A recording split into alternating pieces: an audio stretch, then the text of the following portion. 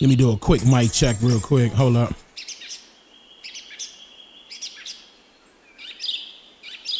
Mic check. 1 2 1 2. Testing. All right.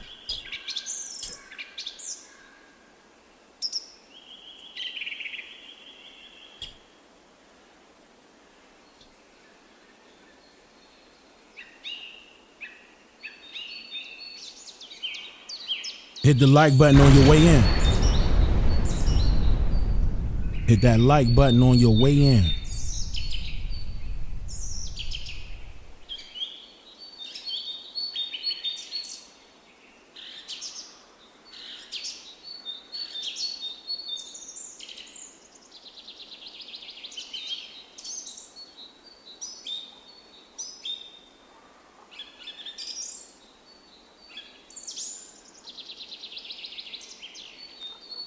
Yeah, we about to get into it tonight.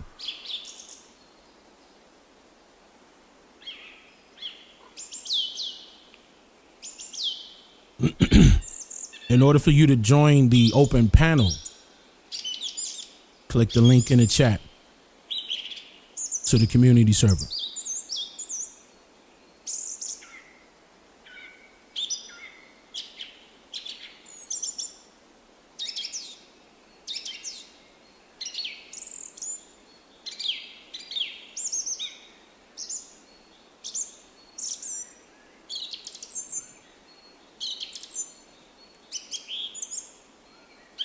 Okay. We shouldn't have any problems. We should be good to go. We shouldn't have any hiccups.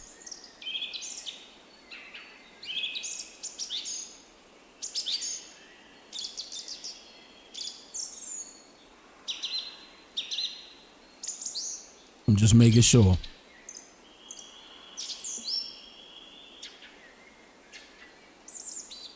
Yeah, I agree. Not only is it kind of scary that they haven't arrested them, but they're not addressing the discrepancies. The ones I pointed out, the ones that Nerdy Pink Panda pointed out, a couple other content creators pointed out. We pointed out some things that we could, prove. And notice how our names are not on that little list that floated around stating that they about to get ready to sue those people. There's a reason behind that.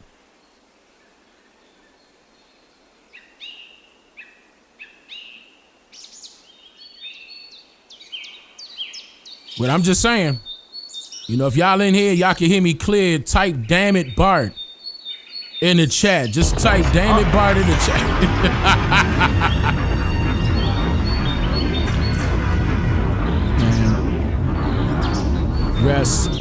Rest well, Nolan Wells. We're going to get to the bottom of it.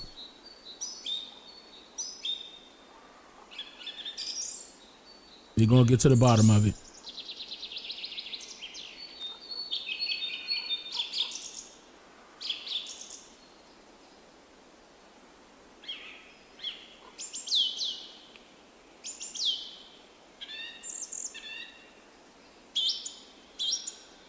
Oh, y'all call him Race Batum Tatum? We've been calling him Officer Ruckus.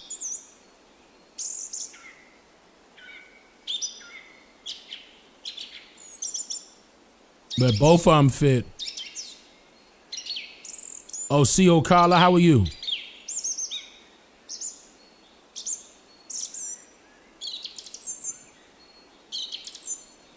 Hey, we doing some indigenous content tomorrow. Y'all might want to pull up. I'm going live again tomorrow. We're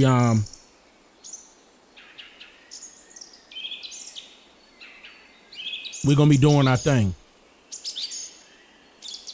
No, and their lawyers admitted that they're not even investigating. They're not even investigating. To their knowledge, they have not searched the boats. They're not investigating.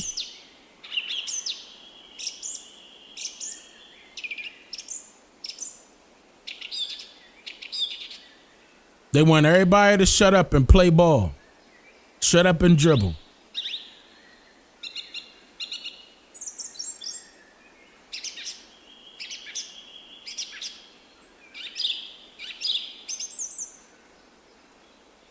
All right, hold up.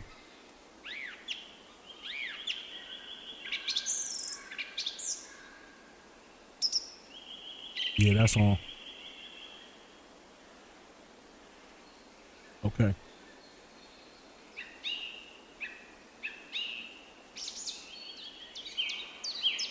Yeah, nah, we about to get into it. For sure.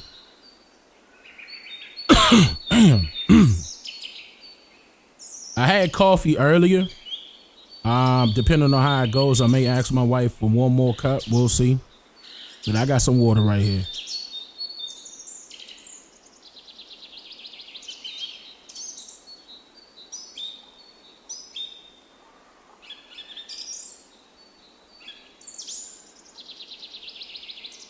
OCO Toronto, Canada, how you? Oh, absolutely. We know what's up. Bronx, New York in the building. What's good?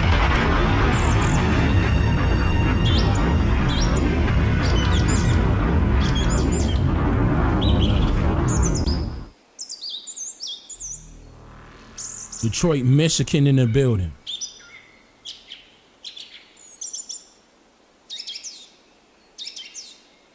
Cheetah Cynthia, thank you for the super chat. You said fan character bouncing their heart-shaped ponytail with stars in their eye. Wait, no, that's the super sticker. I was like, wait a minute, that don't even make sense. That's the super sticker, and they described it to me instead of showing it. That's hilarious. I see it now, but I was looking at my phone. Y'all, listen, it's a long story. Y'all can't. Y'all ain't gonna be able to see it. I'm talking about they gave me the description of the sticker. That is hilarious. Y'all could have just showed me the sticker, but I had to look up to see that it was a sticker. Stillwater, Oklahoma in the building. Naptown in the building. What up? Y'all hitting that like button? You about to get started right now. I don't got no beats for y'all. Let me see. I ain't really put nothing to the side. What's this? Let me see.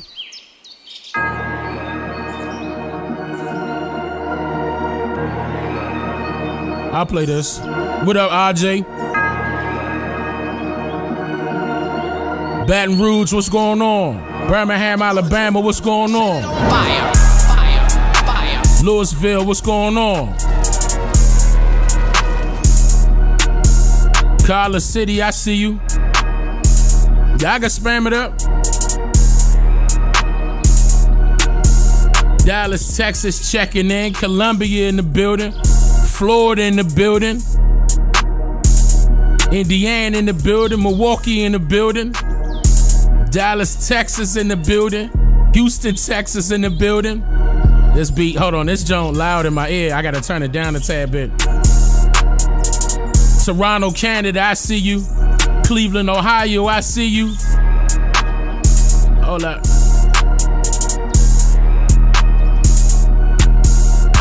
I gotta turn that down. All right.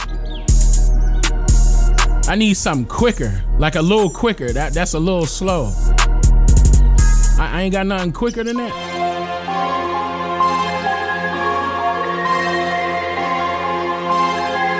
No. I need something. Yeah. Like quicker. Just a little bit. All right, here we go. Yeah. Nah. You ain't got to put it in slow mode, not the chat. Let the chat be normal. Let the chat be normal. We good. I'm going to catch everybody. They going to say it again regardless. Cincinnati, Ohio. Chicago in the building. Rogersville, Alabama. St. Louis in the building. Louisiana in the building. Yeah, I can see everybody. Arizona in the building. Arkansas in the building. Chicago in the building. You finally made a stream on time? Yeah. You on time. I'm the one that's late. Kansas City, LA in the building. I see you. South Carolina in the building. I see you. North Carolina in the building. San Diego in the building. Brooklyn in the building. Long Beach in the building. Kansas City, what up? Georgia, what up? Harrisburg, what up? Texas in the building. Yeah. Bowie, Maryland, I see you. Richmond, Cali, I see you. What you laughing at, Edward? Sacramento, California, I see you. Kansas City, I see you. Duval in the building. Anthony said, Anthony, thank you for the 56 months in a row. I appreciate that. I appreciate that.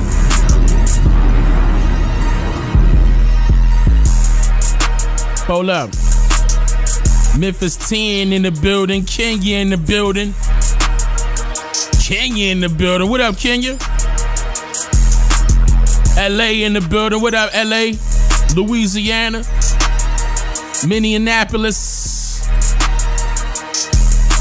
Hold up. Hartford, Connecticut. I see you. Yeah, hey, man. Kenya in the building. You know what I'm saying? That's what's up. East St. Louis, I see you. Philly, I see you. Albany, Georgia, I see you. Sanford, New York. Let me switch these screens.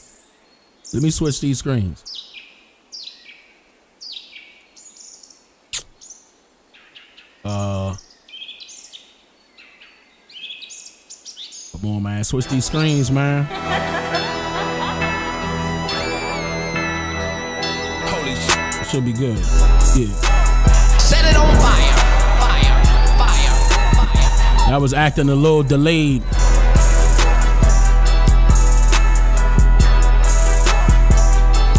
Y'all good?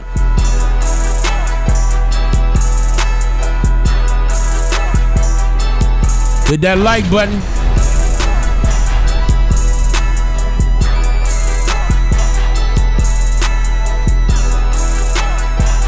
CO everyone. I hope y'all doing well. Man. About to get this thing started. Free thinkers. Cause one thing about it, two things for sure, three things for certain, nigga. You're now tuned into the realest historian on the planet. It's up. The champ is here. He's here to make you think. Winners are not allowed to allow losers to rewrite history.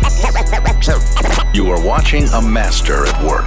This motherfucker don't miss. No, he's fucking good. That motherfucker don't miss, man. He's good. The best teacher you wished you had in school. Have your pens and paper handy and get ready to take notes. Relax and take notes. This man is unstoppable. Look at that Indian right there.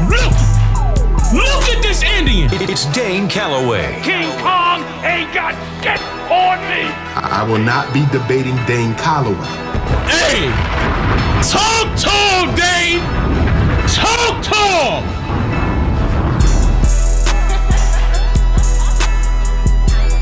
All right, make sure y'all join that 13% community server. This is why I'm hosting the open panel at also. Discord.gg/13 and the word percent. 13 and the word percent. So that's discord.gg/13 and the word percent. You're going to see the chat. You're going to see the moderators posted in the chat. Shout out to the moderators and the administrators. Y'all know how I do. Shout out to the snipers in the building. And my sniper joint not working right on time. I don't know why that's not working.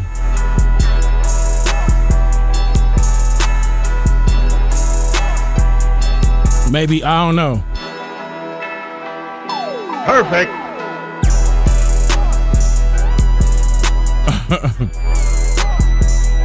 It's go time, Slim.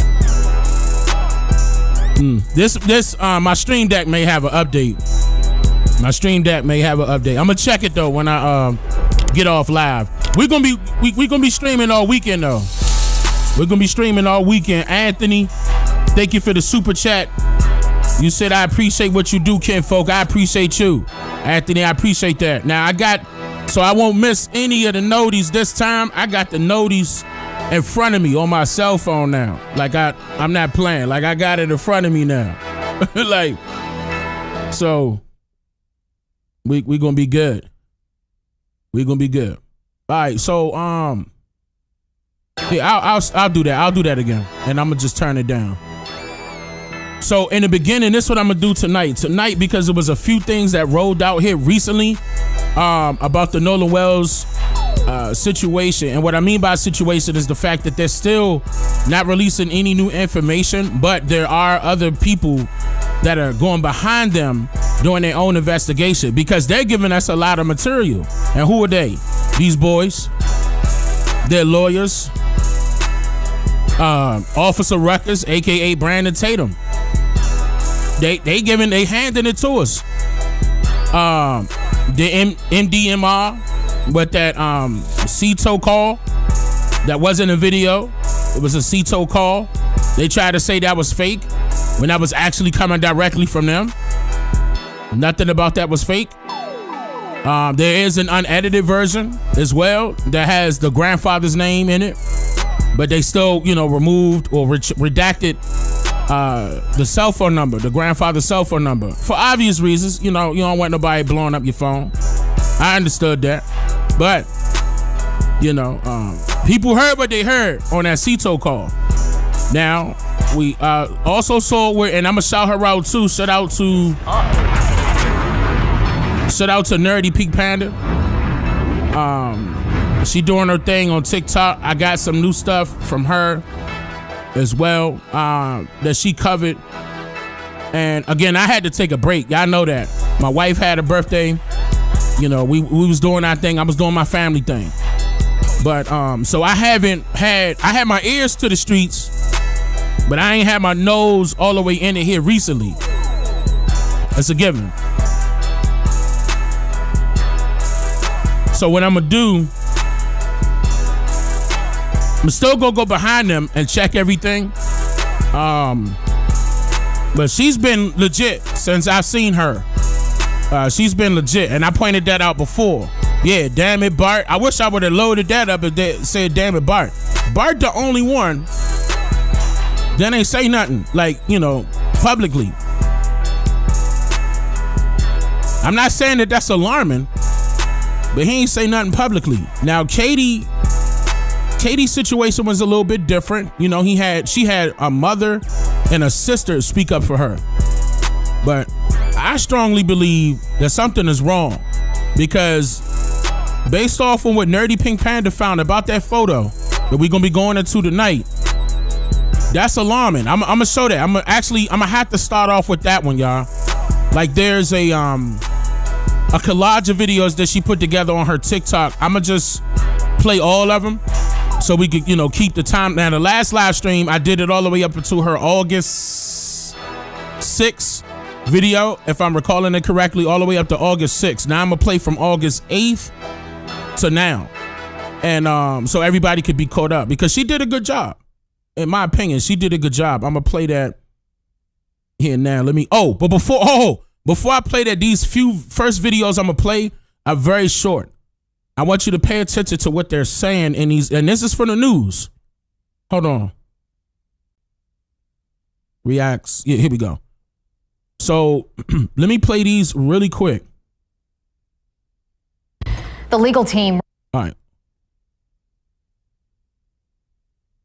So you can see, they're coming at the Nolan's mom and dad, especially the mother.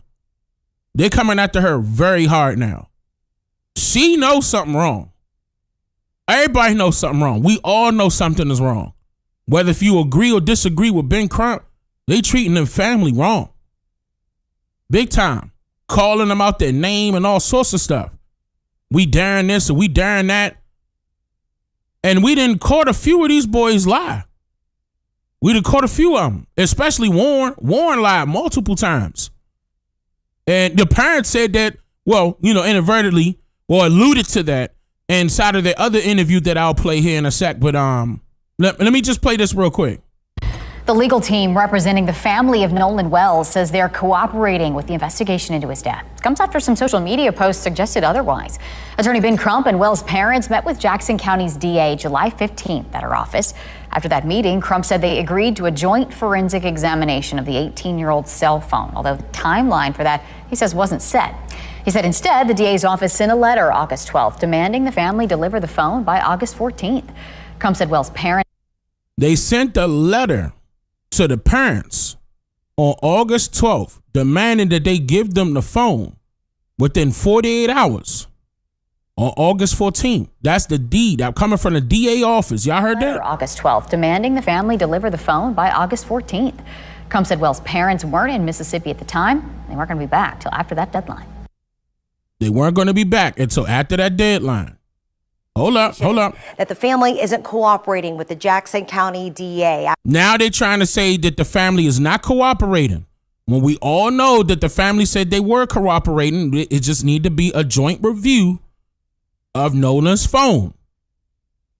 They were trying to put pressure on Nolan's family to hand them Nolan's phone within 48 hours. They got the letter August 12th. They were supposed to hand them that phone August 14th. According to the DA office out there.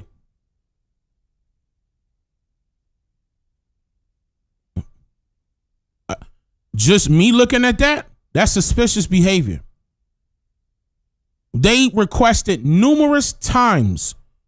And what I mean by numerous times is that they went on platform after platform after platform, including outside of the DA's office, stating that they want a joint review, not single-handed, one-sided, joint review, where both parties can review Nolan's phone simultaneously. And this is what the DA doing. That the family isn't cooperating with the Jackson County DA after missing a deadline to turn in Nolan's phone. Attorney Ben Crump and the legal team state that all parties agreed in mid-July to a joint examination of the phone, but no date or no time for that was scheduled. On Wednesday, the Jackson County DA's office apparently sent out a letter issuing 48 hours to turn in the phone. Well, Crump's team says the family was out of state at the time and they didn't get the letter. The legal team apparently sent out a notice to the DA's office confirming the family's intent on cooperating once protocol for a time and date to inspect the phone is sent to all parties. In a statement, they say, quote, setting a 48-hour deadline while the family was out of the state isn't a good faith path to answers, and it weakens our confidence in the process. Nolan's parents will not be pulled into a fight over deadlines or logistics. Well, Now, and they kept it pushing.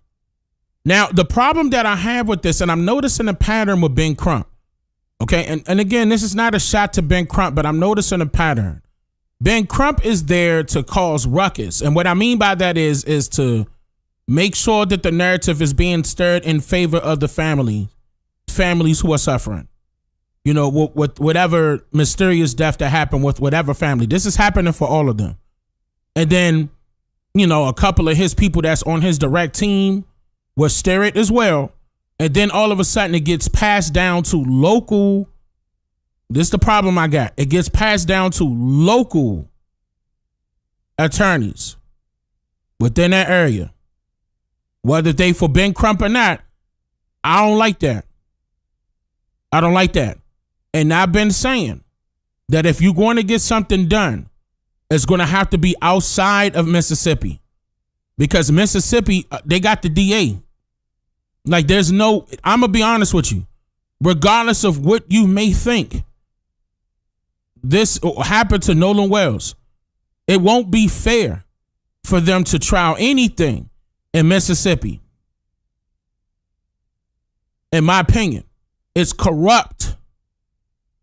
It's corrupt. And I've been saying this. That's a problem that they're trying to have a grand jury in Mississippi under the guidance of a local judge.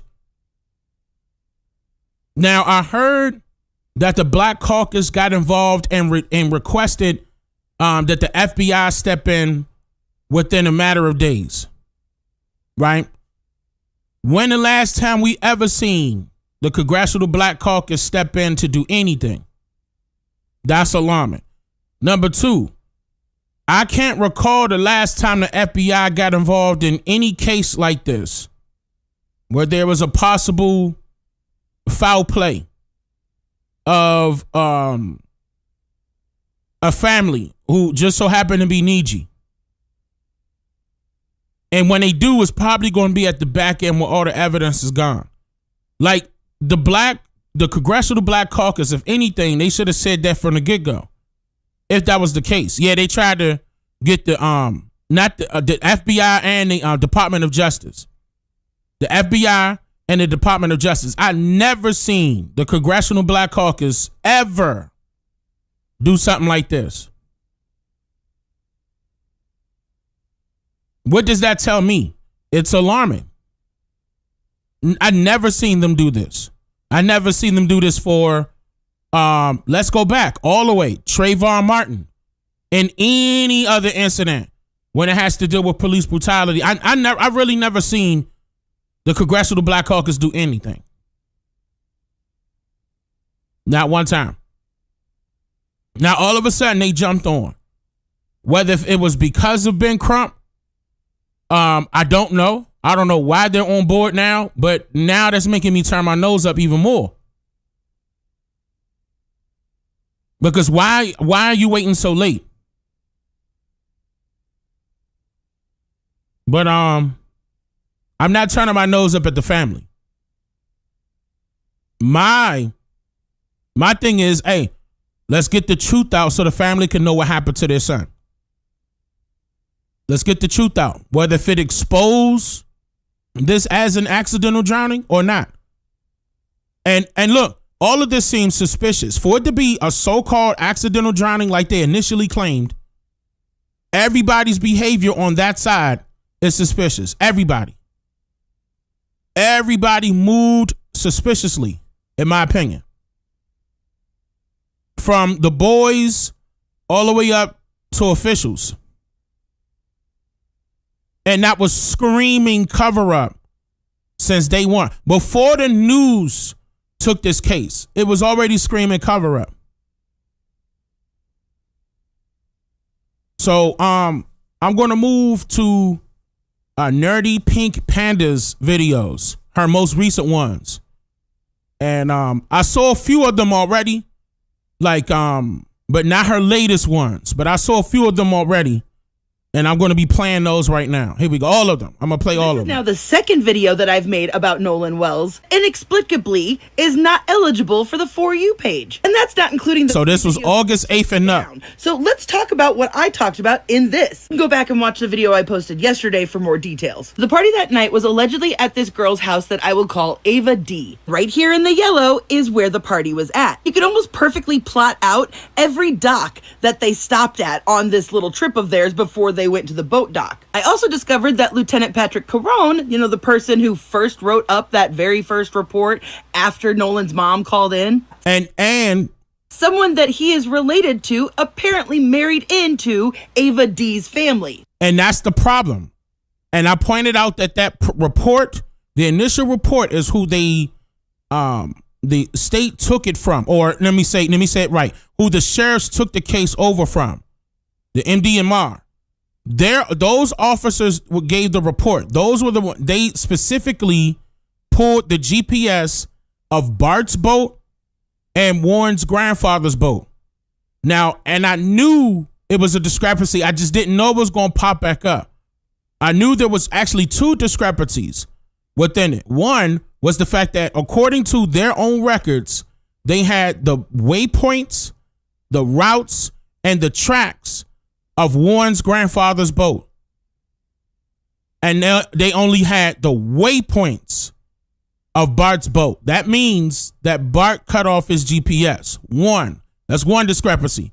Two, they when they told us the timeline, and this is coming from these police officers that they know, when they told us the timeline of what the GPS revealed, they stated that boat, the Triton, started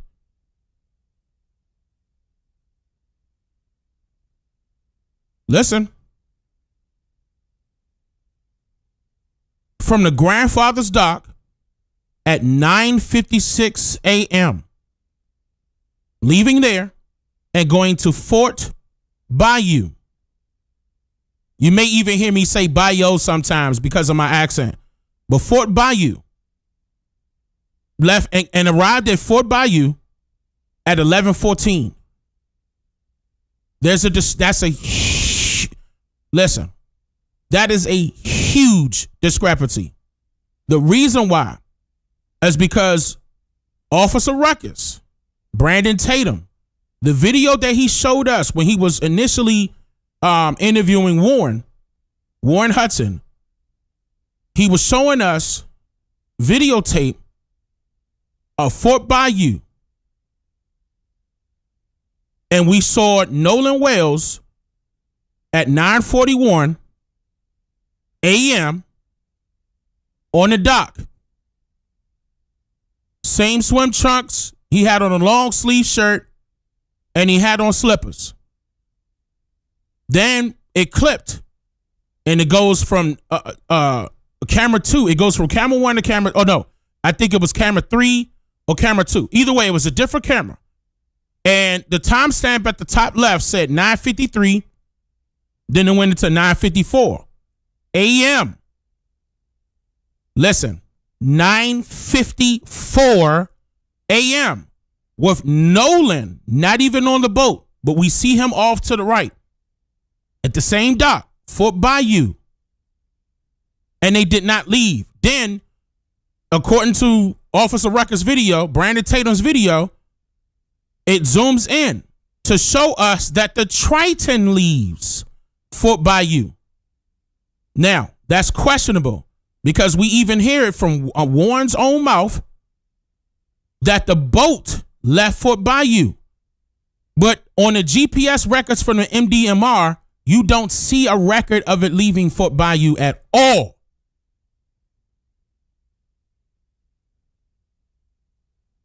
And we see it on camera that it leaves Fort Bayou to go to the grandfather's dock, then leave at 9:56 to go to Horn Island. The problem is that trip from Fort Bayou to the grandfather's dock, what was it, y'all? 15 minutes? It was either 15 to, let's just say 15 minutes. We rounded it off. I believe it was like 13 to 14 minutes. I'm talking about not the drive by car.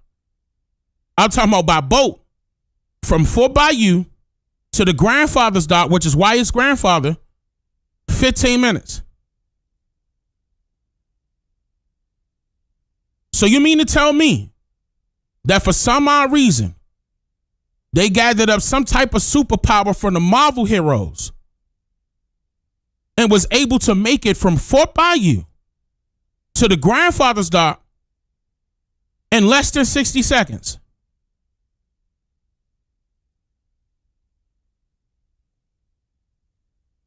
Notice how ain't nobody talking about this part right here but me.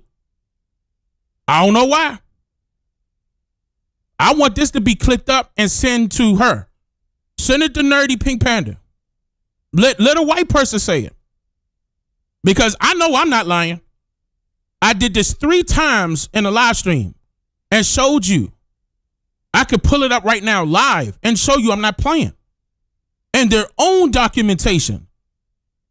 You don't see nothing about Fort Bayou until they leave after the alleged so-called CTO call or distress call. And you could tell how long it take to go from Fort Bayou to go to the grandfather's dock based off of that information. That's how we came up with it's like between 13 to 15 minutes long. That's a 13 to 15 minute ride. Yes, they were manipulating GPS coordinates. That's what I'm saying. Those GPS coordinates are not correct. It's just not. Type 13 if you want me to show you real quick before we go any further. I do not have any problem with going over it again. I dare you to not believe me. I dare you to say 13. I will show you right now. I'll wait. If this chat flood up and say 13, I'm doing it live right now. Y'all better not say 13. Chat. Don't say 13.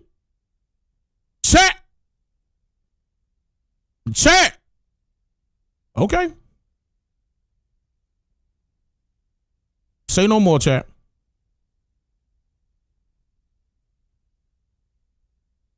Y'all know I love y'all to death, right? And I mean that. I mean that. I say what I mean. And I mean what I say.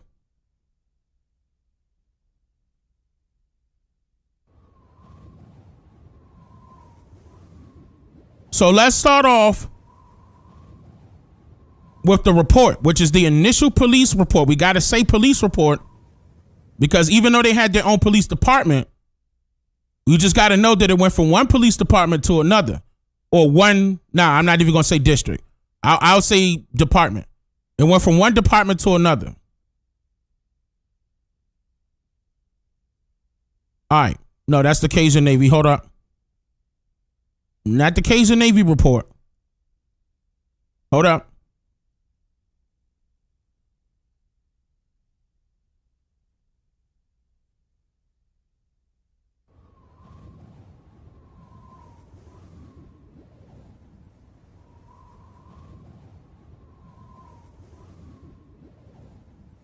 Right here, right? Yep. All right, now, this is the MDMR Marine Patrol. Now, again, this is the initial. Before we go any further, I need you to understand. This is the initial police report, meaning they were the first on the scene, or they were the first to start the investigation. And in the same report, you're going to see them saying that they handed it over to the sheriff's department. Hold on. And the guy that she pointed out is the first officer, Lieutenant Patrick Caron, or Caron, Carron. This person took the police report first. Oh, y'all can't see. Hold on, let me zoom in. Look, that's him. This is the real one. I'm not playing. So when I scroll down, look, and then they show you the GPS for boat 2. Remember when I said boat 1 only had waypoints? Boat 2 had waypoints, tracks, and routes. Look, at 9:56, vessel departs. This was numbers. Right here, this is a house number. El Camino Railroad for Horn Island at 9:56 a.m. That's impossible. So not only is this GPS manipulated, Warren, so hold on, which one is it? Did Warren give us misinformation? Because Warren said in that Tatum interview that they left from Fort Bayou. Don't forget Bayou. Remember? Helped them get that 18 boat. What was that 18 boat? He said 18-foot boat was a Palm Beach. Helped Wyatt get the Palm Beach in the water. Remember? The Triton was there. And according to Tatum video, that was the Triton that was leaving. Type 13 if y'all want to see what I'm talking about. Okay, this is, first of all, if you already know what I'm talking about, notice how we do not see Fort Bayou until down here. Later on. There's no Fort Bayou up here, guys, when it starts. July 4th, 2026, 9:56 a.m. Y'all type it 13. Okay.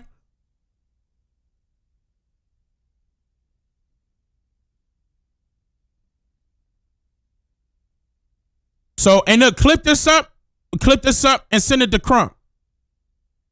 Send it to him because this is a huge discrepancy. The GPS coordinates are wrong. It starts off wrong. According to Warren himself, they left Fort Bayou. That's supposed to be reflected right here. They left from Fort Bayou to the El Camino Railroad, then to Horn Island. So somebody lying. Is it the police or is it Warren? Or is it both? Because both of their stories don't make sense. Now, what I mean by that is because if we're going to say that this is correct, no, they the authorities, they downloaded the GPS, then that would say that Warren is lying. Warren, based off of what Warren said, that's actually reflected in the video. What we see from Tatum. Hold on. I'm about to show you.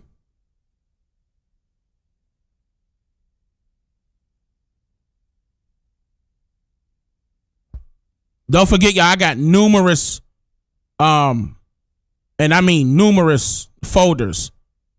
It ain't gonna take but a second. All them together. All right, here we go. Here it is. Look. All right, so let me move my camera out the way. Okay, so the video is gonna start. Look at the top.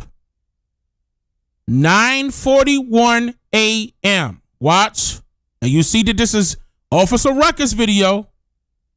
And then we're going to see Nolan move over. We're going to see Nolan come across. This is Nolan right here. Shorts, slippers, long sleeve shirt. That looked like either Warren, Bart, Jax.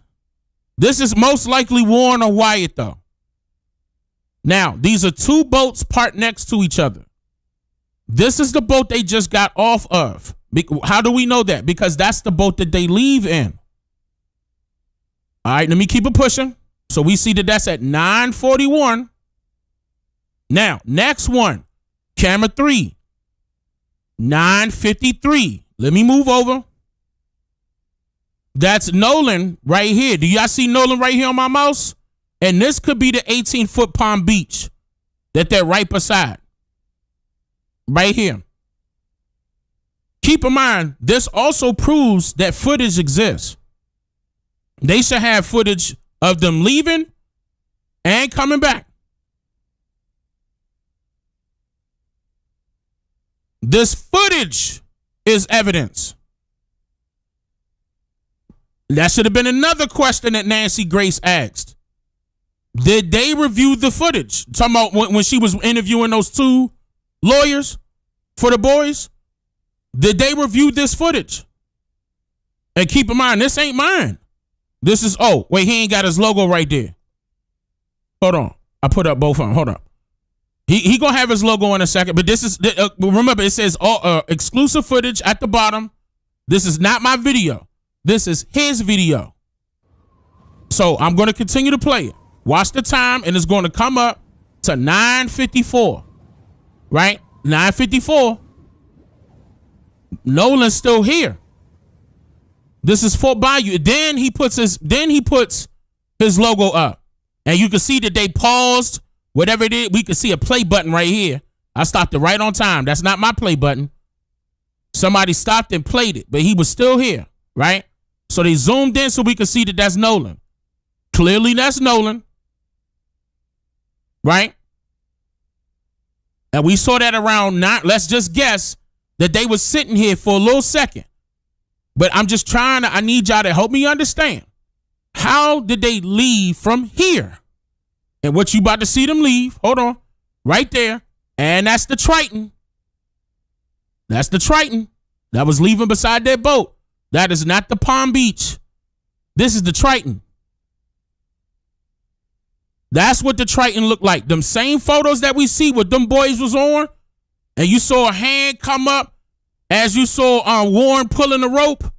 This is the same effing boat right here. And Nolan is on it. And he's standing up. That's Nolan. And he in the same spot that he once was. This is Nolan. This is leaving. So I need y'all to help me understand. How can they leave from here? Let's just say 9:55. They left from here and got to hold on. And got to El Camino Railroad within seconds to leave for Horn Island. They said that they depart. Matter of fact, they departed at 9:56 for Horn Island. And they arrived at 11:14 at the west tip of Horn Island. Y'all? Now, I'm going to tell you right now, this part right here says a lot, in my opinion. This part right here alone says a lot. That's a discrepancy within the stories. That's a discrepancy within the timeline. So that means it's a discrepancy. Oh, and it's a discrepancy within this GPS. So that means it's a discrepancy within this investigation from the start, before we even get anywhere else. Another problem that I had is that they kept saying that they went out there and tried to look for Nolan, but they only sent 3 drones. And it says it in this report. And they called off the search because their drones malfunctioned. They didn't send no boat until the next day, which was that Sunday. It says it in here. How are you the Marine Patrol and you send out drones? Only.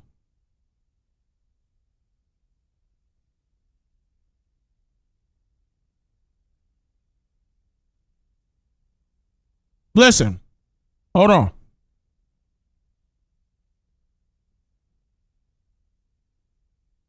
They called off their search because they were having a problem with their drones.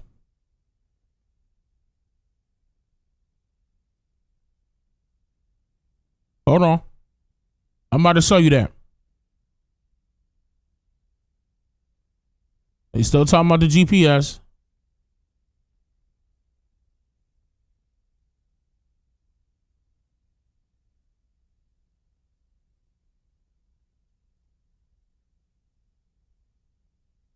Hold up.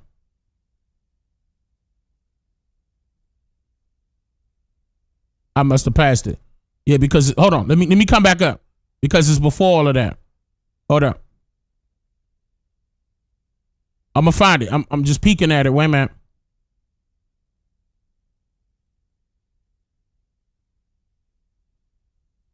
I promise you, it's in here. Here it is. All right, look. Rescue. Okay, so that another lieutenant, the Colonel Gex, requested drone assistance from Captain Friedman as part of the search and rescue for Nolan Wells at Horn Island. Lieutenant Matt Kasevich transported Friedman by vessel to Horn Island at approximately 10 a.m. Listen, this was the next day. Look. At approximately 10 a.m., Friedman attempted 3 launches with no success. A software issue was identified and unable to be repaired in the field. And then they go into what happened to the drones right here. One of them was the second flight was abruptly ended due to a battery separation from the drone. They were saying that it was excessive heat caused the lithium batteries to swell. Further flight attempts were canceled due to excessive heat. And they didn't go nowhere, 0.1 square miles.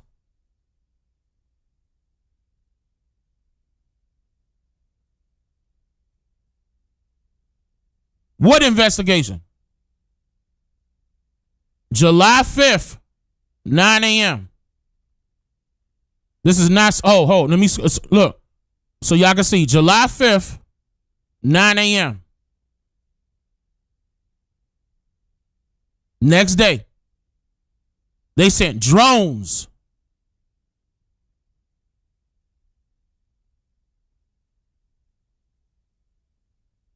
Everything that I'm saying can be verified.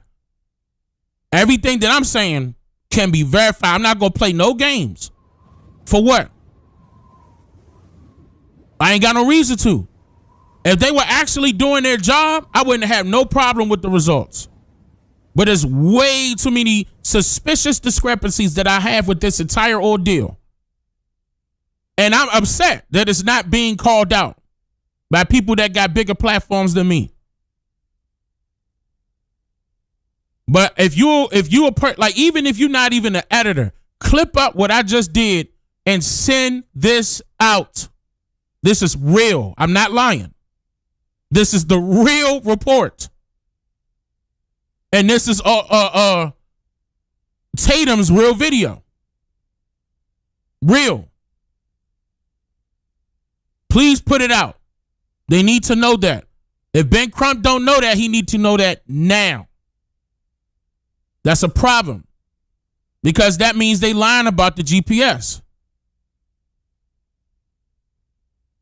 All right. So let's go back to So and come to find out they lying about the photos too. Y'all about to see it with Pink Panda. Hold up.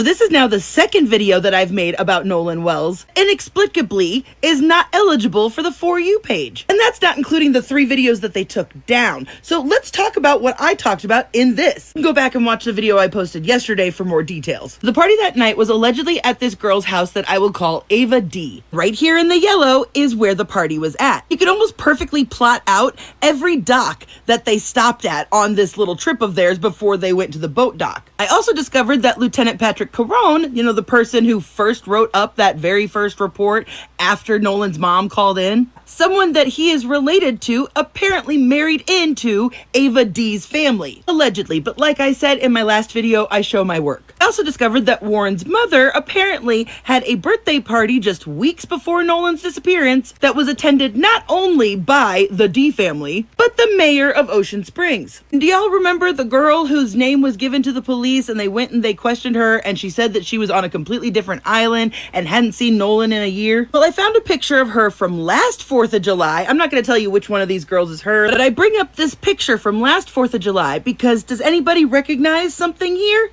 Well, I don't know about you guys, but that looks like the same swimsuit to me and the same hair color. Not necessarily the same person. I'm not saying that 2 people can't own the same swimsuit, but that's a bit coincidental for me. She also appears to be wearing the same tiny gold necklace. What this means, I don't know. But I think Crump's team needs to find her. And I spent hours the other day going through these people's pages, trying to get a feel for the social connection. I can tell you with certainty that Katie is not a part of this crowd. Her family is not affluent. And not only that, it seems like her mother is going through something very bad health-wise. I'm not going to get into details on that. She is visibly sick or visibly recovering. And let's not forget that these people are all doctors. I also want to say, while I was going through all of these people's pages, I went through like 30 kids' pictures. There is not a single video, not a single picture of Nolan with any of these kids. Y'all are best friends, y'all are buddies, but there's not a single picture of them. And to be clear, I'm definitely rattling some cages because they are clearly watching my page, because yesterday, after I posted the video, suddenly several of the matriarchs of these families didn't make their friends list public anymore.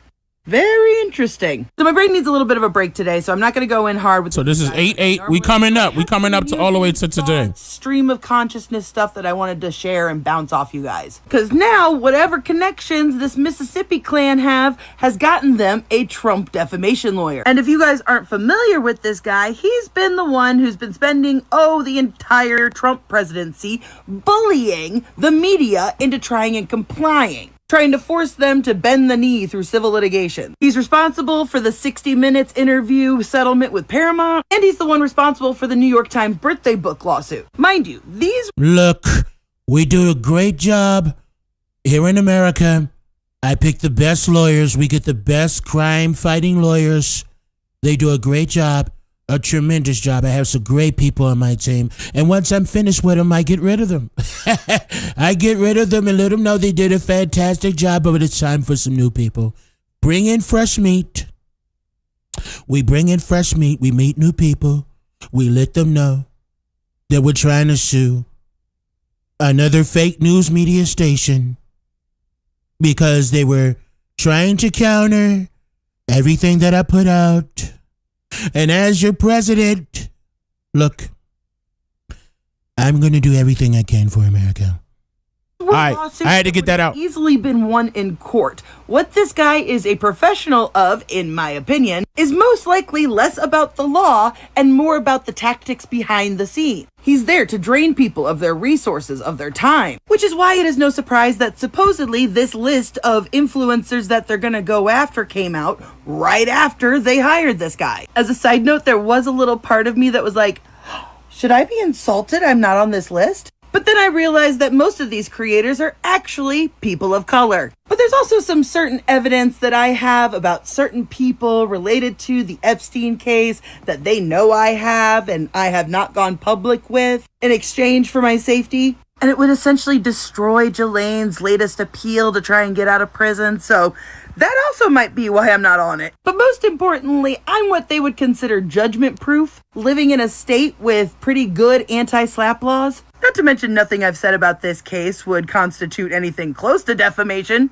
as we all know. And there are 35 states that have anti-SLAPP laws, so if you're concerned, make sure you look into your state laws. But I'm not worried because at the end of the day, the very base of any defamation lawsuit mostly relies on an untrue thing being presented objectively as fact. The person who made this— That's okay. Anti-SLAPP laws we're fighting against in the courts. They're doing a great job.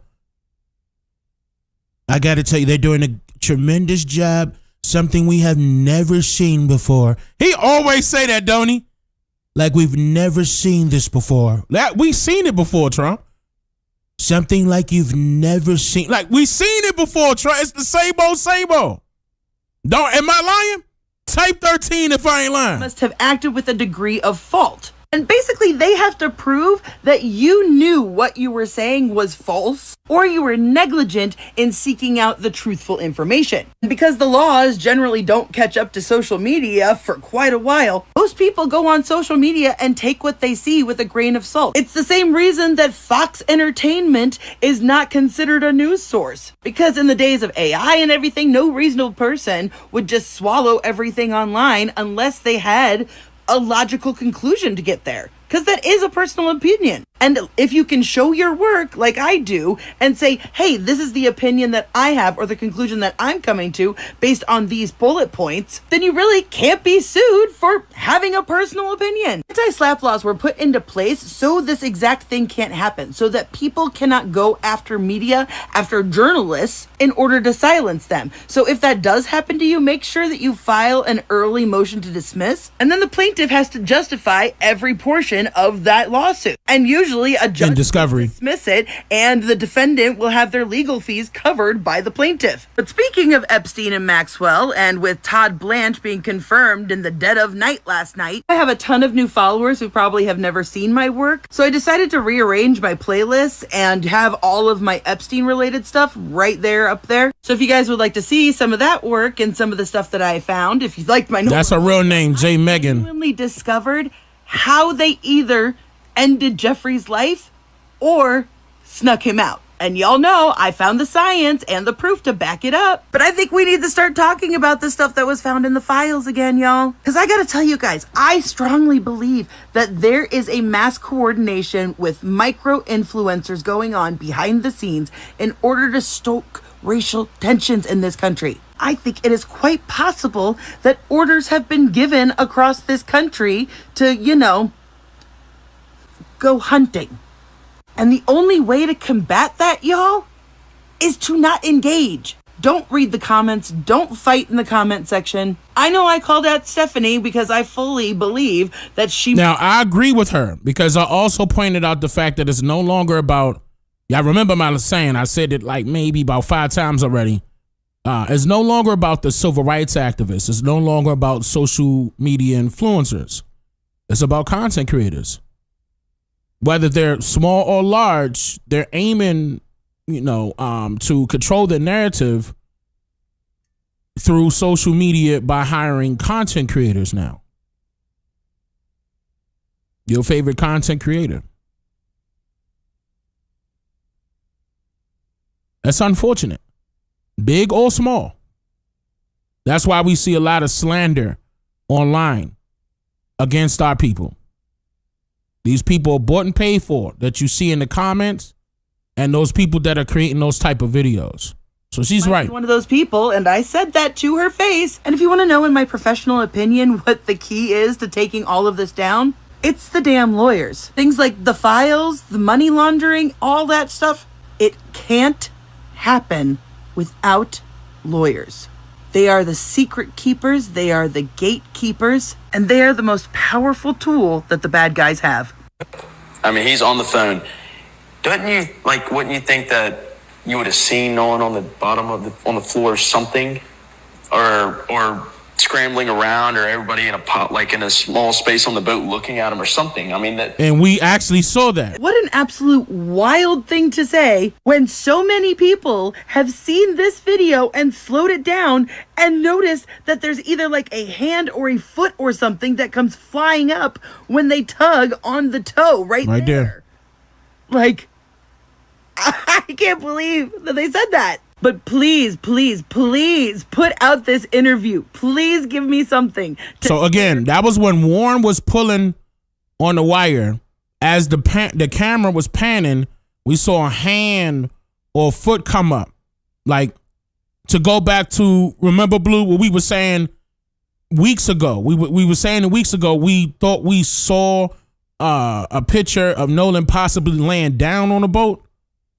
And that was Crump that showed that picture, but that was Crump that showed that picture or shared that picture from somebody else. But it, with the leg hanging out, right? So now, that was Officer Rucker's video again. Where we see Warren pulling on a little rope, and as he was doing that, when the camera pans, we saw a hand or arm come up. If y'all want me to, hold on, before I make that promise, I got to make sure I got that. Hold on. I know I pulled it to the side, but I can't remember exactly which folder it's in. Hold on, 1 second. I'll try to look for it quickly. Hold on, where we at? 7:47. Okay, I remember. Hold on, I'm going to continue to play it. I'm going to look for it. Y'all, I swear I see Warren stop breathing when he starts this sentence, and he doesn't move again until he closes it out. Watch. They try to cover it up with an edit. On the phone. Wouldn't you think that you would have seen Nolan on the bottom on the floor or something? Or scrambling around, or everybody in a small space on the boat looking at him or something? I mean, that. 2 videos in one day, I must be a mad woman. With only 4 minutes of this video for me to work with, watch what I've noticed. Keep your eyes on this one and Warren, okay? Watch right after the first question. What is your thoughts on that phone call to Cito? Some people have gone out and... Did y'all see it? Did you all see them literally lock eyes? I'll do it again slower for you. Some people have gone out and... Warren wasn't ready for him to break eye contact yet. He wanted to say something with his eyes. Speaking of signals, because this guy really thought that nobody would notice. Now, I'm not sure who this guy is, but notice how he's wearing a hat that says Call Cox. Now, y'all remember that Bobby Cox is the mayor of Ocean Springs, and he's friends with these people. Cox is also the name of the lawyer that they hired first. Watch what I caught twice in 4 minutes. That clip of all of us on the boat. Who it is going to believe what they want to hear. If they want to believe that my friends and I had something. Oh, I'm sorry. Did we crack your super secret code, dude? We'll just do baseball signals, guys. They'll never suspect. Which is honestly just a testament for how stupid these kids are. They have to have an adult sit in the interview with them and touch their hat. Hold on. All right, 9:42. We're going to come right back to her. Here's the video. I found it. This is it. See? As he pulling on, that happened so freaking fast. Is there a way where I would have to pull this in my, is right. Let me slow it down. You see it?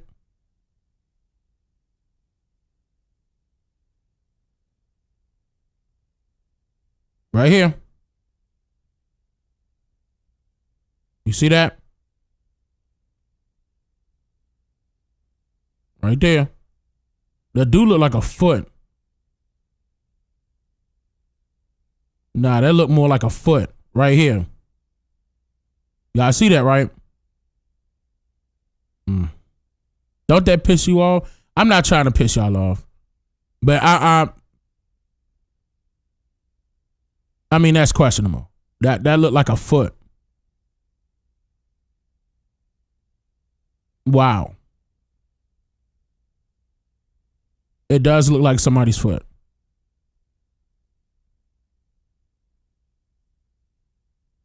Wow. Yep. So y'all see this, right?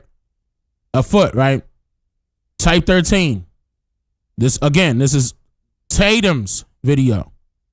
This ain't me. You know, he got his watermark on it at all and all. And again, we gonna go from here. And as he pulling, Warner's pulling, Wyatt on the phone. Is this the time that he made the phone call? What is the timestamp on this video? And when Nancy Grace was asking the lawyers what was the timestamp on this video, woo, I'm talking about buck dancing, y'all, about the timeline of this timestamp of this video. Look at that. That's clearly a foot, in my opinion. Some of y'all saying hand. This look like a foot. I see a heel right there. That's a heel.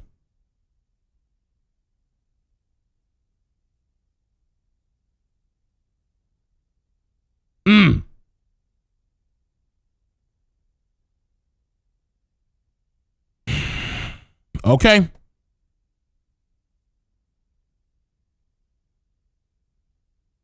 So this is now the second. Hold on, let me come up.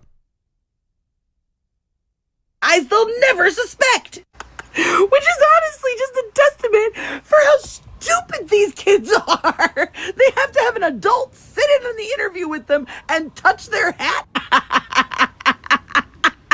I can't wait for the rest of this interview. My bad, folks. I've got to re-upload the video because I accidentally left something in it, so I had to re-edit it. But here we go. Let's try it again. This was the most bizarre good old boy cosplay I have ever seen in my life. Let's keep in mind that Trump lawyer that they hired is from New York, and I have never seen a lawyer sit down with their clients and do an interview with them in the least professional attire I have ever seen, while also advertising another law firm on their hat. We all saw how weird this interview was, right? It was like a prison warden keeping checks on them. And not only was he doing the weird baseball signals throughout the interview, not only was he in the most defensive position out of anybody in this group, after I watched this interview, he kind of proved me But his right arms in folded. that I think he's a bad lawyer who's using bullying tactics behind the scene, and that's what he's good at. Because did anybody else pick up on this? About Morgan, Jax, and Warren, I'm not going to call them untruths or half-truths or falsehoods. I'm going to call it what it is, lies. Morgan, Warren, and Jax left the island at about 4:30 p.m. That's it. Did anybody else pick up on that? That over and over again, he was specifically saying Morgan, Jax, and Warren, blah, blah, blah. They didn't do anything. They left the island at 4:30. If you're telling lies about them, you're in trouble. He's intentionally and purposely omitting everybody else that was on the boat, everybody else that was in the group that day. And that right there is very telling to me. Now, I personally do not see the logic in the lawyer advising these boys to do another interview, unless it's to try and threaten and intimidate the people that they're gonna go after for defamation. Because they keep saying this over and over again. We're gonna sue for defamation. We're gonna bring these people in and we're gonna sue them. And at one point, the lawyer even says this. Morgan, if you lied about Jax, if you lied about Warren, we're going to get you. And you're going to be hauled into court. You're going to be held accountable. And it's going to be very painful. And what I would say to the people who have done that is, now's your chance. If you want to apologize and retract before you find yourself in court, you should probably do that now. Because if you don't do that, once you're in court, now you just can't leave. You won't be able to get out of it. And we're Why are you laughing? Names because there's some other folks who are doing that, and we want to be better than that. And I want to emphasize this, right? We're not here to guess. We're not here to speculate. We're only going to deal in facts, right? And here's the most important thing, right? We don't know how Nolan Wells died. No one here is saying we know. But what we do know is Morgan, Jax, and Warren had nothing whatsoever to do with Nolan Wells' death. Once again, being overly specific and giving away the game. Oh, if you lie about Morgan and Jax and Warren, we're gonna haul you into court. We don't know anything, but Morgan, Jax, and Warren are innocent. But I thought he drowned. Aren't they all innocent? Isn't it all just a terrible accident? Notice how not once has anybody in any of these interviews said that this was just a tragic accident. And mind you, if they were actually being defamed, those letters would have been sent out. They wouldn't go and give an interview warning people, you better retract it or then we're gonna come. They're just trying to, yeah, that's fear mongering. Several cease and desist letters sent to them. They don't warn you because cease and desist letters in themselves don't matter. They aren't anything. They are the warning. What was that weird fucking laugh they all had together? Yeah. Once you're in court, now you just can't leave. You won't be able to get out of it. That was the mask slipping. That's like them showing us who they really are. I've got a ton more. Some KKK stuff so far, but I think it's important that we need to keep the pressure on because look at Warren is crumbling. He's literally wearing the same shirt that he wore in the last interview when they went to the. Oh wow! And he lost a lot of weight too. Whoa! Y'all see that? Look at how much weight he lost. Damn, he looked. Wow, he lost like, that's a noticeable amount of weight. Damn. Something wrong. He lost a lot of weight. Look at his chin. You could tell by his cheeks.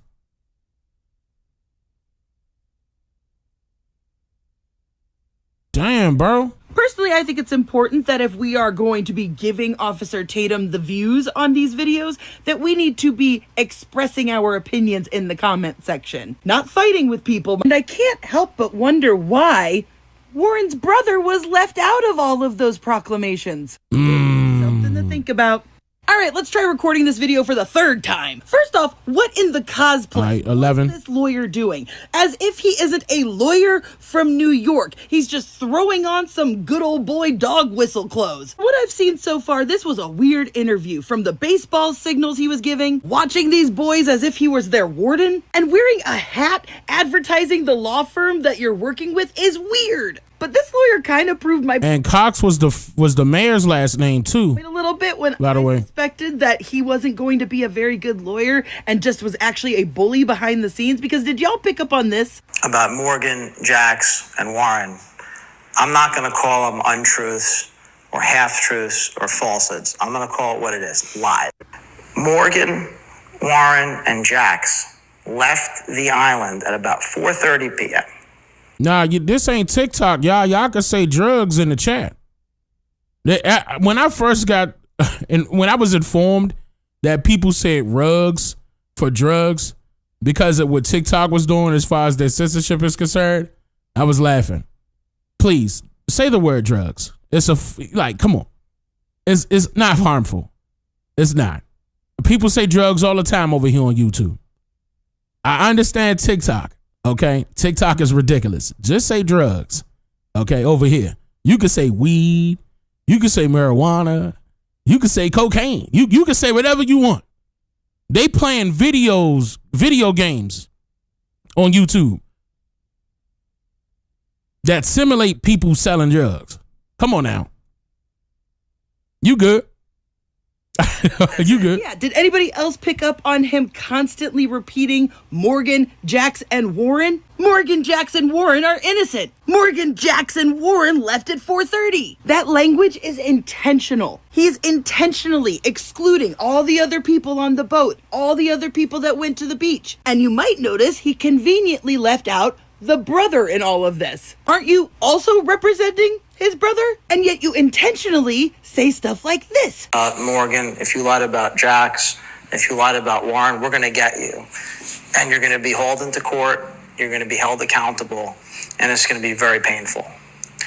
Painful. What I would say to the people who have done that is now's your chance. If you want to apologize and retract before you find yourself in court, you should probably do that now. Because if you don't do that, once you're in court, now you just can't leave. You won't be able to get out of it. And he from New York, and now you can't leave. That's purposely done. Now you can't leave. They don't talk like that in New York. That's like now think about it. Now use it. That's like a mafia boss, Italian. Oh, wait a minute. Is he Italian? What was his last name? He may be tied in. He may be tied in with the mafia. And we're not going to name names because there's some other folks who are doing that, and we want to be better than that. And I want to emphasize this, right? We're not here. Yeah, them Italians do that. We're not here to speculate. We're only going to deal in facts, right? And here's the most important thing, right? We don't know how Nolan Wells died. No one here is saying we know. But what we do know is Morgan, Jax, and Warren. They don't know how Nolan Wells died.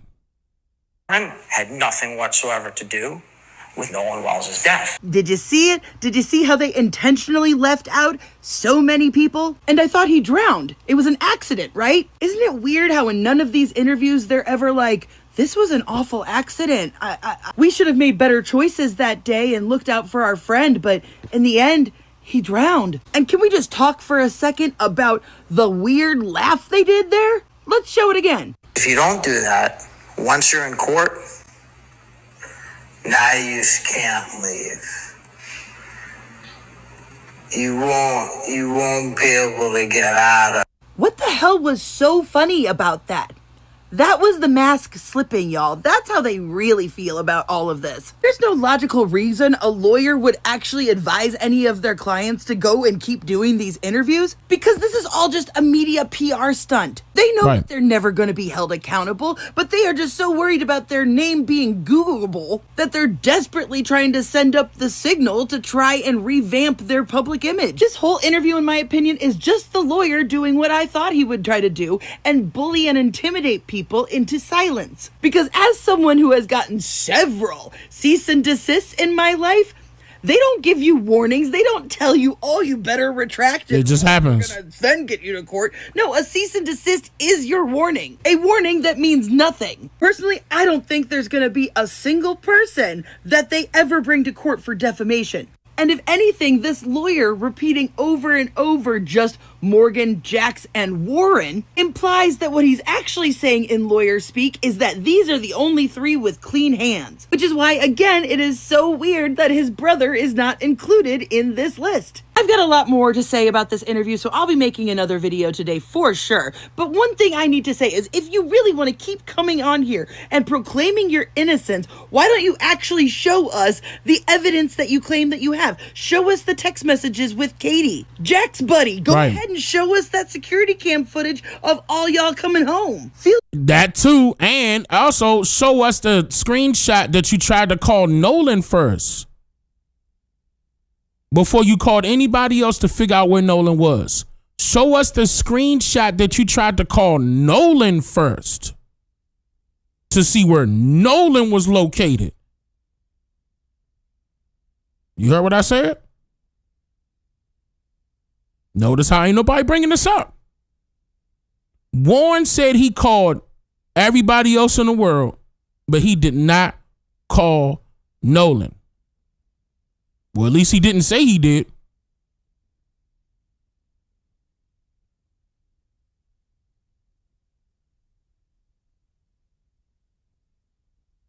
No, but they were trying to make it seem like they didn't know.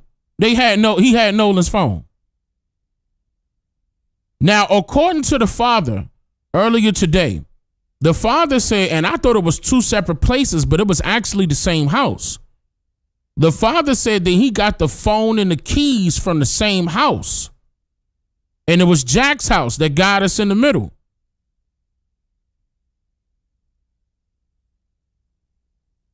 So, what's her name? Christine's friend came to Jack's house to retrieve the phone. Jax ain't know where the phone was. Jax ain't know the keys was sitting on top of the Xbox. So if they ain't know that they had Warren's phone, why didn't they call Warren? I mean, correction. Wait. If they didn't know they had Nolan's phone, why didn't they call Nolan? Let's not fill in the blank for them. Let's go off of what they saying. Not one time did they know. Remember? He said, Warren even said that everybody had their phone on the boat. He didn't know whose phone was whose, or did he? Because again, he didn't say that he had Nolan's phone. He didn't say that. So why didn't you call Nolan's phone? You called everybody else. And another question is, what made you believe that something could be wrong to the point where you need to call the Coast Guard? I'm going to call his mother and I'm going to tell his mother, look, I'm going to call the Coast Guard. What's so alarming that you need to call the Coast Guard? What if he could have left with a different female? He could have been with a different friend. You just called the friends that you know. Then you had friends call Katie. They all said he didn't know. Then you tried to call her mama. What if he was hanging with somebody else? What made you think he was in trouble?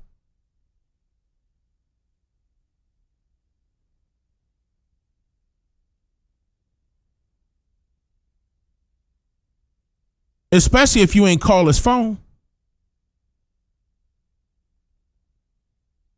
Okay.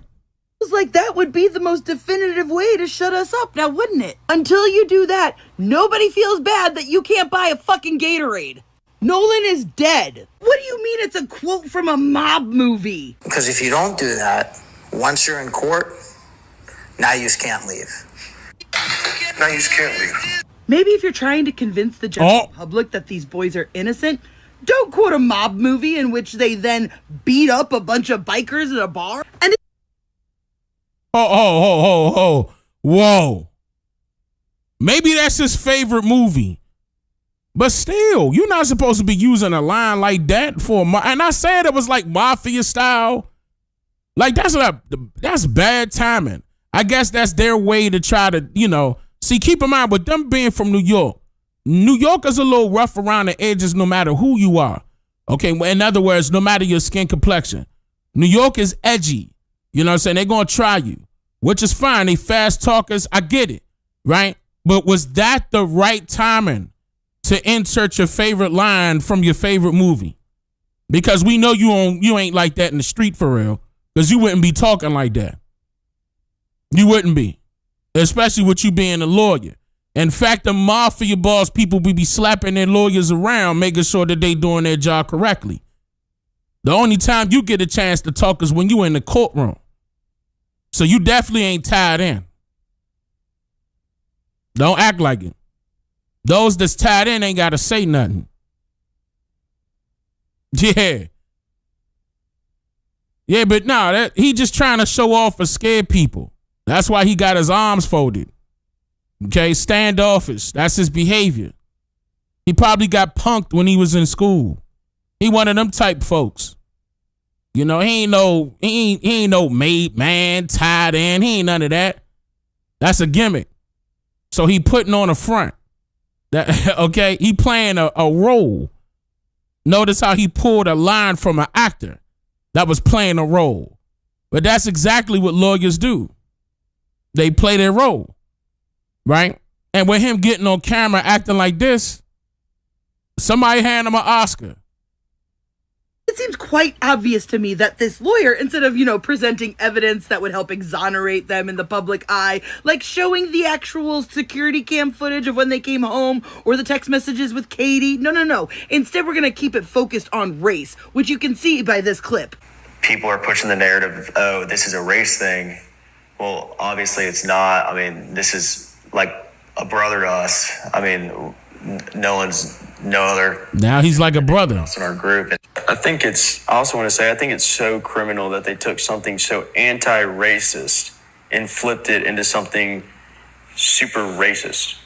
Like they took, this is the definition of anti-racism. I mean, that we did not look at Nolan any different than I looked at him, or even you. Okay, first off, that even you was wild. It's quite clear from that sentence that Jax has never had an actual conversation about racism in his entire life. I'm friends with a black person. That's the most anti-racist anybody's ever been. This situation was the most unracist thing that's ever existed. It's the media. They're the ones making No, you don't understand what that means. It means your story doesn't hold water, and when people call you out on it and called out the investigation on not even investigating, that is systematic racism. It's McClendon, thank you for the super chat. The lawyer is the one telling them to keep the focus on race. Because you can see the... Oh, you saying that it was from a movie. I'm saying it now. And nodding and agreeing along with all of the racial stuff. And you can see him kind of being like, yeah, okay, that's what I'm saying, yeah. So it's very clear that that was one of the bullet points that the lawyer told them to hit home over. And another one was the Coast Guard. Why would I call the Coast Guard if I knew he was dead? I called the Coast Guard right away. First off, you didn't. You waited till 11 o'clock. Second, it's not like the Coast Guard's... And then, McClendon, thank you for the super chat again. You said the Freeze was mocking the situation for sure. Absolutely. They was mocking him. Warren clung... And that was coming from the lawyer. Safety raft. I think from the beginning, I'm glad that I called the Coast Guard. It would have been completely different. See, he called the Coast Guard. See, that's what I'm talking about. What made you believe, or what made you feel like you need to be the adult and step in? What made you feel like you needed to call the Coast Guard? Why not the police? Because he could have been anywhere. What makes you think that he was still out on the island and you ain't called Nolan's phone? You ain't know where Nolan was. Allegedly, you ain't know where Nolan was. The first person you should have called was Nolan. That's iffy to me. The Coast Guard. It's like I'm talking about, if you ever heard him say that he called Nolan, clip it and send it to me. I never heard him say that he called Nolan. Not one time. I never heard him acknowledge that they had Nolan's phone until after they were notified that they had Nolan's phone by the mother. She was checking for him, pinging his phone. They had to come and get his phone. You would think if Warren knew that he had Nolan's phone, he would have been like, hey, and I got Warren's phone. Do you want me to drop it all to you? A friend.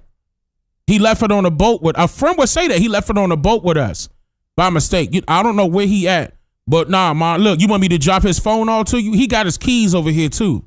His car's still outside. I don't know where he at. That's why I was calling you, ma. Okay. So I will be talking to the mother like that.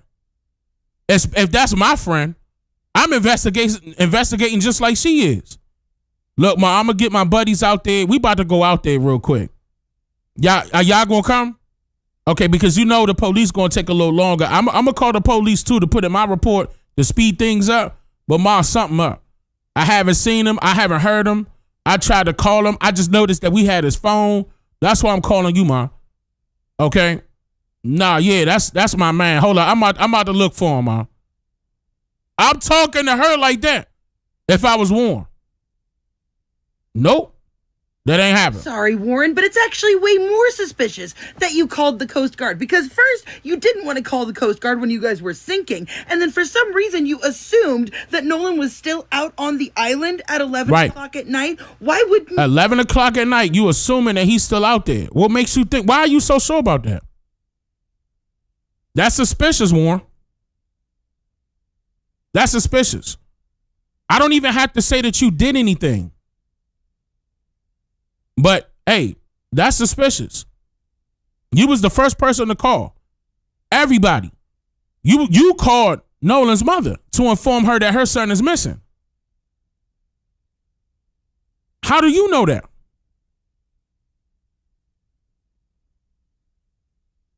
And why you ain't called Nolan And why you ain't tell his mother that? Look, hey, I just tried to call Nolan. He not picking up his phone. Ma, you seen him? He ain't come back. He was out with that girl, Katie. I don't know if he left with her or not. I just want to make sure he good. I mean, if he hanging with Katie, that's fine. I just want to make sure he good, Ma. Can you text him? Now, we over here at Jack's house. We chilling. You know, but he ain't, you know. That's how you know something is up. Because realistically, that's why you can't fault Nolan's mom. Because she's right. Any parent will be acting just like this to find out what happened to their son. Because that does not add up. Especially with y'all saying that y'all best friends and blah, da, da, da, da. That's my brother. Bitch, you lying. You fucking lying. My real friends will be calling my mother looking for me.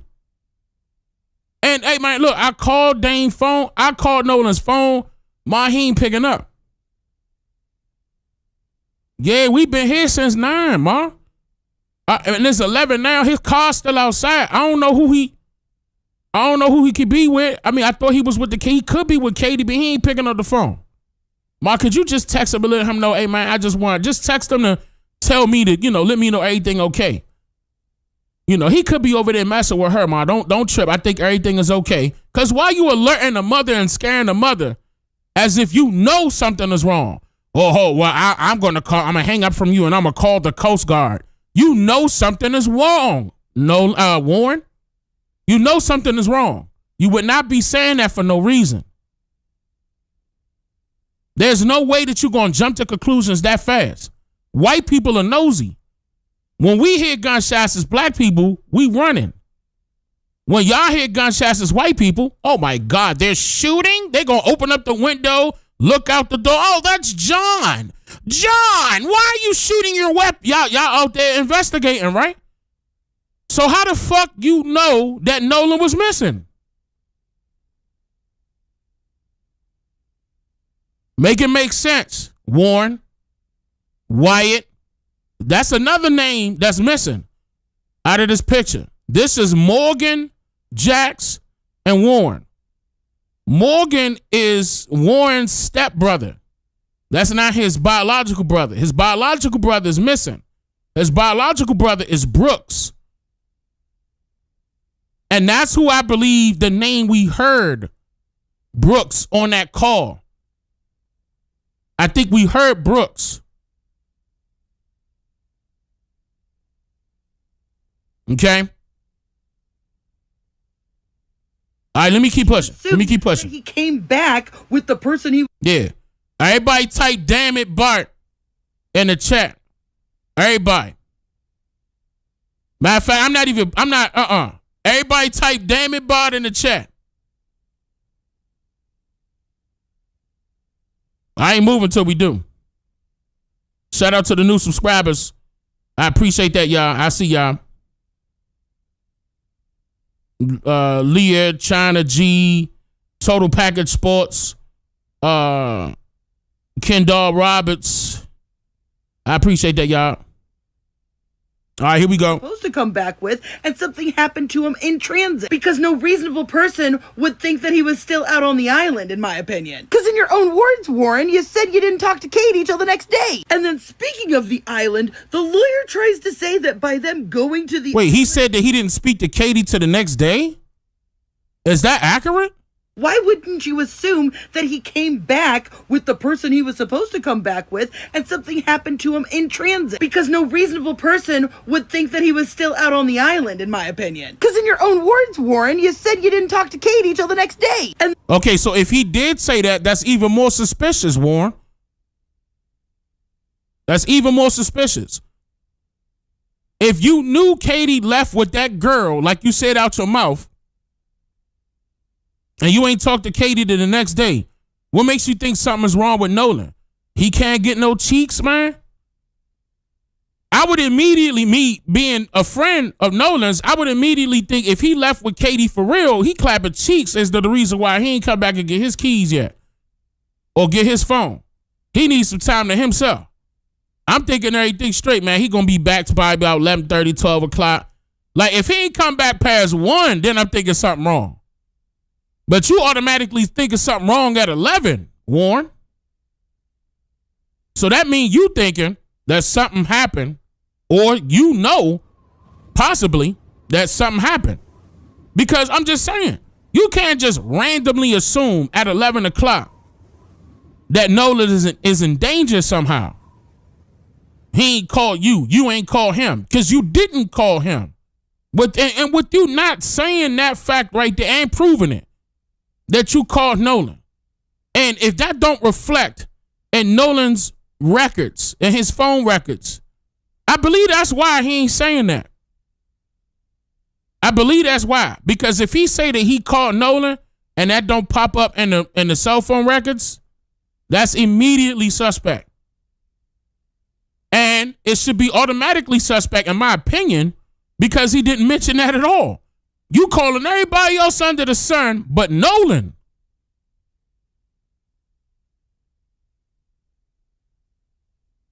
And then you call Katie the next day, the person that you say he left with.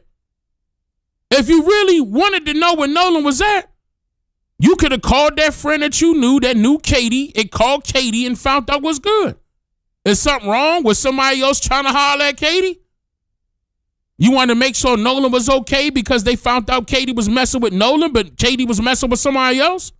Or supposed to be? Is that the case? Nolan tapped that ass and put it on her, and she wanted some more Nolan, and y'all niggas got jealous? Is that what it is? Is this over a female? Y'all 18, 19, 20 years old. You know how many females in this world? Y'all got jealous over a female? That's how it be though, y'all. A lot of the young brothers getting killed because they getting jealous because the young brother fighting, they fighting over females. It never fails. When I was in school, all the fights was over females. Never fails. People get jealous of the girl you talking to. It never fails. Especially around this age. Especially around this age. 18, 19. See, me and Tanisha started talking. Well, we was talking before 19. But, let me not use me personally. I don't count, I don't count. All the little girls I was talking to at that time, Tanisha started sniping them. Not in the literal sense, but she, let me shut up before I get myself in trouble. But anyway, okay, I'm talking about my wife, by the way. Keep in mind, we've been married that long. So anyway, their situation is a little bit different. They could have been fighting over a fee, and Katie don't look half bad. I believe they fighting over Katie. Katie probably got the. Let me chill. Let me keep it PG. Something wrong. Something happened right there. There's a discrepancy right there. I believe it was. Chill, y'all. Chill. I'm not going too far. I believe it was over a female. I really do believe it was over a female. Y'all saying that, they could be. Hey, that could be true too. They could be jealous of Nolan altogether. Keep in mind, somebody had their arm on Nolan's leg in that photo, right? Where that photo at? Hold on.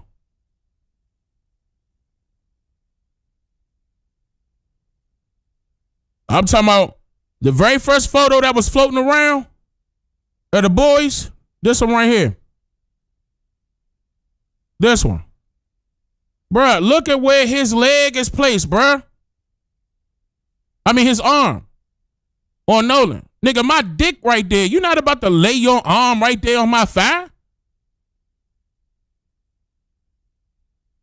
Who is this nigga? You know what I'm saying? Like, that ain't cool. Somebody said this was Photoshop. Yeah, hold on. Now we about to get into this. We about to get into it. Hold on. Because that's what I saw from her. Hold on. We ain't leave. Hold on. We about to get into it. Let me hurry up. Speaking of the island, the lawyer tries to say that by them going to the island and looking around, that it absolutely exonerates them and that the narrative couldn't be this, and ends it with a wild statement, mind you. People who have been sucking up way more oxygen than they're entitled to have not been to the island. I'm willing to bet that a lot of the hustlers and profiteers and liars. I'm talking about as soon as you start reaching for my thigh, you on the floor. And they're going to have to call an ambulance to come pick you up. Speaking of the island, the lawyer tries to say that by them going to the island and looking around, that it absolutely exonerates them and that the narrative couldn't be this, and ends it with a wild statement, mind you. People who have been sucking up way more oxygen than they're entitled to have not been to the island. I'm willing to bet that a lot of the hustlers and profiteers and liars have not been to that island, and you have to go to that island. And being at the island today was revelatory. It was really illuminating. It's a very dynamic marine environment, first of all. But when you go to the island, you see instantly that what some people want to be true, what they wish to be true, they're trying to wish it to be true. They're trying to make it true through their lies. It's actually not possible. It is a very, very long and narrow barrier island. It's basically very low sand dunes. And the particular part of the island that we're dealing with, there are no trees. It's hardly any foliage, hardly any tree cover, hardly any plants, and it's wide open. And on July 4th, there were thousands of people there. There is no possible way that anybody... Don't forget the New Yorkers know how to talk. New Yorkers be talking, and they try to make it sound good. Okay? That don't mean that this person or this guy right here know what he talking about, and that doesn't mean that, anything is possible because of these facts about the current, the tide, the blah, blah, blah, blah, blah, and they were drinking, blah, blah, blah. I don't give a... Listen, save it for anybody that want to eat that salad, nigga. But that's what he wants y'all to believe. Okay? So that's what he's supposed to be doing. He paid to be a mouthpiece at this point. Okay? What? That's supposed to sell us into an accidental drowning or something? I don't believe that. I don't. Murder? Who's saying anything about a murder? Most of us are under the assumption that an accident... I'm going to tell you right now what he tried to do right there, in my opinion. I know New Yorkers. I got family in New York. They'll try to... That's a person trying to sell me into becoming a New York Giants fan. A New York Yankees fan. Believe in the Knicks. And they talk like this before the Knicks won a championship. They talk just like that every year. We're going to win the championship this year. Here's why. And they finally, I ain't gonna lie, when I saw the Knicks win a championship, I was like, thank God. Now we ain't got to hit their mouth again every single year. Thank God. I'm so glad y'all got a championship, bro. Thank you. Shit. That's all they talk about. And our team is this. Our team is that. So they could, they were solid all day long. I love the New Yorkers all day long. But when there's people out there that's not used to that, they go think he truth and fact. And you know how many New Yorkers lie? They'll lie quicker than the New York Minute. Let me stop. Y'all gotta read it between the line of what I just said right there. Some people gonna catch that, but some people not. And they covered it up. All of this stuff that they keep trying to point to as evidence that they didn't do anything to him are not actually... I'm messing with y'all, New York. I love y'all. Shout out to my family in New York. Let me go back. Could have committed a murder in broad daylight. Murder?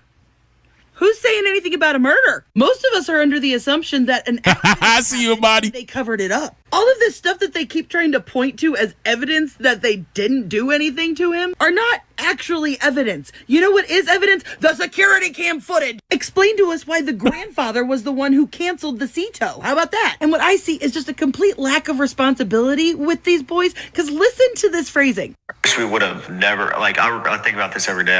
I wish we would have never went out on the 4th of July. He said, BK, forgive you, Dane. Would have happened. You see, instead of saying, I should have made sure my friend got home safely, they said, I wish we had never gone out. And I have to admit, my little antennas buzzed a little when it sounded like he was going to say, I knew this was going to happen, right? That seems like what he was going to say. Hold on, let me hear that again. Went out on the 4th of July because I... Hold on, let me hear. Responsibility with these boys, because listen to this phrasing. I wish we would have never, I think about this every day. I wish we would have never went out on the 4th of July because I know this wouldn't have happened. Ooh. I should have made sure my friend got home safely. They said, I wish we had never gone out. And I have to admit, my little antennas buzzed a little when it sounded like he was going to say, I knew this was going to happen. Ooh. That seems like what he was going to say. It wasn't, maybe we shouldn't have been underage drinking. They literally say, we did everything right. I mean, there's not much I would change from my point of view and my friend's point of view. I think we did everything right, and I know we did nothing wrong. Those are not the words of somebody who lost their brother, their best friend a month ago. And I lost one of my closest friends in a You'll be blaming yourself. I blamed myself, even though I hadn't even. When people died in my family, I started blaming me. Like, it was a whole. Hey, that's real, bro. That's real. That's a real good take. I like that. I like that. That's a real good take, Pink Panda. That's a real good take. That's real.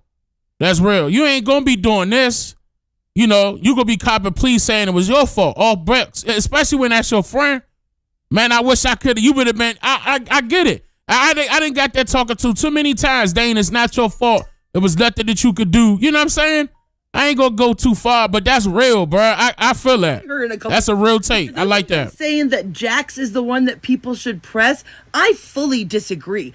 He is the one that I think is the scariest out of these interviews. Watch the way he looks at Warren during. Keep in mind, it was at Jack's house. Jax is big right there too. He looked like he about 6'1", 6'2". He probably the same height as Warren. In this moment, we live in a very tight-knit community, and for people to, push back and say these things when they know what Ocean Springs is like, it's really hard. And I mean, I don't think I've had. I know being around the. Oh, he felt like he darted to his face, bruh. Hold on. Ocean Springs is like, it's really hard. And I mean, I don't think. Damn. And then I don't eat. Warren ain't been eating. Warren lost I'm talking about a lot of weight. Hey, Warren, blink twice. Something wrong, Warren. Blink 3 times. Warren. Oh no. Let me find out they got Katie and Warren. Let me find out. Oh man. Jax was like Jax turned into a monster quickly. Push back and say these things when they know what Ocean Springs is like. Talk to the Hawk.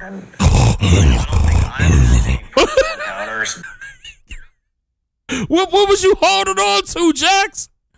What was that about?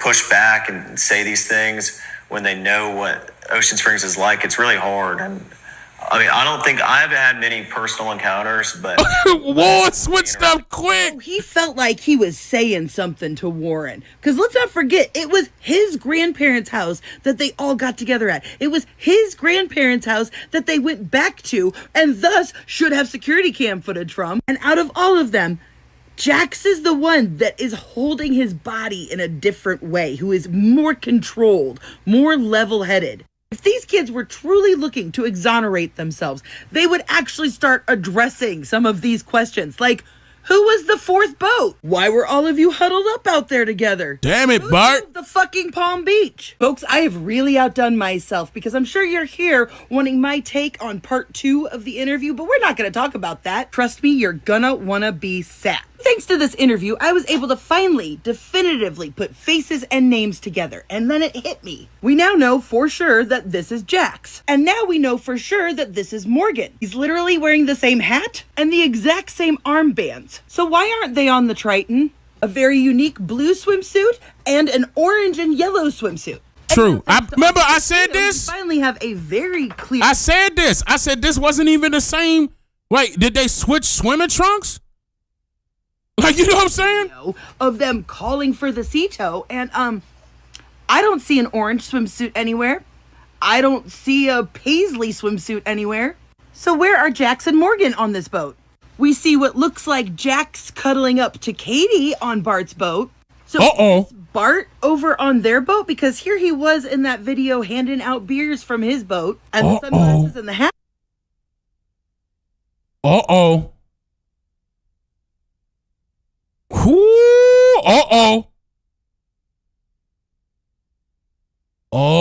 boy.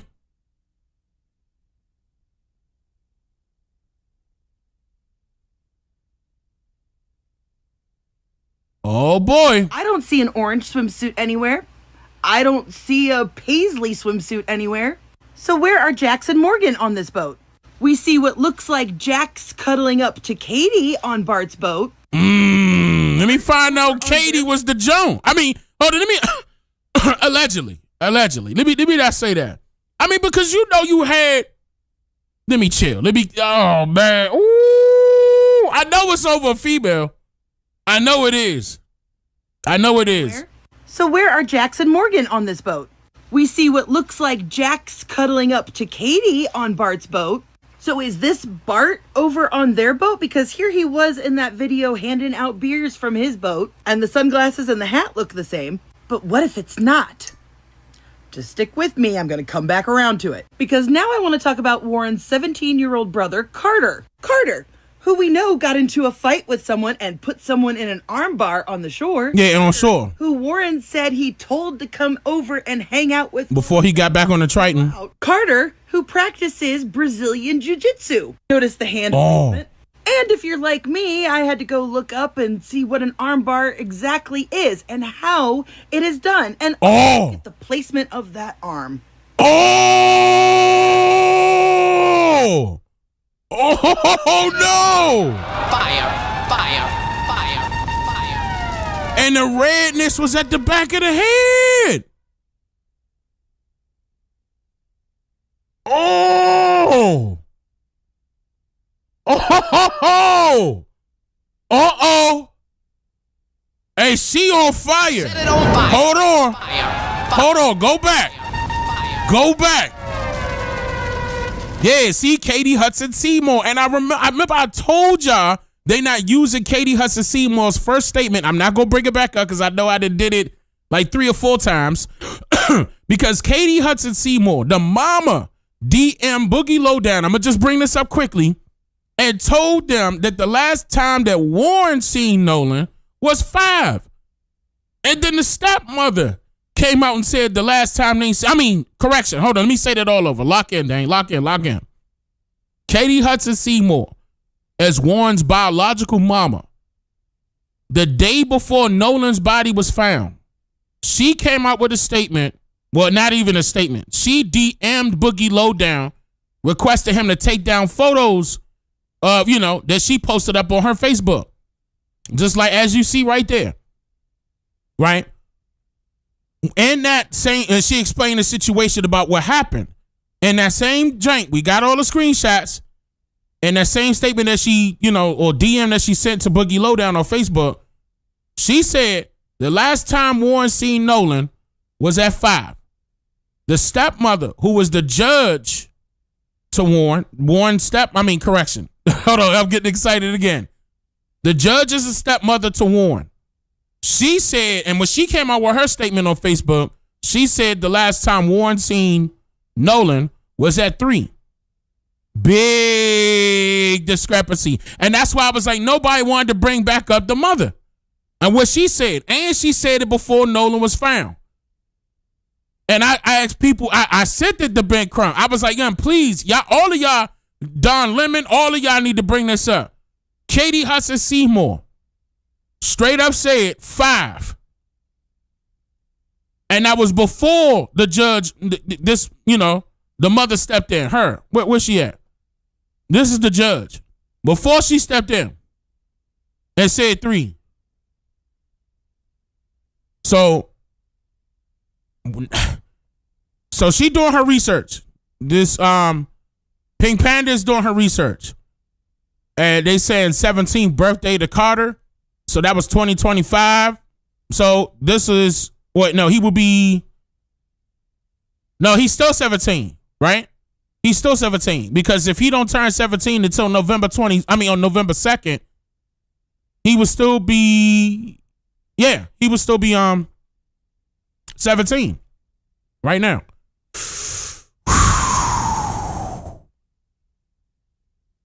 And Warren came out his mouth and said that his brother was fighting. Didn't mention who his brother was fighting, but there's a strong possibility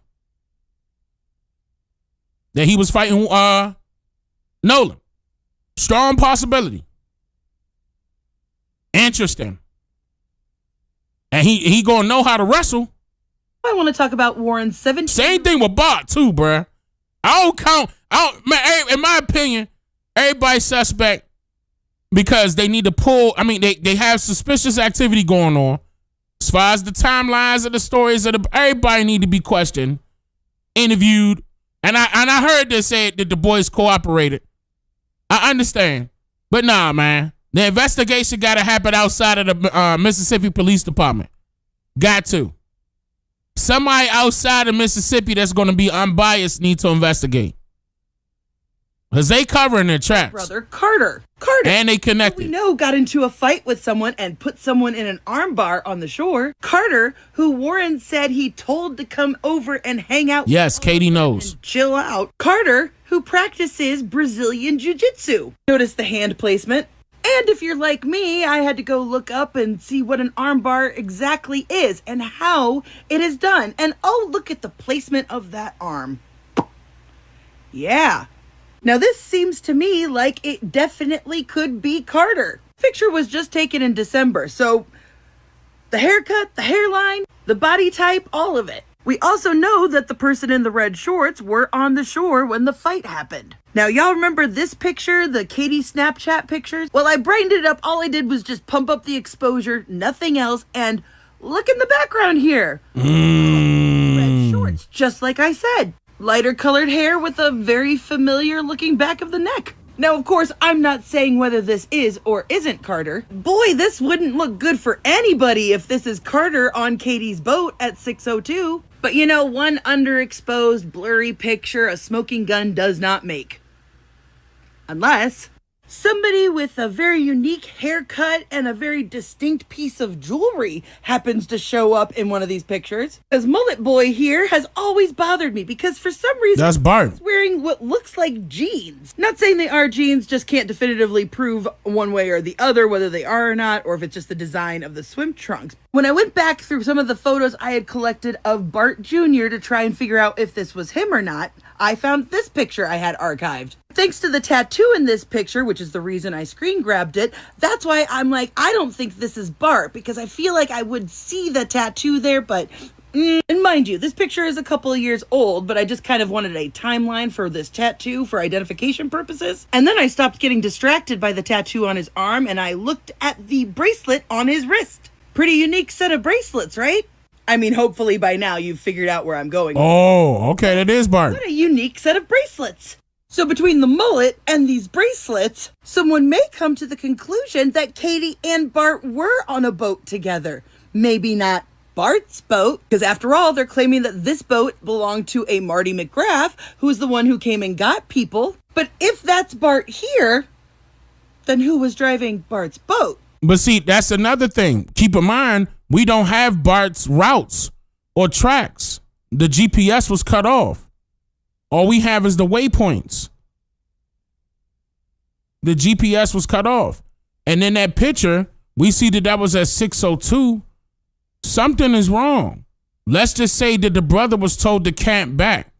So whatever they could do with Nolan, they did. As to the reason why they had to leave. But 6:02, they stood on an island. And remember that old witness that they were saying saw Nolan at 6 o'clock? All right, well, a couple other people was there too. So how y'all didn't, that knew Nolan. So how y'all don't know what happened to Nolan? Now, apparently, that fight happened at 3:30, 4 o'clock.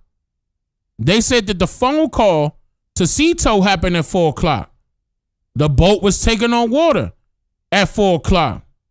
Trace then got into an argument around 4 o'clock. All this stuff happening at 4 o'clock. Something not right.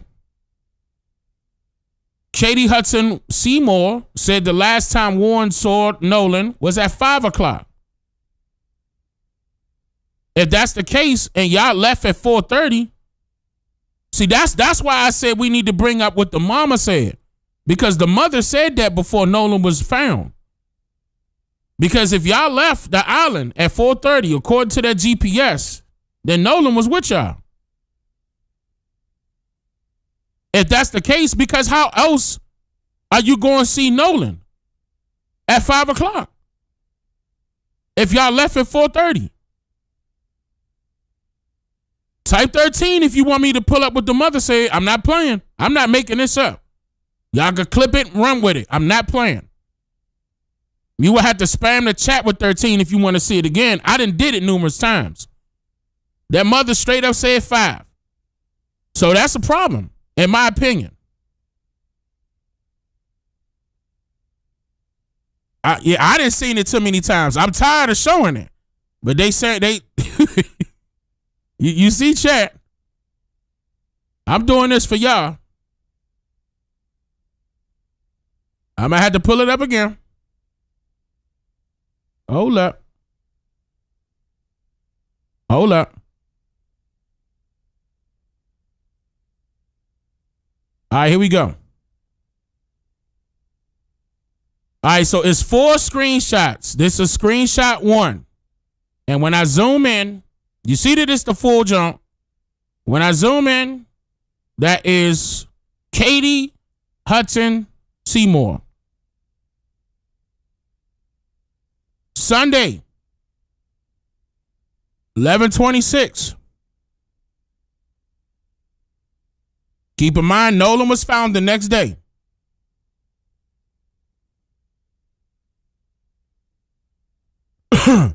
My son, about Warren and our family, my son did not ride out with him, nor did he come back with him. The boat that Nolan was supposed to get on was Wyatt's boat. He repeatedly asked Nolan to get on one boat at 5. Wait a minute, let me go to screenshot 2. Sorry. Screenshot 2.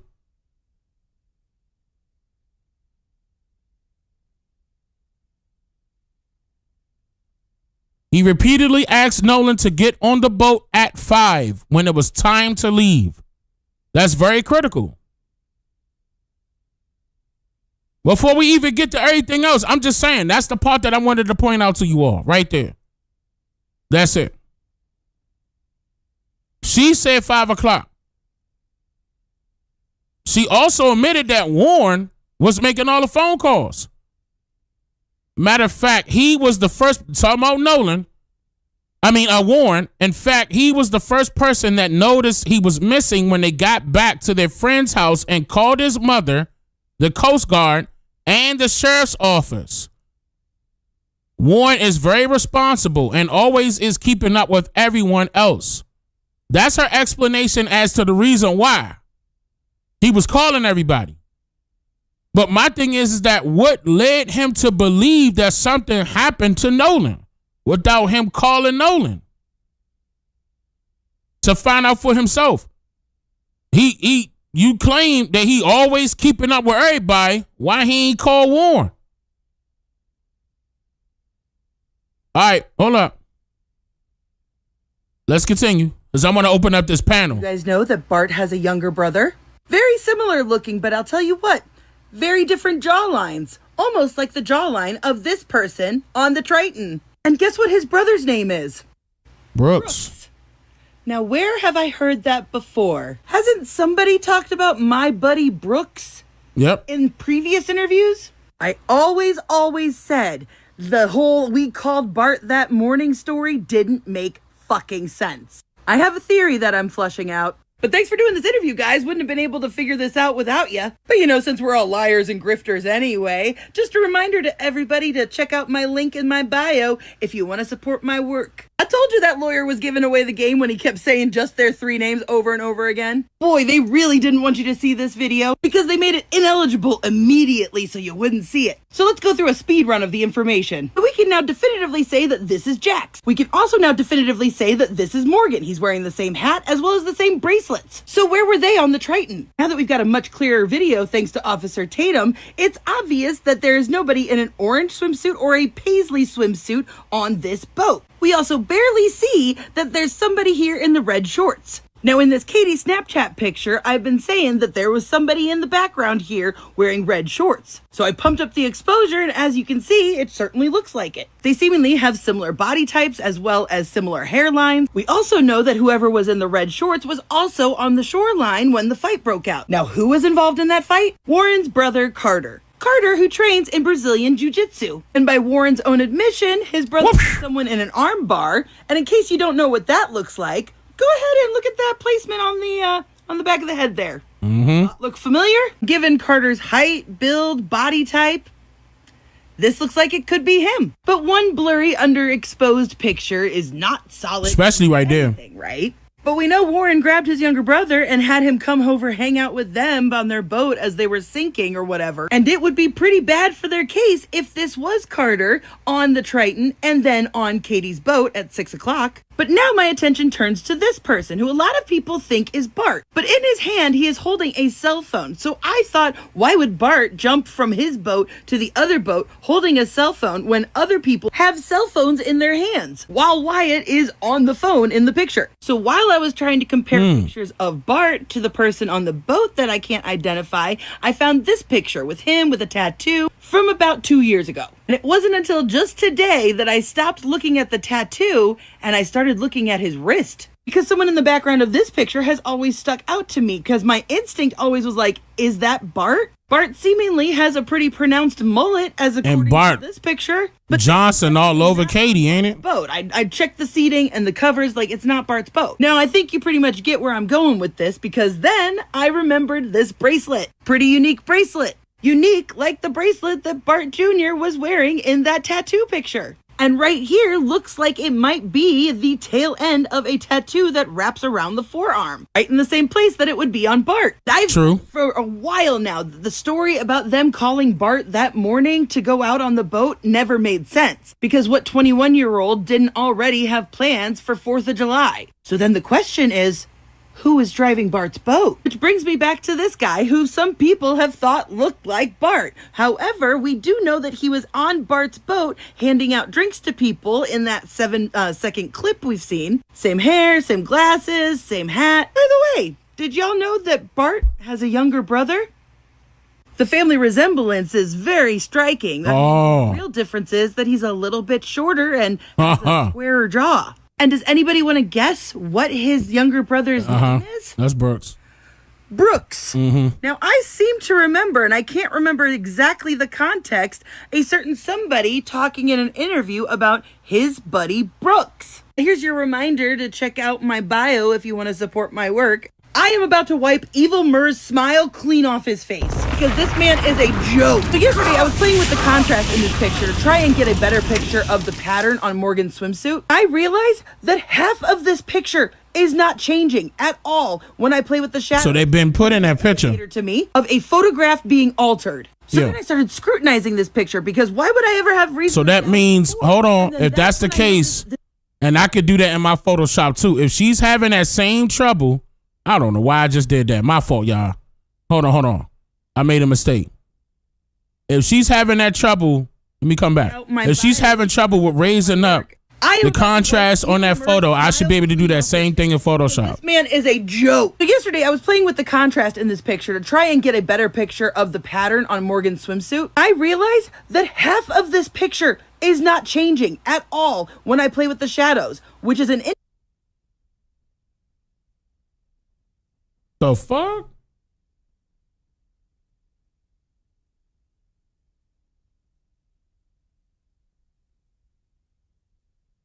Oh, that's a motorcycle. Okay. To me of a photograph being altered. So then I started scrutinizing this picture because why would I ever have reason to doubt it before? And then that's when I noticed this boat seam underneath all of their legs. You can almost trace it all the way until you get to Nolan. Not only are these creases in different places, but there's no shadow, nothing under. All the way until you get to Nolan. Not only are these creases in different places, but there's no shadow, nothing underneath his legs here. In fact, if you look really closely, make sure your brightness is turned all the way up, you can see a seam right here that just stops.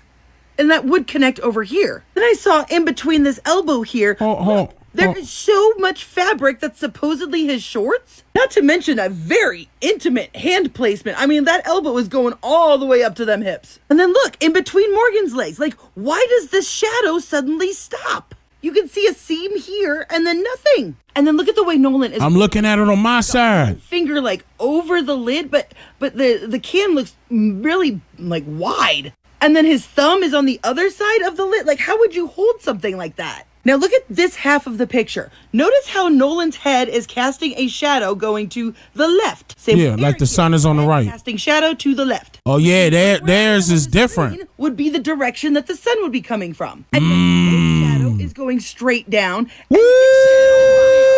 Hold on, bruh. I'm literally, look, I'm doing it live on my side right here. As y'all can see, I'm doing it right here. So y'all can still watch the video as I'm doing it. But hey, hold on, bruh. Hold on, bruh. Shadow to the left. Which means right where I am on the screen would be the direction that the sun would be coming from. And yet his shadow is going straight down. Oh, man. And to the right, implying that their light source, their sun... Were they photoshopped in? So is this picture fake? Then I started looking at the photos that they gave to Officer Tatum. Why is Nolan a giant? He and Jax are literally almost the same build. That's what I was just saying, that him and Jax got to be the same height. Uh-oh. Hold on, bruh. Fake? Then I started looking at the photos that they gave to Officer Tatum. Why is Nolan a giant? He and Jax are literally almost the same build and height. And I understand that perspective's a thing, but not when they're this close to each other, not when the camera is right here. And look, same problem with this one with the shadows. Shadow going this way, shadow going this way, shadow going this way, shadow going this way. And then it changes. Up and down, shadow straight up and down, straight up and down, to the left. And this jacuzzi tub looks normal at first until you zoom in. First off, why is his elbow blending into his hat? Why is whose fucking face is that? Because that looks like AI tried to recreate this. Oh! Fire. So this is the reason why the mother pointed this out. This is the reason why. Okay, because don't forget that the mother said initially that she received these photos from Katie. Remember, Katie sent these photos, she said, allegedly from her phone. She was the first person to receive these photos, meaning that Katie was on the boat, right? The picture of all of them, Morgan, Jax, and that one that he had with Jax by himself. This is interesting. Now, if these photos are not real, man.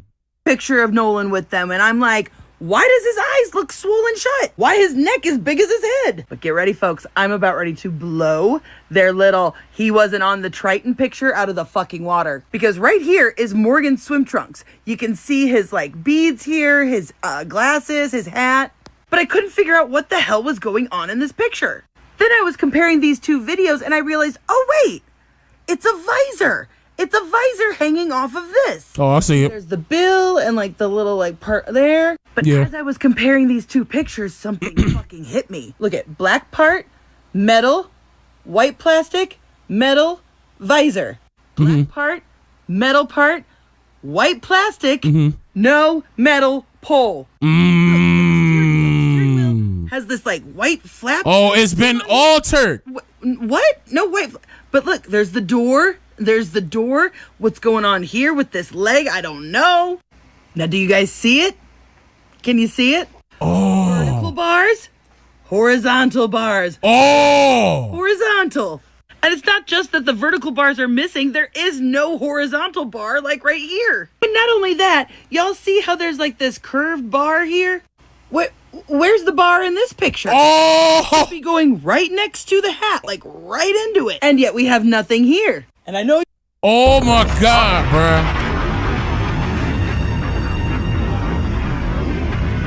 Wow. Now these are her recent videos. If I'm not mistaken, these were either yesterday or today. We all have lots of questions and I can't pretend like I have any answers to them. Now, as a follow-up to my last video, I wanted to show you this. This is from Nolan's mom's Instagram. Right. Day Okay. after. Okay, here we go.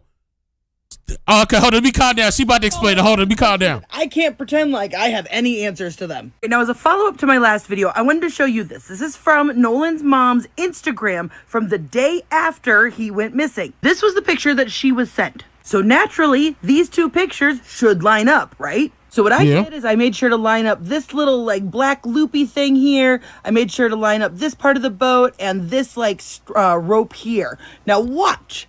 Okay. Look at the difference here. Oh, they in different positions. Look at that. Even his head went up some. He's barely moving. Hold on. But those two not. Ho. He's moving. Nolan is moving. Oh, my goodness. Hold up, bro.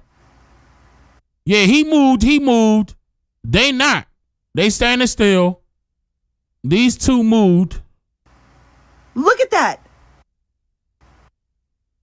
Totally different positions. What the fuck? He's barely moving. And the entire skyline is different. Hell yeah. You can say, oh, these are different pictures and like... Oh, he was moving too. People just moved slightly, but the skyline wouldn't fucking change. Yeah, the skyline is different. What were they hiding? And that boat... It seems to me they didn't want people to see this boat.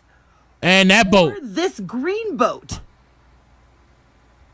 Oh. Like, the skyline doesn't change over here. Look, it's in the same place. It's just over here. So 100% from the get-go. Wow. Tampering with photographs.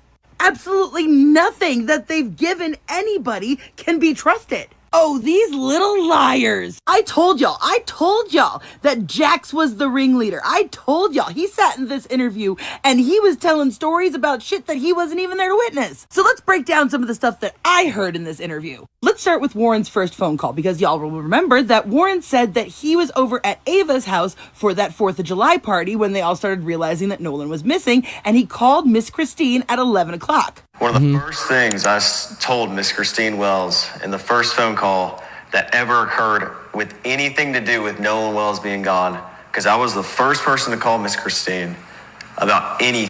Does anyone else find it weird that they use Nolan's full name a lot? I never talk about my BFFs with their last name. That's true. Anything, first phone call, anything to do with Nolan Wells was me making a phone call to Christine Wells. And one of the first things I said to her, with multiple witnesses here, pull up the phone call if you want. She said, "Oh." Well, I mean, hold on. That's true. Let's take this to an account right now. So that means that the photos were tampered with, the GPS coordinates were tampered with, the CETO call was tampered with, and the police report was tampered with. Now these are all things that me and Pink Panda can verify. I can verify that the police report and the GPS has been tampered with. She can verify that the photos have been tampered with. Oh my goodness. And we can all verify that the CETO has been tampered with. CETO call. Ugh. This is nasty. Location is with y'all at, where the house we were at. And I was like, well, no, he left his phone with us. I told her this. And yesterday, the same... Hold on. He told her this? Because she said she didn't say that. You came out, Christine Wells said this. 360 says that he's on land, and he was like, well, no, I mean, well, we have his phone. So both versions of the story say that Warren didn't tell her about the phone. Hold on. So that must be recent because I have that interview now. So if that's the case, let's just say if Warren has the phone and that's the reason why he didn't call Nolan, why you ain't give her the phone?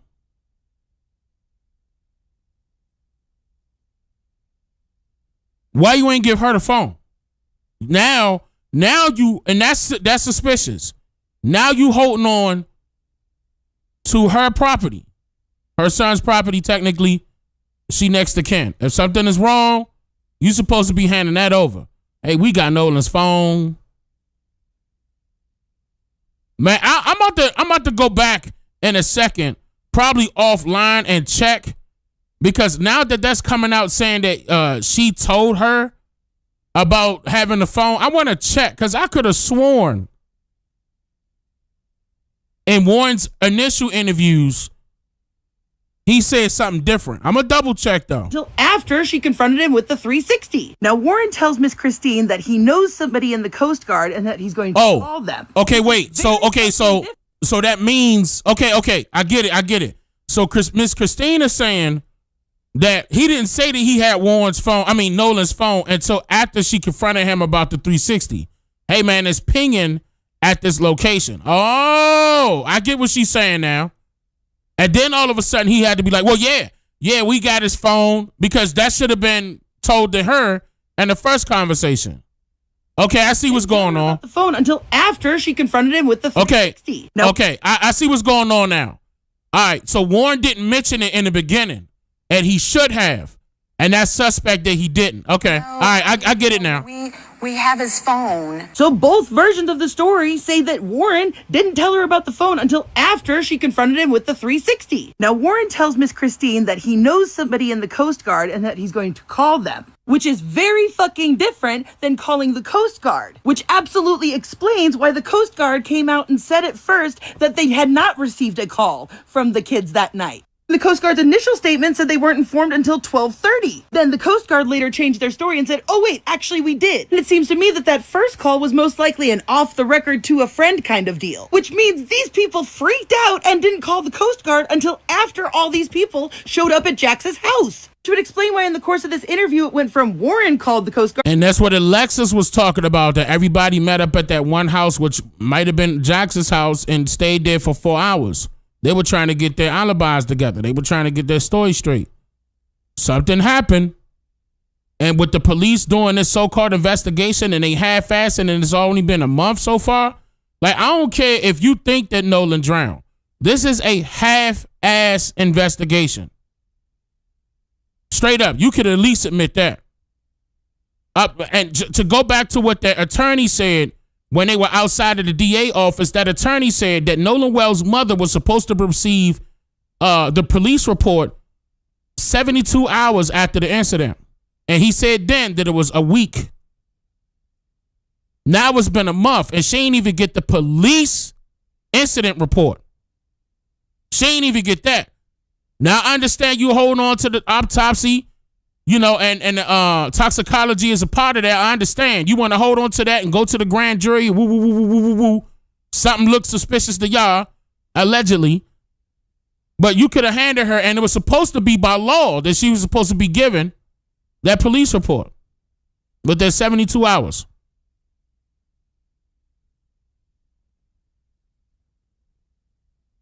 This is crazy. Now, when the subject turns to how the family got the phone back from these boys, you'll notice that there was a couple slip-ups. Warren, you weren't at the house, and so you weren't there when they came to get the phone and all that.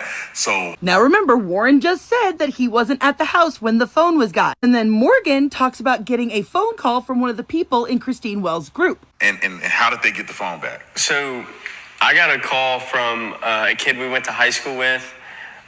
He called me just asking me questions. He saw people posting on Snapchat, like the picture that was circulating. Except this picture wasn't posted until July 5th. So how could this picture have been circulating on Snapchat that night? But let's continue. And he called and he was asking questions. He was like, where's Nolan? When's the last time y'all seen him? And then he was like, so where are y'all at? And I told him, I said, we're at Jax's house. And then Warren got on the phone. And so Warren is there. So they come to my house, right? Hold up. And then Warren got on the phone, so that means Warren was there. Just like they said. Warren said in the initial, hold on. Now, okay, I didn't see this whole interview. I saw Warren's initial interviews with Officer Ruckus.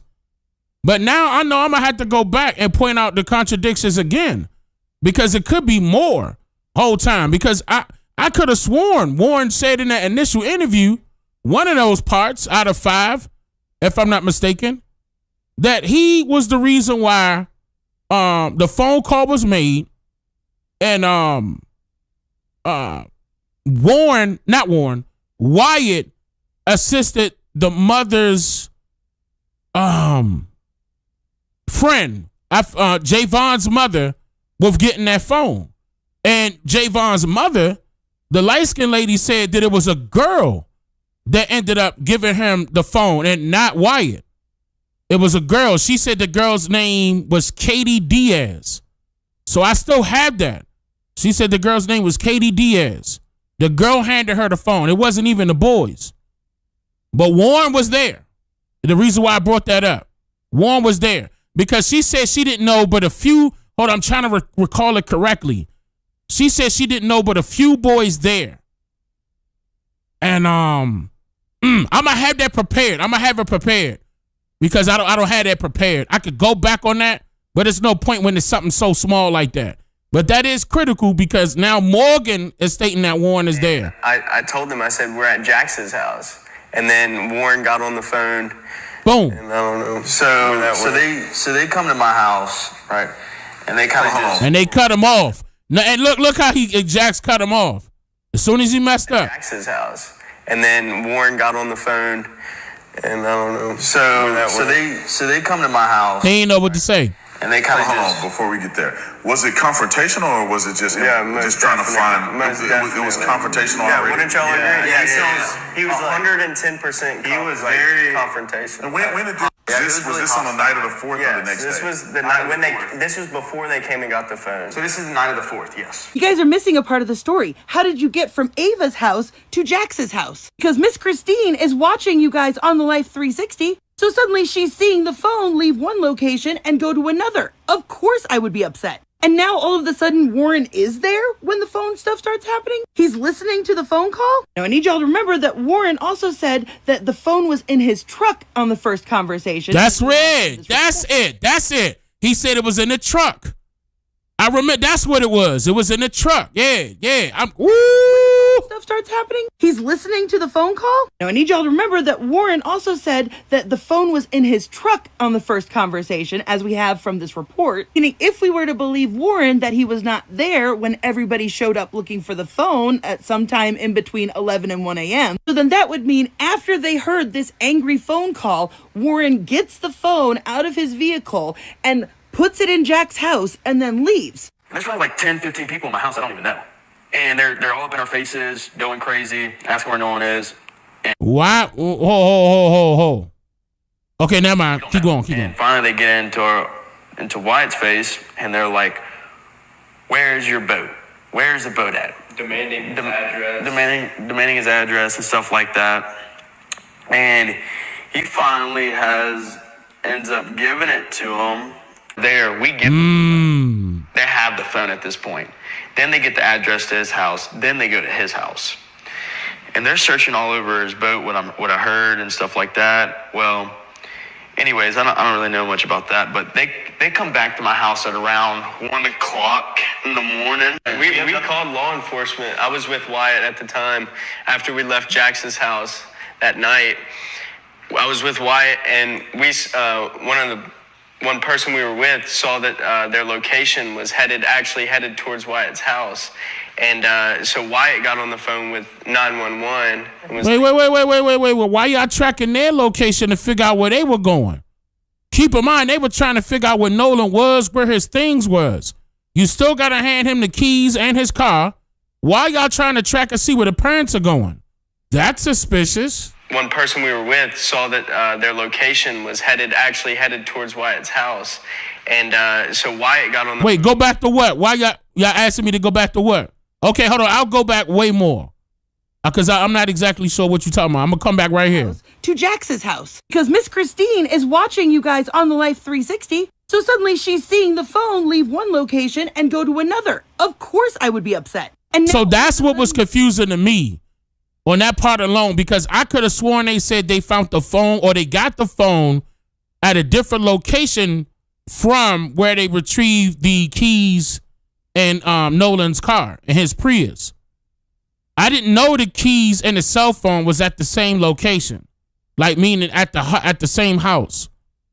Warren is there when the phone stuff starts happening? He's listening to the phone call? Now I need y'all to remember that Warren also said that the phone was in his truck on the first conversation, as we have from this report. Meaning if we were to believe Warren that he was not there when everybody showed up looking for the phone at some time in between 11 and 1 a.m. So then that would mean after they heard this angry phone call, Warren gets the phone out of his vehicle and puts it in Jack's house and then leaves. There's probably like 10, 15 people in my house I don't even know.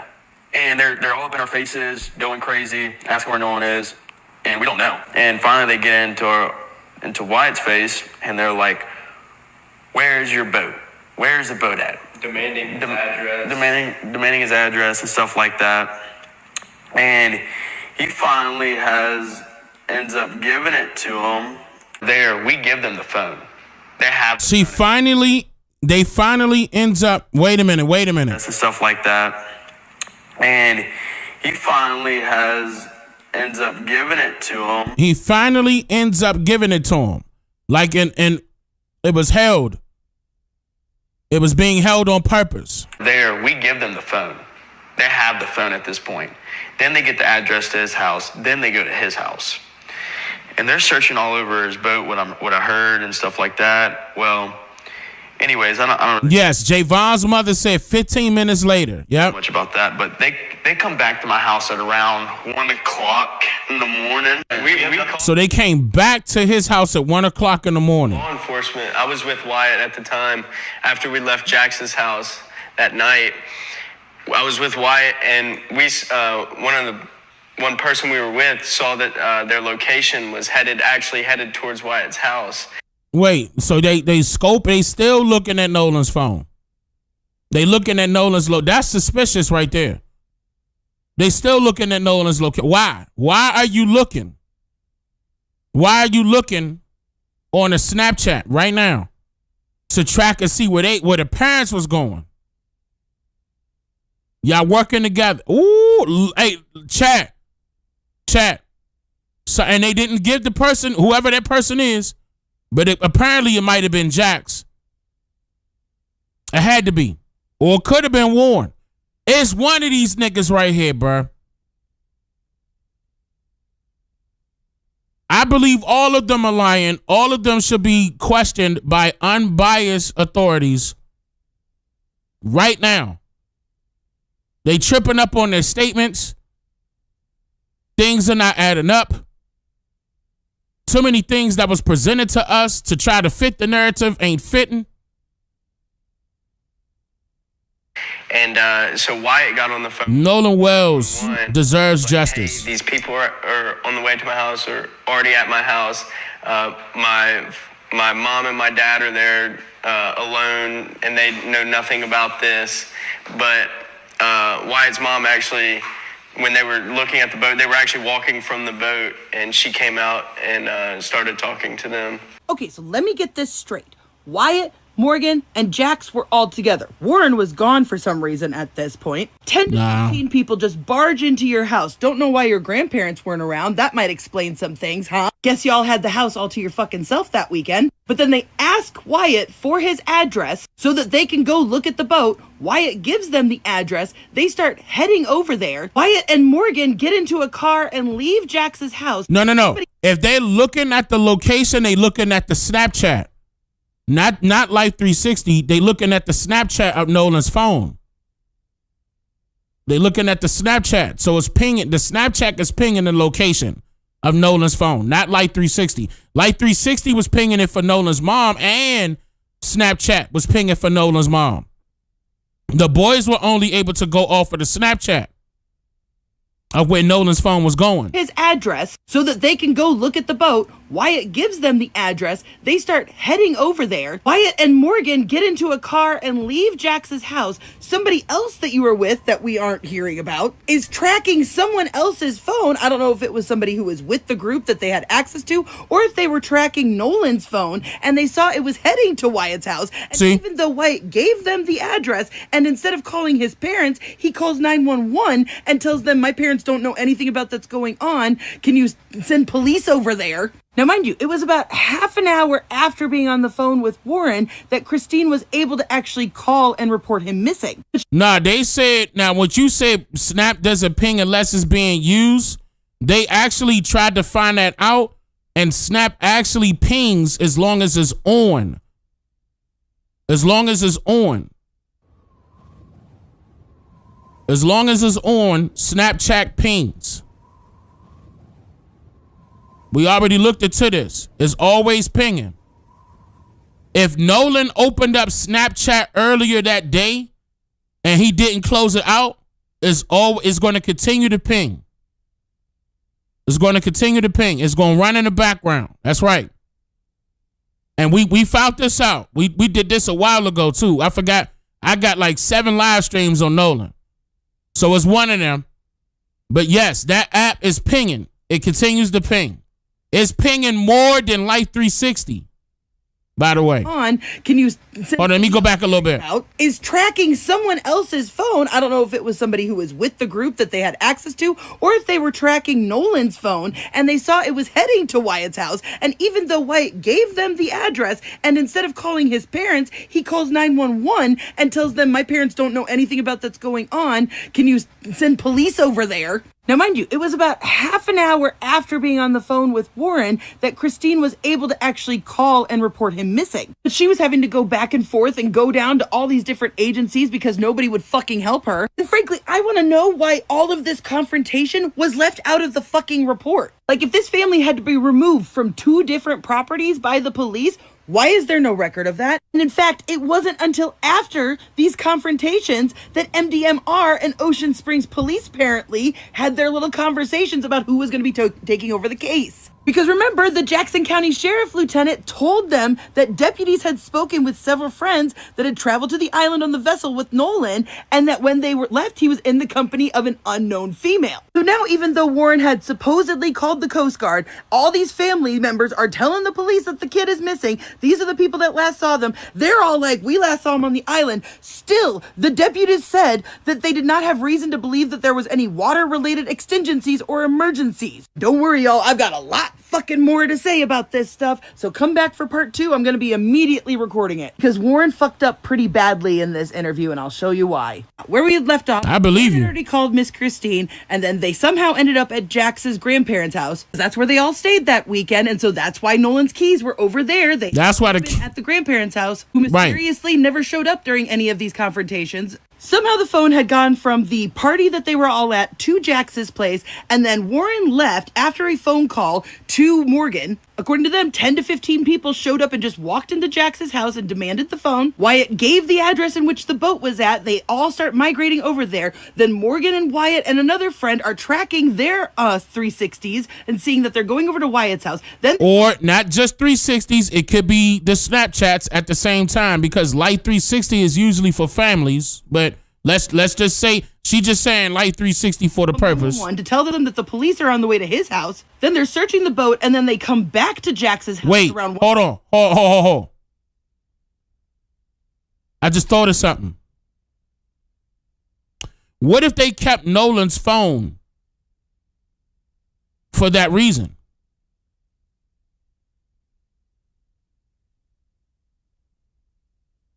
What if they kept Nolan's phone for that reason? What if they thought the parents would never go try to find Nolan's phone? Warren didn't suggest that he had Nolan's phone until the mother brought it up.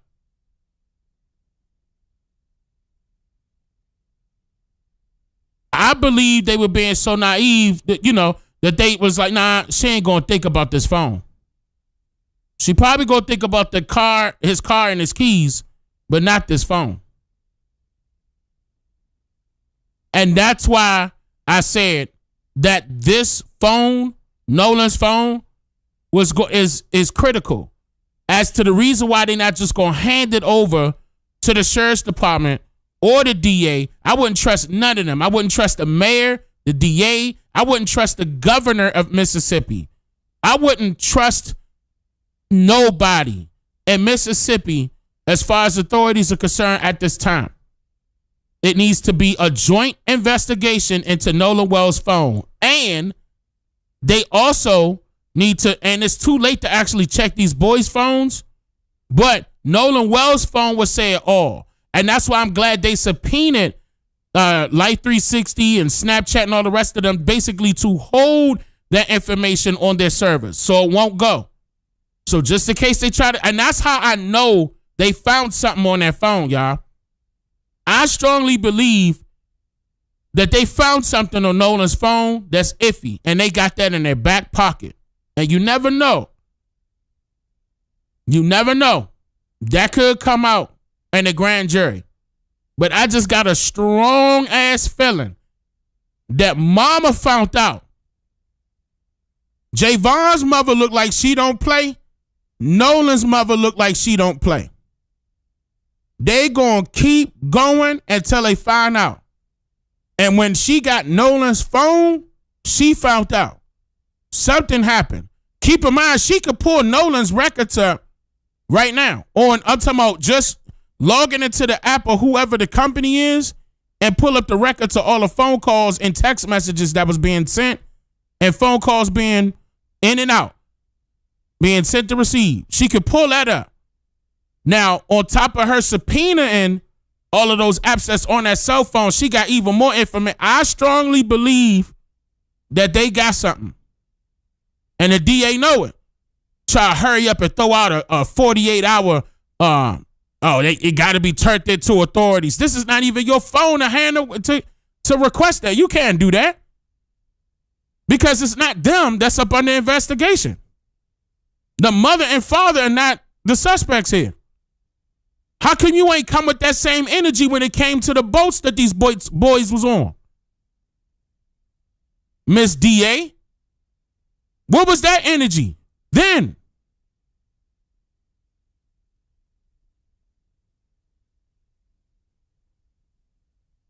You should have requested that you have a full...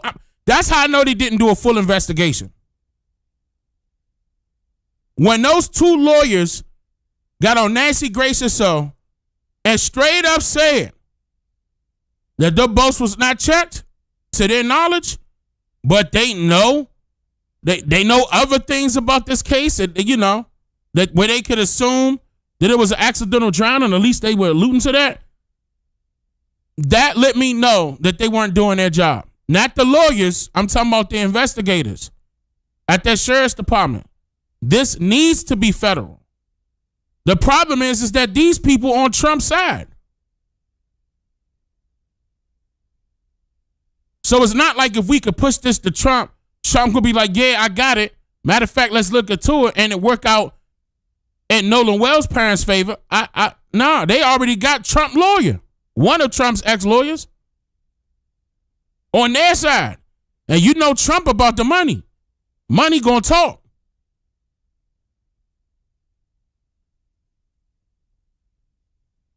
If this is done properly in favor of Nolan Wells' parents and they ended up getting a suspect, it's gonna be because Katie snitched or one of these boys gonna slip.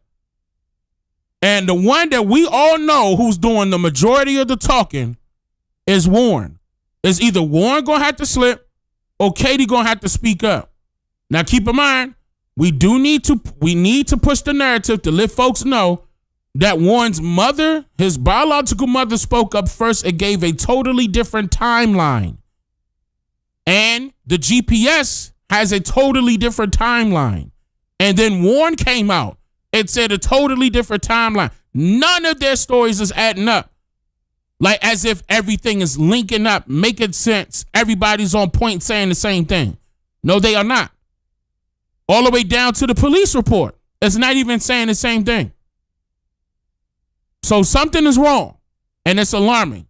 So if I was the parents, no, I wouldn't trust them neither. I wouldn't trust them changing a light bulb in my goddamn house. I wouldn't trust them. I wouldn't trust them changing a light bulb in my house.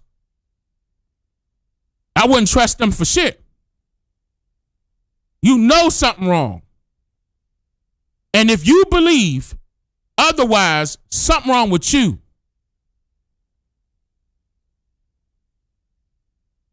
Something happened to this brother. We all know it. Ain't no ifs, ands, or buts about it. Ain't no way you could sugarcoat that, bruh. And they got some power players because these boys got parents with money. Buku money at that. They're in a totally different tax bracket. All of them. And they up against Mississippi legislation or legislators. Lawmakers or people that's supposed to be enforcing the law. Oh, look at that all the way around the board. They cool with the mayor. They cool with the police. They cool with the sheriffs. They cool with the Marine police. They cool with the tow company. They all tight knit. They all one within one web, up under one umbrella.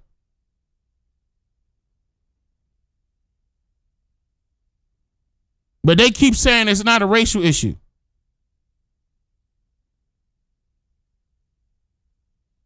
I fully believe that this is being done on purpose. I fully believe that this is being done on purpose. I believe they're going to keep poking the bear until the bear get tired of being poked.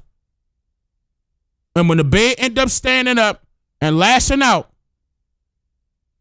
the bear going to leave more than scars on people. The bear going to leave some dead bodies laying in the grass in the jungle somewhere.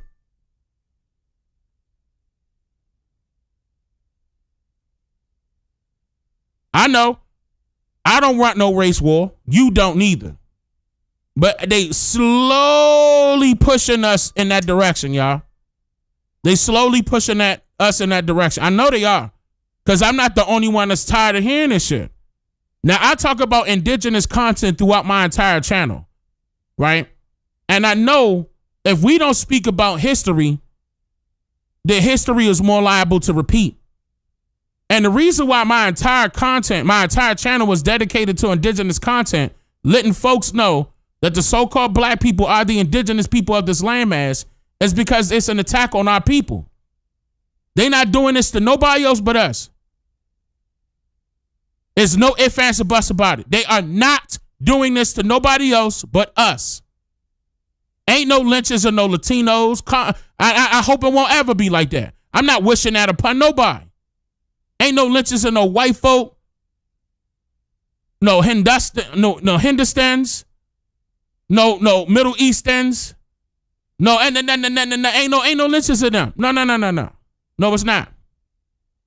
And for them to say don't make it a racial issue, it was already made a racial issue as soon as you got here.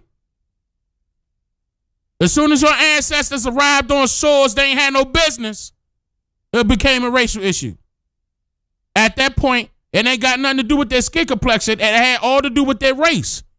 And who gonna win? Survival of the fittest. That's what I'm referring to. Because race is a concept.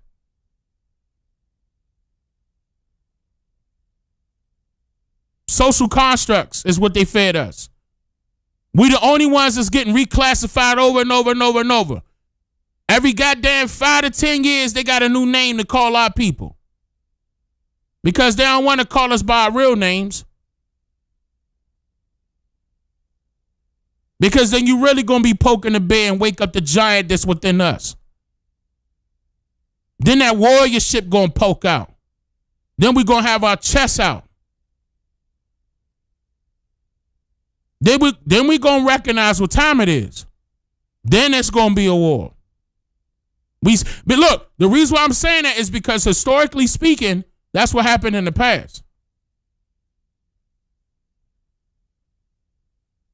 And I'm going to tell you right now, these folks they still ain't paid the price for 1921 Tulsa, Oklahoma. They need to get foot to tail for that one right there. They were not held responsible. Sending the militia to our people in less than 24 hours. And the former people that were in the army was jealous that our people prospered within the Greenwood district to the point where they used heavy artillery to come in our communities and shooting up our houses with little children they wasn't even thinking about. But you got the nerve to be asking us to calm down and be apologetic when we point out the obvious of what's going on in Mississippi and every other goddamn state within this nation. But you want us to be quiet and not say nothing about it.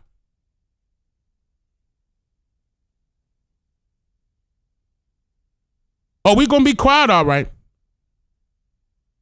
Gil Scott-Heron said the revolution would not be televised. The reason why is because they ain't even going to have time to pick up a goddamn camera. They going to turn the army against us. No, they not, because the army going to be on our side. History only repeats if you allow it. Because what happened in the past? Didn't the Army come on our side the last time? When it was the North versus the South, the people that looked like you and I that was in the North left the Union and went and fought with the Confederates. The Confederates had the Army. I showed you this throughout my time. That's why I could talk trash. I could talk trash. I know what I'm talking about. Abraham Lincoln was scrambling. Everybody in America fought in the South. God damn it. He had to go recruit foreigners. They didn't have no military background to fill up his army in the Union. And you know they ain't win because they wasn't army trained. So what happened? It wasn't no Union won. Both sides made a compromise. And they lied to you about that. It was back to business as usual. Taxes was implemented. Oh, we gonna get some money up out of it. That's what was implemented.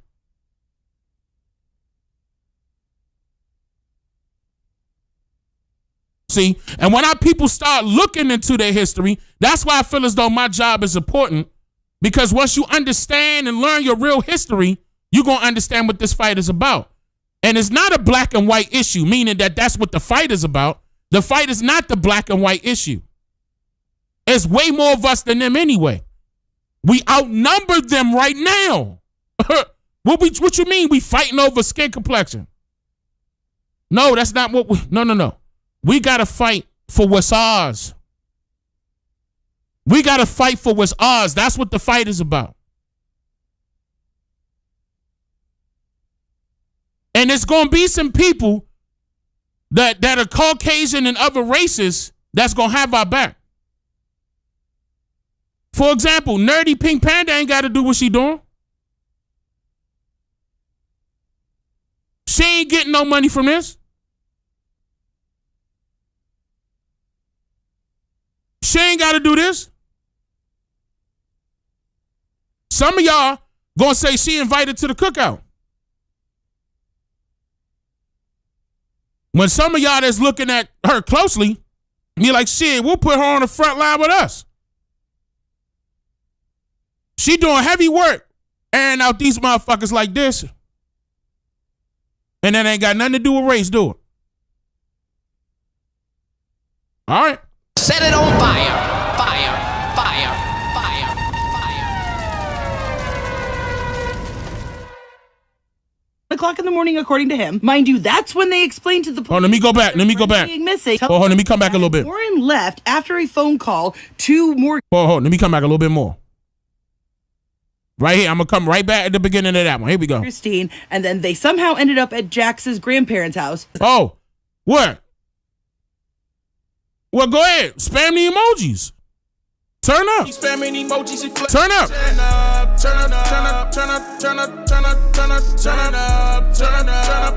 Go ahead. Flood the chat with indigenous emojis. Go ahead. Let them know you in here.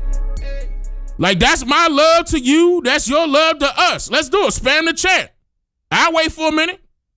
Spam the chat. Fire emojis, bow and arrows, turtles, whatever you got. Feathers. Go ahead. Turn it up. Emojis and flooding the chat. Turn up. Keep spamming emojis and flooding the chat. Hey.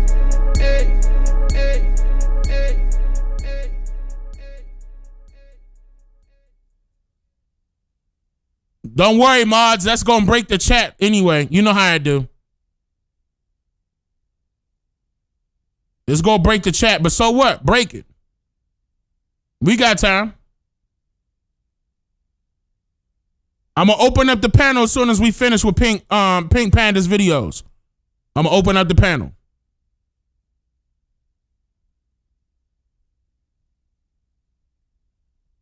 All right. Set it on fire.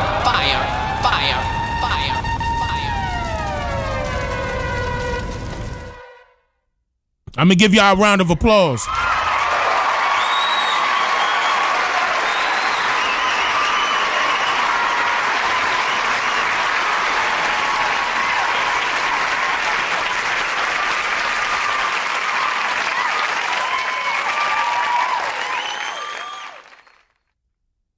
That's where they all stayed that weekend, and so that's why Nolan's keys were over there. They had to have been at the grandparents' house, who mysteriously never showed up during any of these confrontations. Somehow the phone had gone from the party that they were all at to Jax's place, and then Warren left after a phone call to Morgan. According to them, 10 to 15 people showed up and just walked into Jax's house and demanded the phone. Wyatt gave the address in which the boat was at. They all start migrating over there. Then Morgan and Wyatt and another friend are tracking their 360s and seeing that they're going over to Wyatt's house. Then they call 911 to tell them that the police are on the way to his house. Then they're searching the boat, and then they come back to Jax's house around 1 o'clock in the morning, according to him. Mind you, that's when they explain to the police about their friend being missing. And so then the report says at 1:38 in the morning, the Jackson County Sheriff's Office say that they spoke to several of the friends that were on the vessel with Nolan, saying that he was in the company of an unknown female. But Morgan, Jax, and Warren all claimed that they did not travel to the island on the same boat as Nolan. So who did they talk to? Because it seems to me like they had told the police that they were on the same boat as him. Keeping in mind that this is what Warren told Miss Christine.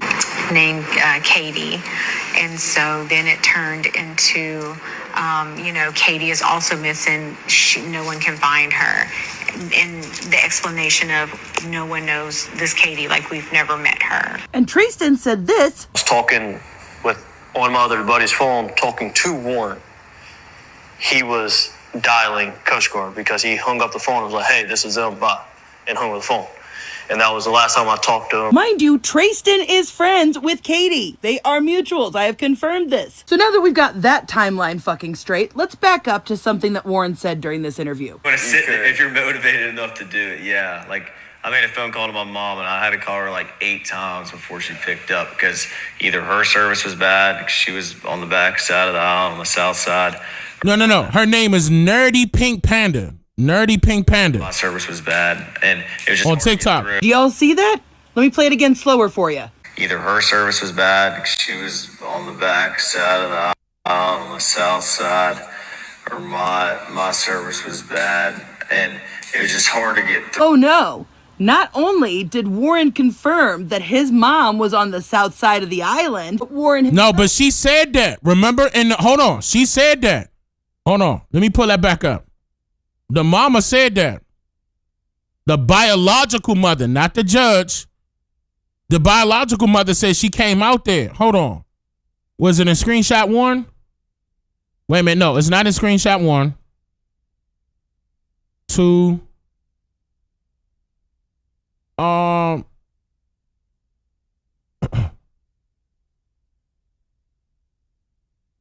Matter of fact, ghost card. No, screenshot 3.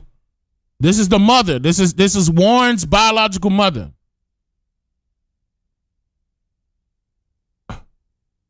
Never seen. Take down. Here you go. I brought my other son. Hold on. Let me make sure y'all can see this. Yeah, y'all can see this. Hold on. Let me come back to right there. She said, I brought my other son out there and I saw my son Warren briefly and took a picture that we were not out there with them longer than like 10 minutes. But I am Warren's mom. I love Nolan very much. He comes to my, I love Nolan very much. No, we wouldn't have did this. And the mother probably don't know. I'm not saying, that she do know. But she know that she came out there. All right, come on. Service was bad. Another reason why we need to be using the mama statement. The mama said, Warren said the last time they saw Nolan was at 5. That's why we need to be using her statement. And I don't know why people skipping past that. She was on the back side of the aisle on the south side. All right, hold on. So let me come back. So now that we've got that timeline fucking straight, let's back up to something that Warren said during this interview. If you're motivated enough to do it, yeah. Like, I made a phone call to my mom, and I had to call her like 8 times before she picked up because either her service was bad, because she was on the back side of the aisle on the south side, or my service was bad, and it was just hard to get through. Do y'all see that? Let me play it again slower for you. Either her service was bad, because she was on the back side of the aisle on the south side, or my service was bad, and it was just hard to get through. Oh no. Not only did Warren confirm that his mom was on the south side of the island, but Warren himself said that if you're motivated enough, you can call somebody. I tried calling my mom 8 times. Yet this is what he said last time. A little off the island, you have cell coverage. And even on the island, like I called my mom when we were on the island, you know, it was fine. So which is it? Did you call your mom with ease or did you try to call her 8 times because you were motivated to get in touch with her? But Warren wasn't the only one to slip up, because listen. And he's on the phone with Cito, and he's trying to get them on the phone. And as he stated in the moment, he's like, Cito's just asking all these dumb questions. I can't figure out what's going on. And so finally hangs up, and after the trim to the motor started to work again. So they manually trim. Wait a minute. We don't hear that in the audio. Asking all these dumb questions. I can't figure out what's going on. We didn't hear Wyatt say that. And so finally hangs up, and after the trim to the motor started to work again. So they manually trim it down by the buttons on the motor, trimmed it down, and some electronics started to come back on, and they got the boat to crank over, and they're like, all right, untie us.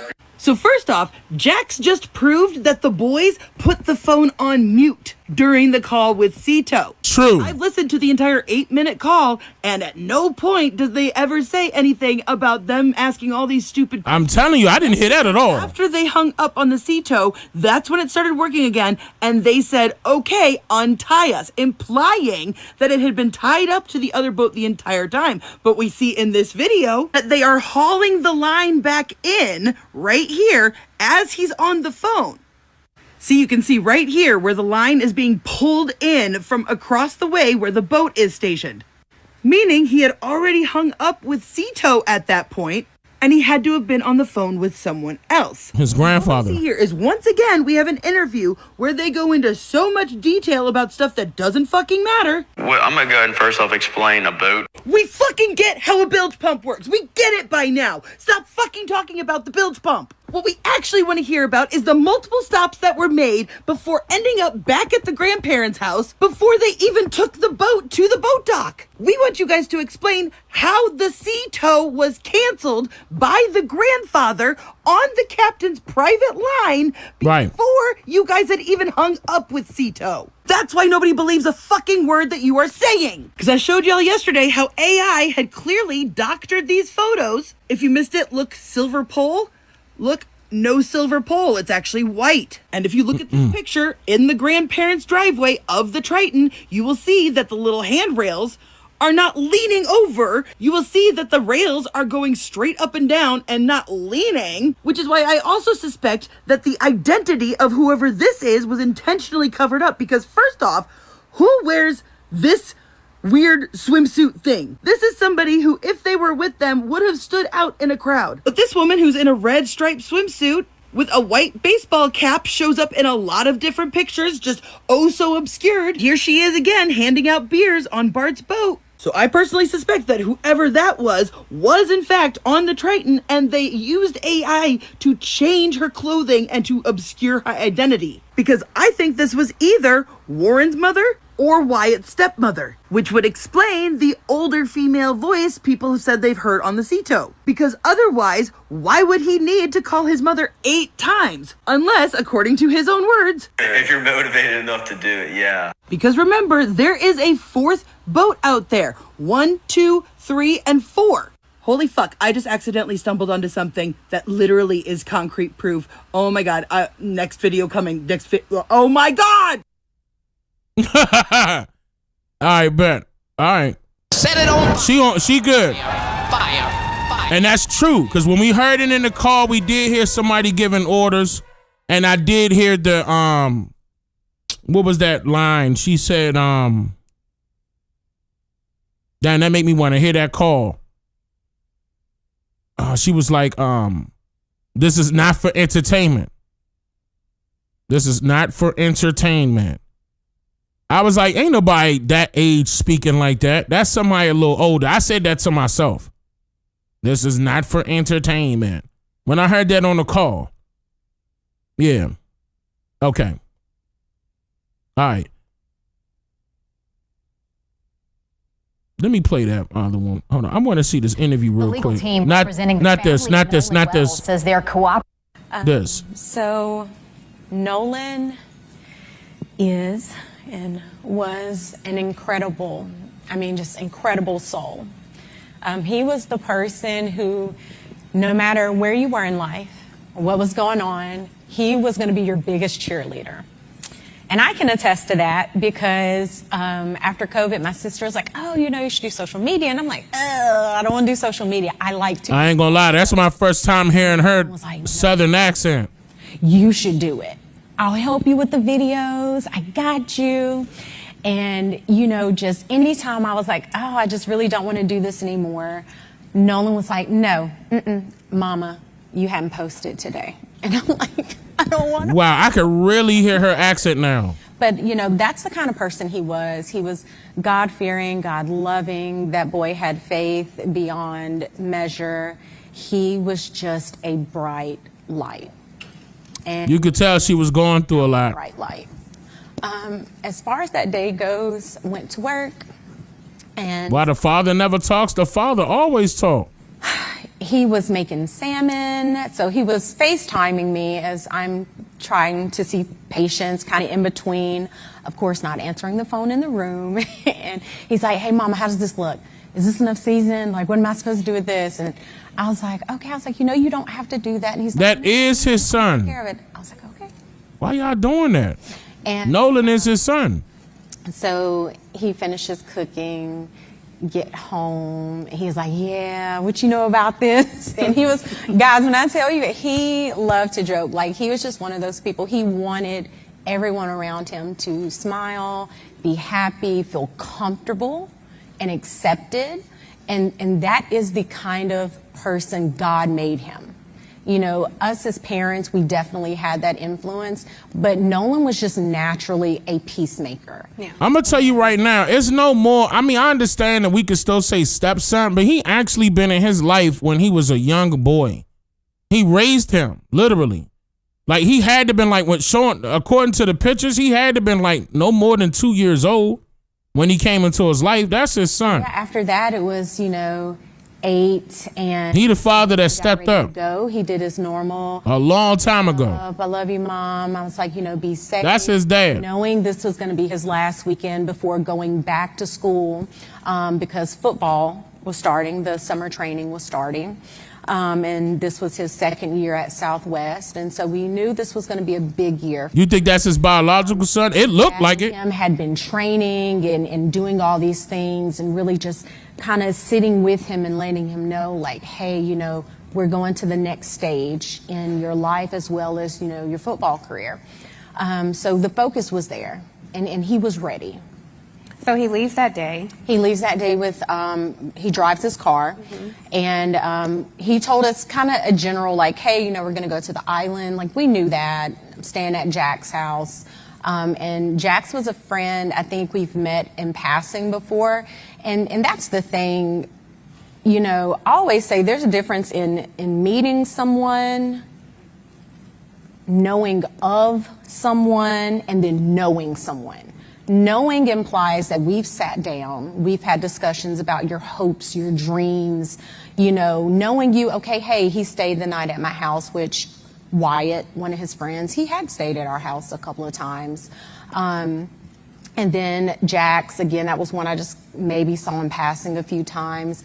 There was only a handful of young men that we actually knew, like, he grew up with. And when I say grew up, I'm saying from like first grade, they've known each other all through high school now that they're graduated. And that would be like Jalen and Javon, LeBaron. Those are kids that we knew. So it's been hard seeing all this kind of play out. Yeah. And, these are people that he considered friends. Yes. Dad, I want to ask you, because it was Warren Hudson, one of the people that he traveled with, who called to alert you all that Nolan was missing. Yes. So we know at 5:44, the boat returns, Nolan is not there. At 11 p.m., he calls to say Nolan is missing. I wonder if either of you, whoever wants to answer, what happened in those few hours that prompted Warren to be concerned? I'm not quite sure what would prompt him to be concerned, but all I can say is what I did that day. So me and my sister, we made an order of pancit, which is a Filipino noodle dish for one of our friends. They were having a big family get together, and we really didn't have anything planned for the 4th. So me and my sister are, cleaning up, and this is about 8. And she's like, hey, Nolan hasn't texted us. And that was the thing. Nolan was really big with communication with us, right? And so I call him, doesn't answer. I end the call, call back. And this is probably, I think, maybe around 8. Don't quote me on the times, guys. Mm-hmm. So then I call again later around 8, still no answer. And then I want to say I called one more time, and I think that was at 10:48. So I'm in the kitchen, my phone rings. Now this is probably early 11 o'clock, somewhere around there. Phone rings when I make it back to the phone, and I'm like, whose number is this? Because, we get weird phone calls sometimes. They didn't leave a message. Number pops back up. I pick up the phone because it says maybe Warren. And I'm like, Warren? So this is 11:07. That's per my cell phone records. So I answered the phone, and he's like, hey, Miss Christine, have you seen or talked to Nolan? I said, no. Why? He should be with you guys. And he said, oh, no, well, when we went to the island, there was a girl named Katie that he met, and he had decided to stay behind. And I said, what? Because we know our child. And Nolan isn't one to be like, hold on, where was y'all bots at earlier? Y'all wasn't saying nothing earlier. Why y'all saying something about her now? Why all the slander against her? oh, well, I'm just going to throw caution to the wind. Yeah, tripping. Stay here with this girl that I just met. So I'm on the phone with him. Now I'm in a panic. I'm running into my room. Elmore was in bed watching a different movie, and I'm like frantic. He's like, what's going on? I'm like, no one is missing. I'm trying to pull up the GPS as I'm talking to him.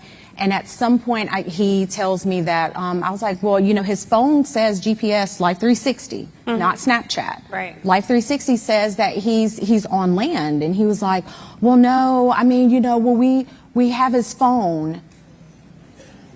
And I'm like, wait, what? And I'm like, okay. Because at that So Warren admitted. You're telling me, this is coming from Warren, don't worry about it. We're going to find him. It's going to be okay. Don't tell me not to worry. This is my child, my flesh and blood that I brought into this world. And you're telling me not to worry. Absolutely not. So then it was after the phone call ended, of course, asking him for information. What was he wearing? He was like, last seen, Northwest tip, black shorts, sunglasses. That's important. So I end up calling DMR, spoke with the DMR. She took all Just for our audience, DMR. So DMR is because he went missing on the island. They are basically the marine people, right? They're the ones who's going to launch the boats to go into the water and all that. But before getting off the phone with Warren, he was like, hey, I know some people at Coast Guard. I said, okay. He's like, I'm going to call Coast Guard. You call DMR. Get on the phone with DMR. I give the young lady the information. And she tells me, hey, I got this. Let me call you back. Because she was like, I'm not sure if this is going to be in our jurisdiction. I'm going to need y'all to come up on my panel. Essentially. So then she calls back and she tells me, okay, yeah, we spoke with Coast Guard. And I'm like, okay. But they're like, this isn't our jurisdiction.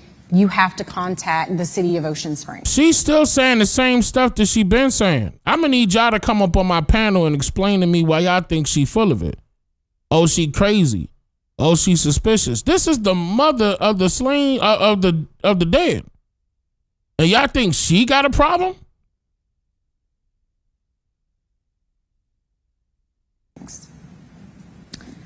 I need y'all to come up on my panel. Let me open up my panel right now. You said they stupid, Dane? No, I want to hear from them. I need y'all to come up on my panel and explain to me why y'all believe the mother of Nolan Wells is iffy. I need to see What you talking about? Hold on.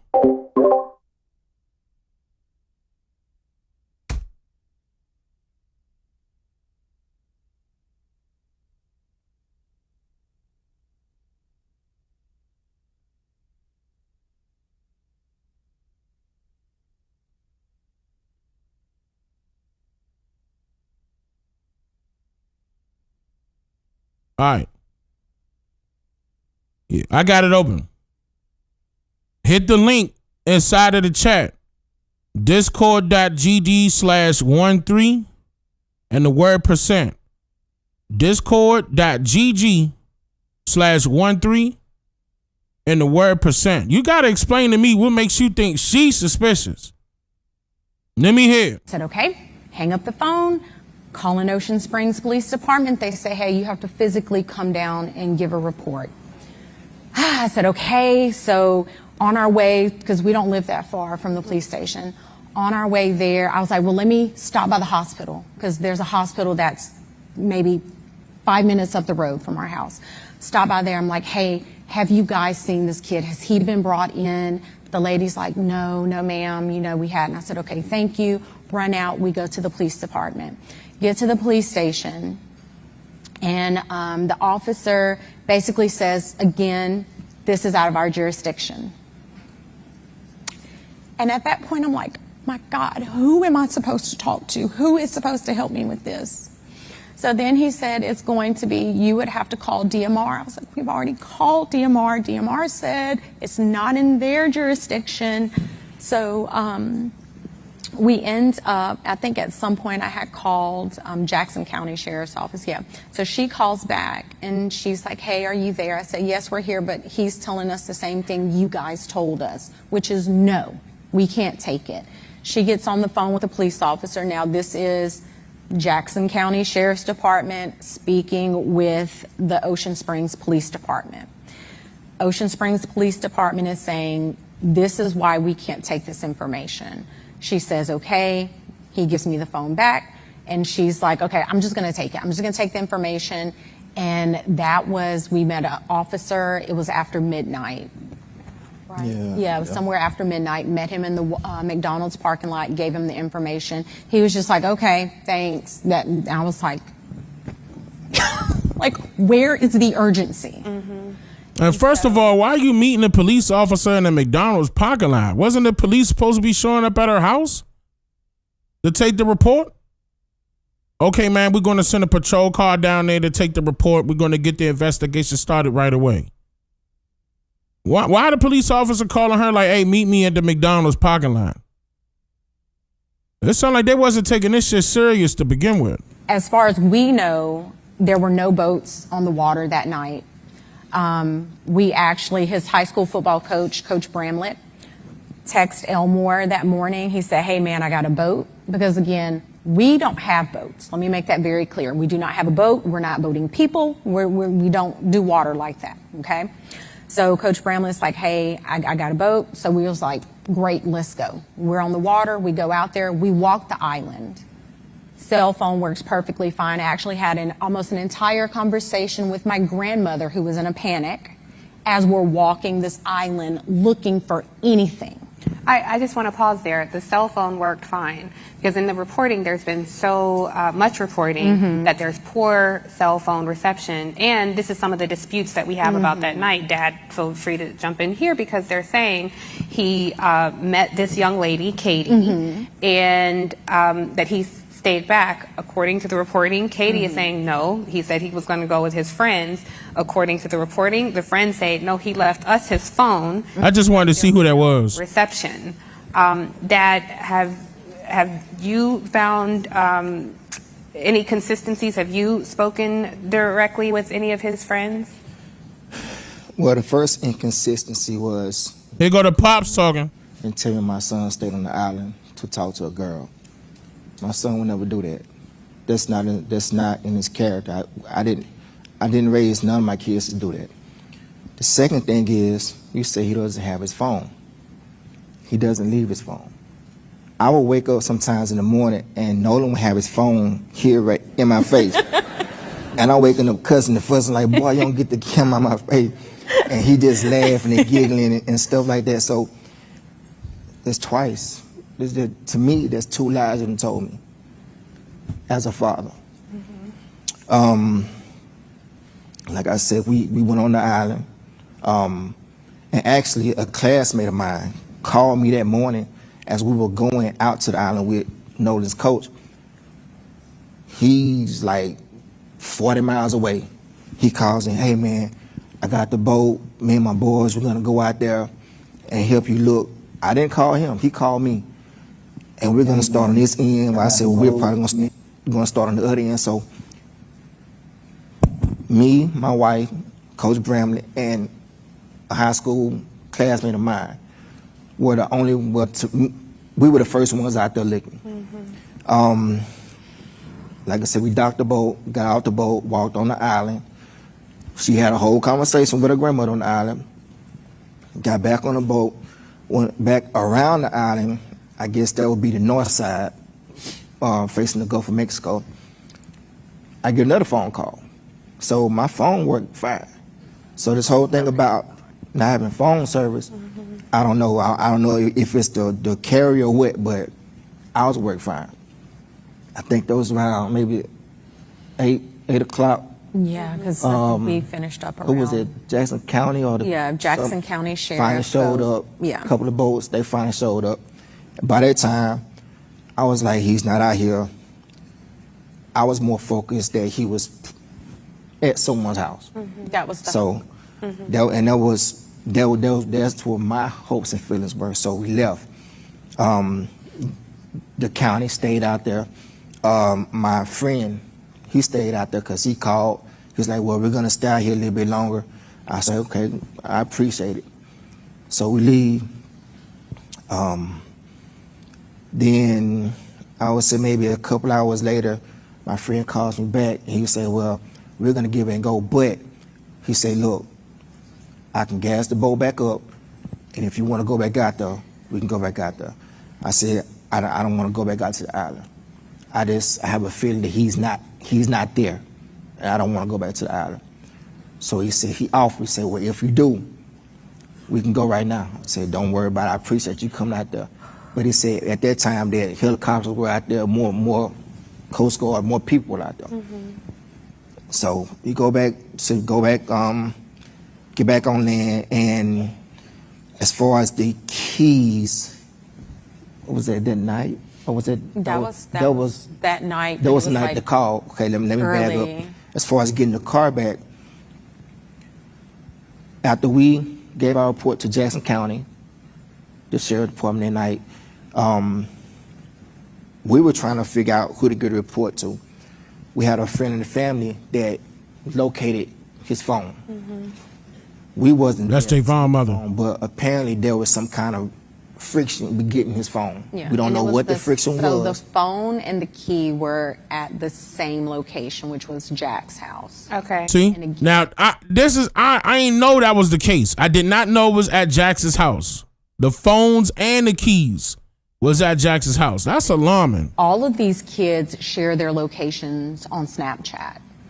And so she was like, hey, I can go pick his phone up, not thinking that his car is there, you know, which she stopped everything she was doing. Her and the boys, they went out. Like, we were all out searching for him that night. And yeah, like Elmore was saying, there was an issue, some type of friction.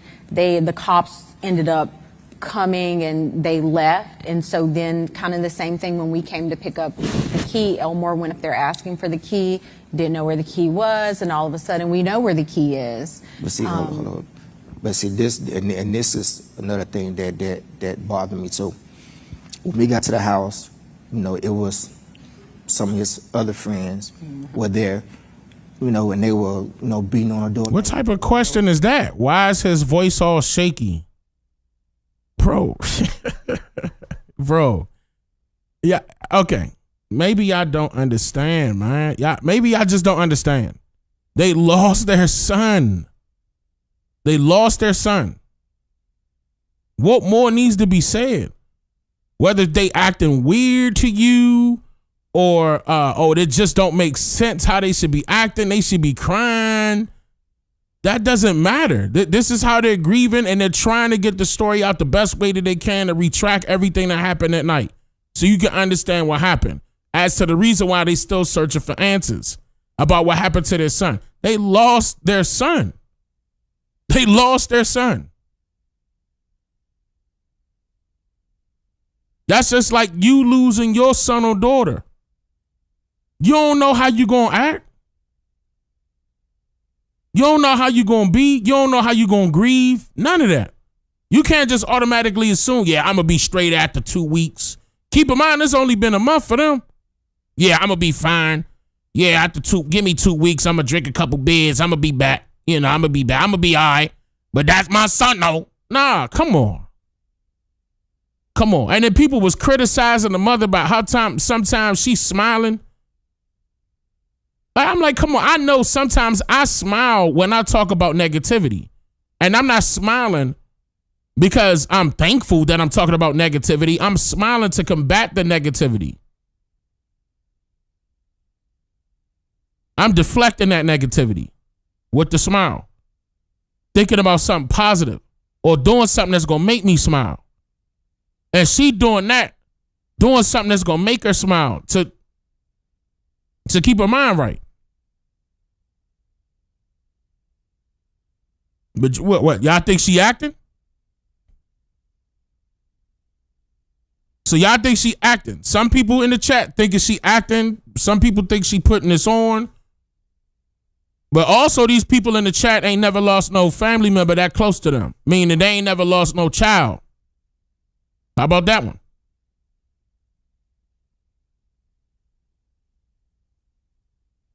That's crazy. Something wrong with y'all, man. If y'all really think that y'all need to be coming after the mother and she the one that lost the child, something wrong with you. Well, no. Matter of fact, did y'all get up on the panel? Where y'all at? I'm waiting for y'all. One of my admins is right here. We waiting on y'all.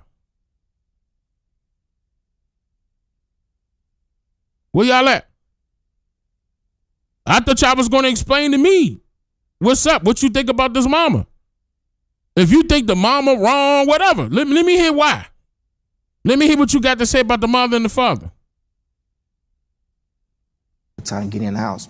Let me know when you're ready. I walk up to the door and I'm calming them down. Because for one, okay, you're loud. Two, you're in these people's house. So if you tear these people's house up, that's gonna be a whole nother issue. I don't want y'all bothering that. And three, I need you guys to calm down, and I need them to kind of trust me as being the adult so I can get something out of them.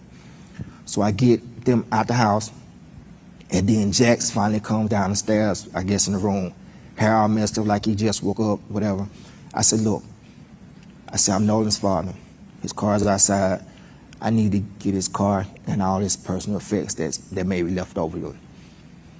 And he goes, oh man, Nolan was like my brother. I said, Nolan was like my brother. I said, well, if Nolan was like your brother, would you please go and get everything of his so I can get his car, I can go home. But why were they talking to him as if Nolan was dead? At this point, Nolan was still missing. Nolan was like my brother. Why would they say something to him like that? Nolan was missing at that point. They could have discovered him alive.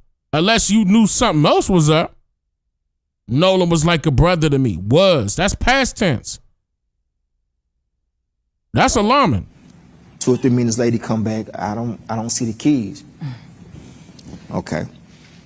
So I leave out the house, go back outside, stand by the car. During that time, one of the guys that was in the house, one of the other friends, he was on the phone with a girl who was apparently there with them earlier that day. And she was telling him that his keys was on top of the Xbox in his room. So he goes back up to the door by himself, and we're still out by the car. And lo and behold, here comes the keys. So now to me, you lied to me 3 times. I don't believe nothing that you tell me from here on out. And this is Jax. This is Jackson. And eventually he does give you the keys. Yeah, eventually give me But the there keys. was friction getting the keys. Yes. So for one, you tell me my son is on left side on the island with a girl. 2, you have his phone. And 3, you don't give me the keys when I ask.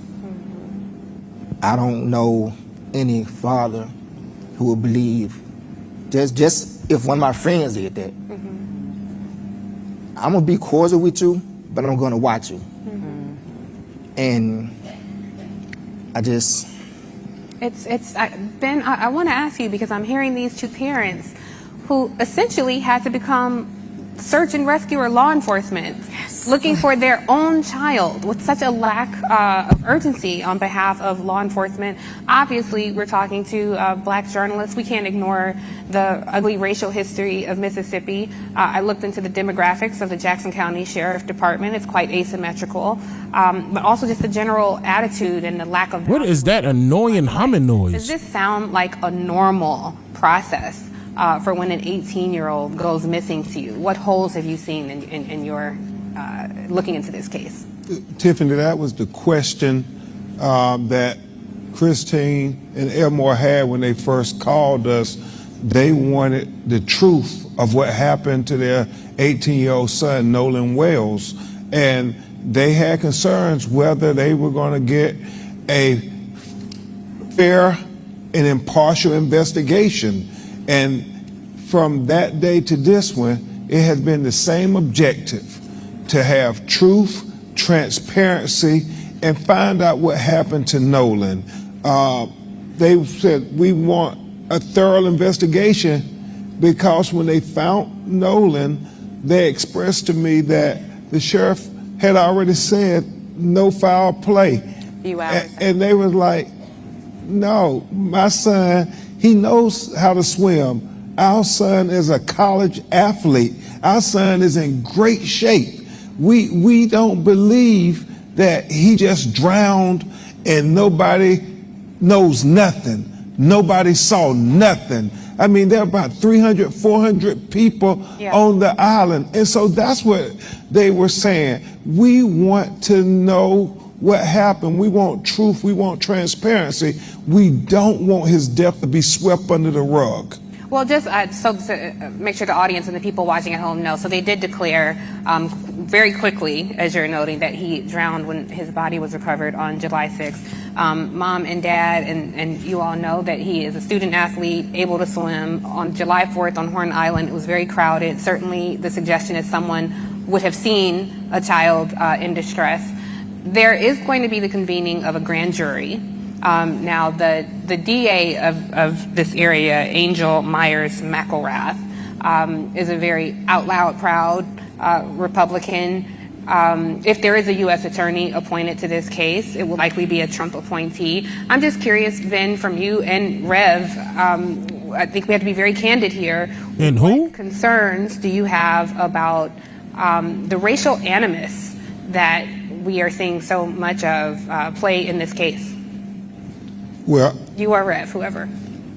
All I'll say, and then defer to Rev, you want to believe that this is a child, that everybody is going to do their level best to find out what happened, so these broken-hearted parents will know what happened to their child. In time, we've seen Christine and the family be attacked just for asking questions. What happened to my child? Trying to say, no, we want to question this part of the investigation, that part of the investigation, because day one you said no foul play, but tell me now, what are you doing to be able to get us to the truth? And that is, it causes them sleepless nights. If they definitively concluded that Nolan drowned accidentally, they should be able to pinpoint that within their investigation and show it to and prove it to the parents, not just by word of mouth. They should be able to recant or recall all of their investigative motives as to the reason why it led to that conclusion. They should be able to say, hey, this is what we did. This what led us to this.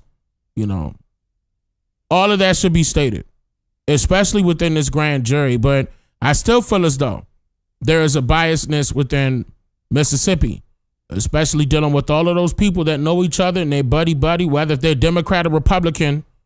That right there, I don't want to say that doesn't matter, but it does matter to a degree.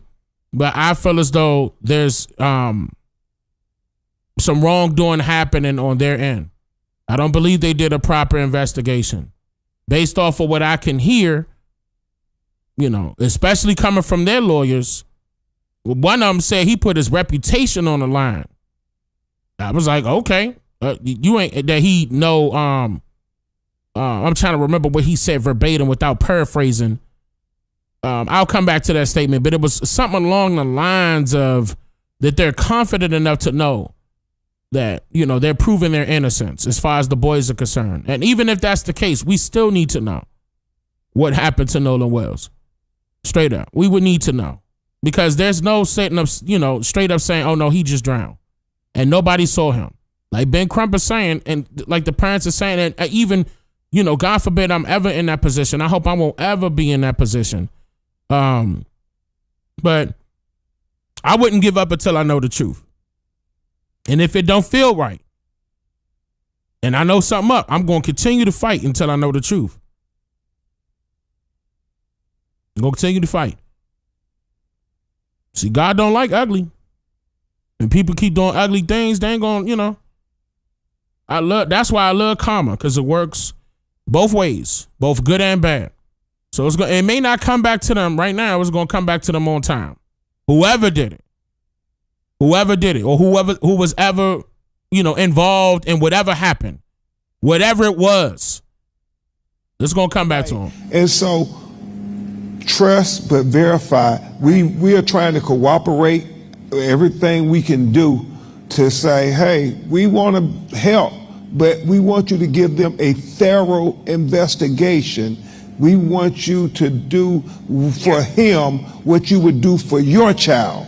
Yep. Rev, I'm going to come to you in a sec, but you brought up Rev. She's saying Rev. Attacks. Like and Reverend. Certainly, as journalists, we have a keen eye, and I have noticed that the narrative around this story has shifted to the threats that are going to the young men who was with Nolan. They've hired it's done on purpose. Attorneys who previously represented Donald Trump in cases. They've gone on very MAGA-friendly podcasts. And I see Job Beezer, thank you for the super chat. Make sure that we keep the main thing. Fourth Child Prince, thank you for the super chat. To the victim, to the actual child who died. And I'm curious, Christine, if you can weigh in on what threats have you and your family experienced? So there have been a big smear campaign, just not only professionally, but personally for me. And they attacked your nursing license. Yes, so it started out with 1-star reviews of people saying they saw me. My office verified that these were incorrect. And then it went so much as to someone contacted the Board of Nursing, and then that opened the investigation for the professional misconduct. That person needs to be sued. For that claim. And the investigator I spoke with, he said, we have to do our due diligence. I said, I understand it. I respect it. He was like, I'm sorry it's coming at this time. I was like, no, I get it. Do what you have to do, because I know who I am. I know what kind of care I give to my patients. I know the relationship that we have. And I'm grateful that my patients, a lot of them, are still trusting and loving in the care that they know they're going to get with me. And so these attacks are not going to, it's not going to break me. I have to find out.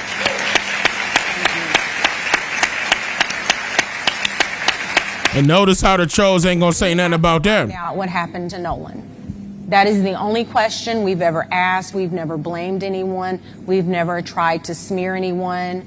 I know I heard something about the picture.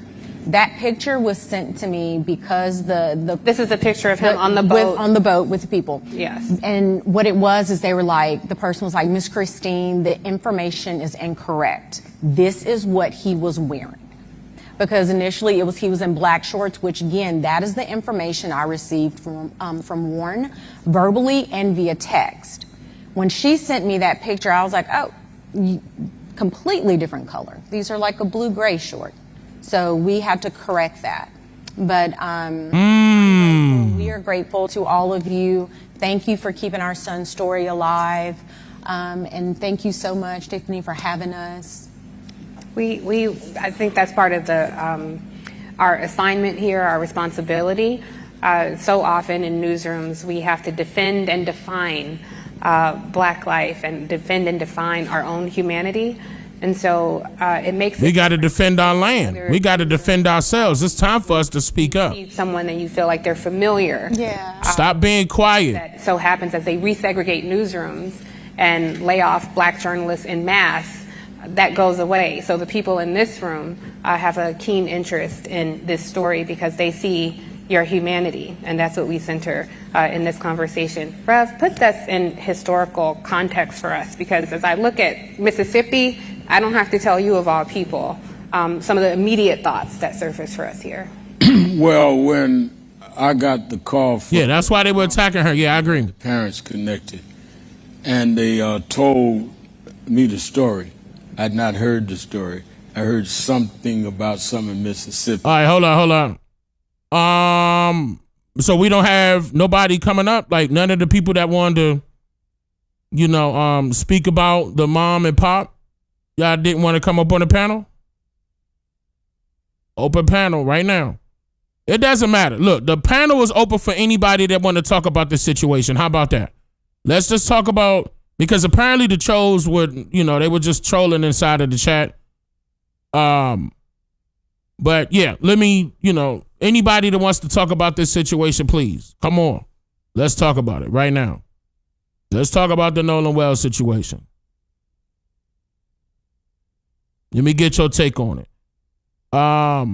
Those of you who gonna be long-winded, it's already late for us right now. I don't need you to be long-winded tonight. I want you to get your point across, but I don't need you to be spending 15 minutes to get that point across. Okay? I want to hear your take on this. Come on up. Once again, you could utilize the link right here, discord.gg/13%, and you'll be able to get pulled up on a panel. All you have to do is raise your hand inside of here, and the admins are on the panel for me right now. They're gonna, and I'm gonna tell you right now, if they don't like you, they cutting you off the. Not only that, they cutting you out the chat. They cutting you out the other chat. But yeah, come up here and be respectful. If you get disrespectful, you know what's about to happen to you. Hold up. Yeah, we should be good. Blue, Levante, let me get a test real quick, y'all. Let me see if I can hear y'all real quick. See you. Oh, see you, Blue. How you? Good. How about you? I'm doing wonderful. Thank you for asking. Can y'all hear Blue? Were y'all able to hear Blue?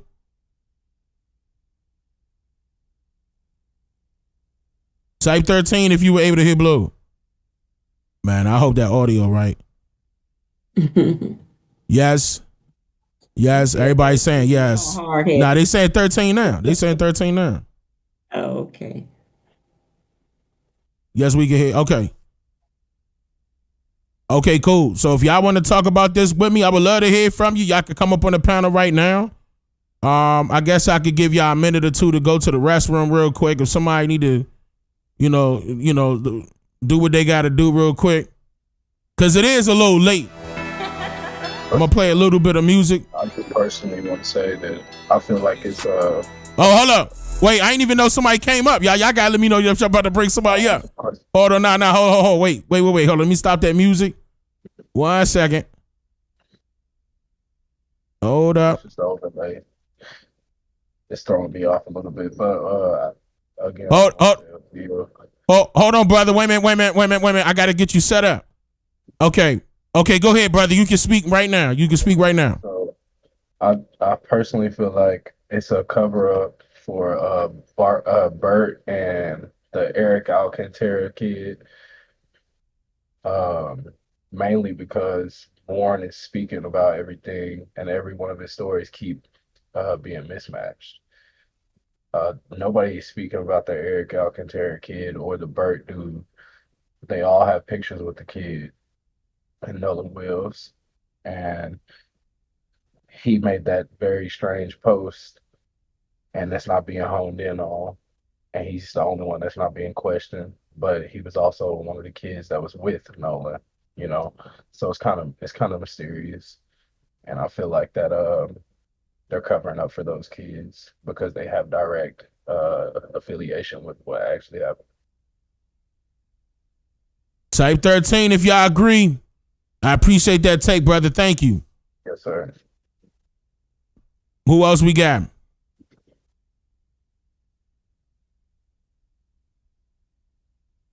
Y'all gotta, if y'all trying to speak on the panel, just raise y'all hand real quick and I'm gonna bring y'all up. All right, hold on, wait a minute. I got it. Now you gotta accept it on your side. There you go. And you gotta unmute. OCO, brother, how you? good, pretty good. How about yourself? Doing wonderful, brother. So what's your take on this situation? Yeah, I'm thinking about the Pink, what's her name? Pink Panda.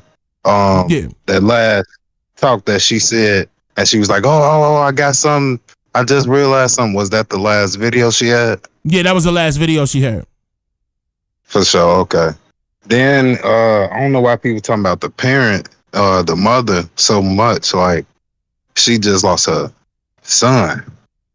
That's one thing I want to say. I'm like, she nervous. She, can't take it very well. She, just lost her son, and people are talking about how she's weird. She may be, maybe coming off as nervous. I think that's a better word, but to say she's suspicious, I think people got to use a better word. Yeah, people were saying she was suspicious. I think they were trolling, but they were saying that. They were saying that she was a whole bunch of stuff towards the mom. I'm like, come on, bro. She lost her son. Like, yeah, they trying to make it seem like she got to be a certain way to their liking in order to grieve. That's the media for you too. But also the dad, I'm hearing him talk about how he don't want to be on that island no more. I also feel that he might got a point too. He might be on to something. As if they were trying to threaten him. Well, no, not threatening him, but just the fact that the father didn't want to be on that island anymore because he felt as though Nolan wasn't there. Right. I see what you're saying now. Yeah. I see what you're saying. I think he's really on to something. Yeah, he felt as though Nolan wasn't there. He felt as though Nolan was somewhere else. There. Already on the island checking, everybody's there in line, doing their job, so-called. So, he feels like he doesn't need to be there on the island anymore. So he's on to something, I think. That's all I really got to say about that. I appreciate that, brother. Thank you for the tape. Yeah, absolutely.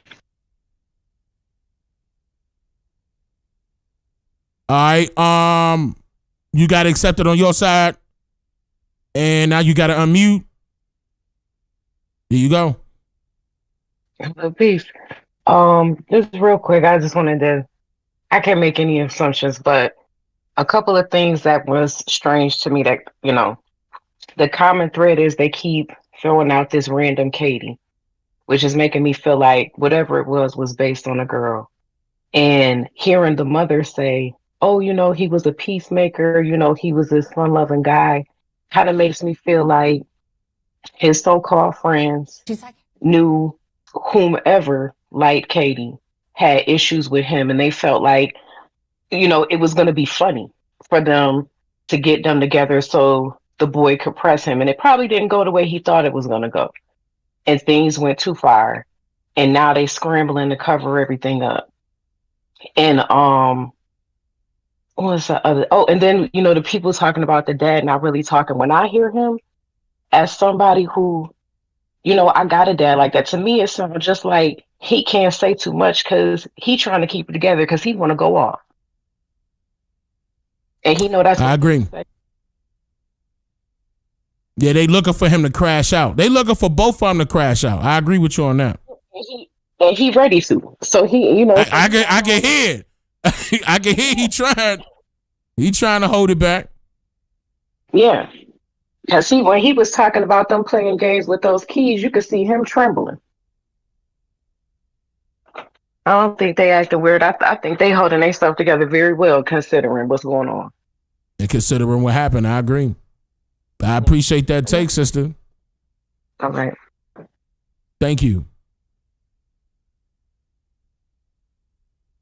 All right, come on. You got accepted on y'all side. Got accepted right there. Yep, and then I'm mute. Yep, you good. You should be able to hear me right now. All right, what's going on, Dane? What's going on, brother? What's your take on this situation here? Hey, man, I got a question, man.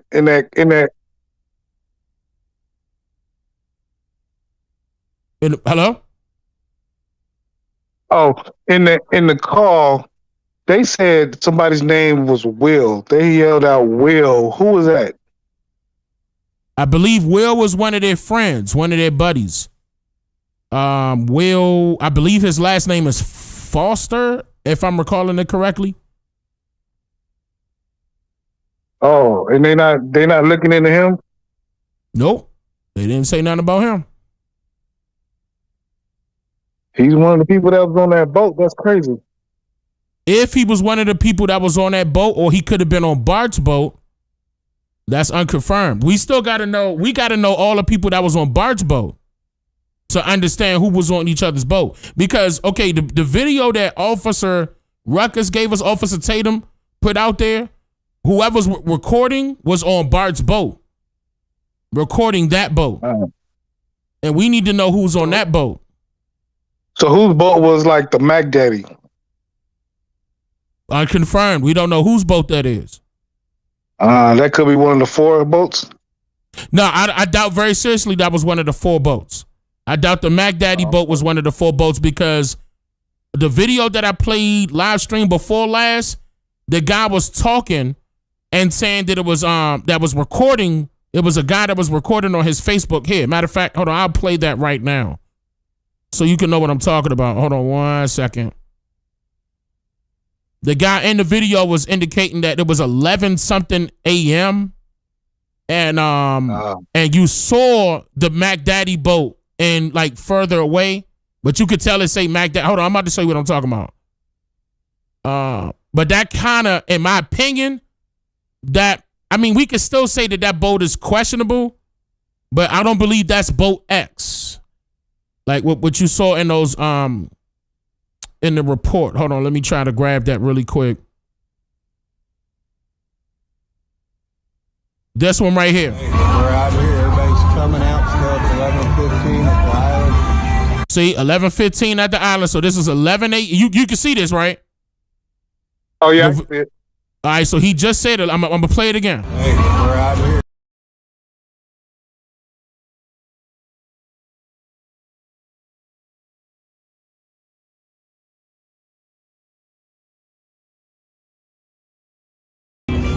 Right there. If we back it up, that's the Mac Daddy boat right there. And see, that's 11:15 a.m. So that can't be Nolan. And that can't be the boat that he was on.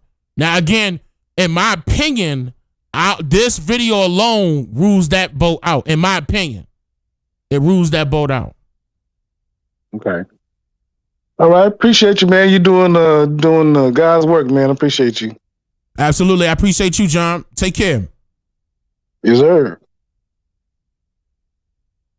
Okay. There we go. You can come. Yep. There you go. And your mic is unmuted. How you doing, Chief? I'm doing wonderful. Tell me your take on this situation. Yes, sir. One big thing I got from looking back from the drive-through we have here that was speaking of 1989 when we had the big Central Park 5. In that case, we seen newspapers put out for death penalties to be brought back and everything. But with so much injustice I've seen, not just that you showed us, Chief, but from elsewhere, and to still not see nothing of that distinct, or these cops making these illegal statements on the kids or anything. It just shows that concept of race that you're speaking of. So that's what I just wanted to point out as well, like the opposite end completely that we're dealing with, from disadvantages and the advantages that we see in real time that's given to these boys, man. It's insane. Unfortunately, and this is still that we still got to go through this day and age, but I feel as though we should step up and say something about it and do something about it. Times are changing. Yeah. They keep poking the bear. Let them keep poking the bear. I that's what. Let me be quiet. I'm online. Yes, sir. I appreciate that, brother. Always. Thank you for what you do. You too, admins. Thank y'all for bringing me in, for sure.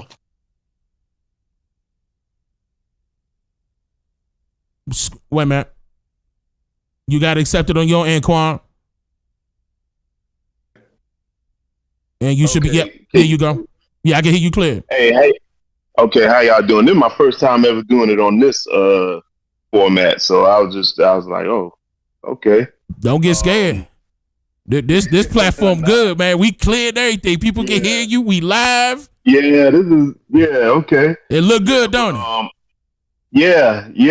I'm used to going to StreamYard, but this right here, it's totally different. Yeah, this is dope. It's totally different. Let me get your take on this. The sister that spoke earlier, she said what I was gonna say, man. The father, Mr. Wansley, he trying to keep from blowing up. Yeah. The brother want to put hands on somebody. You know what I'm saying? So man, and I feel him every time I see him. I'm like, this brother really, like, if no cameras, if we out sitting in the yard chilling, he gonna tell us how he really feel. Yeah. And I get it. So I wanted to ask you, I was watching a content creator earlier, and she brought up a good point about the CETO call. Okay. There was a point on the CETO call where the operator asked for the coordinates. I don't know if you heard about that. And when I guess it was Wyatt, when he gave her the coordinates, she was like, "Oh, are you on Horn Island?" Yeah, I heard that. Yeah. Okay, so you heard that. That was my first time. They didn't leave yet.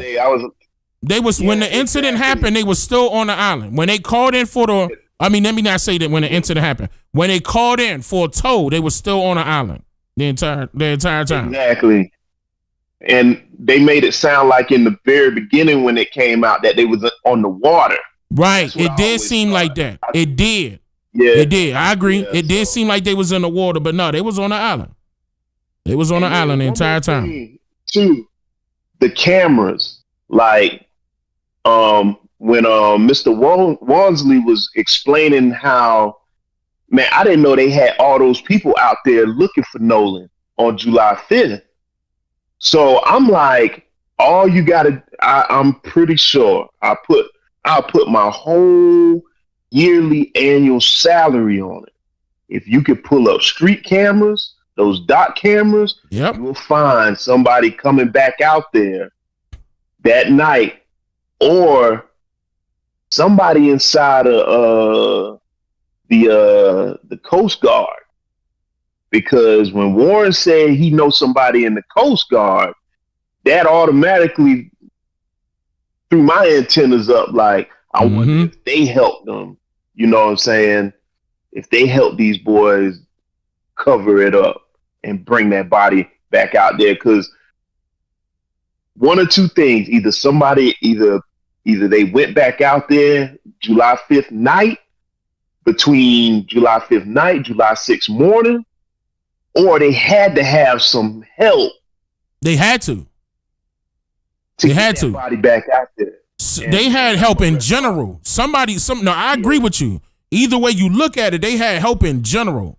Somebody helped them, for sure. And it was an adult or more than one adult present. We just don't know who it is. But I agree with you. Yep. But hey, I appreciate it, Brother Calloway. Absolutely, brother. I appreciate that.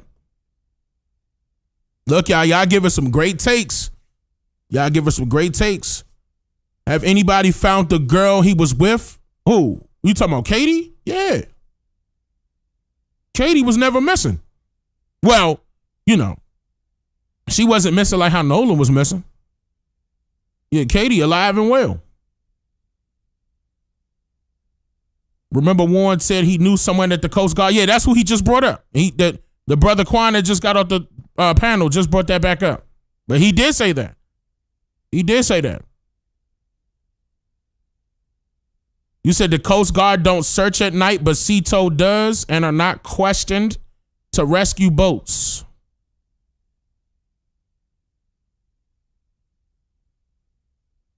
I don't know how true that is.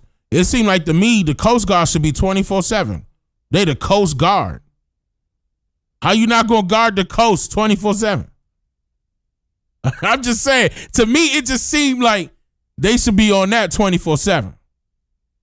In my opinion.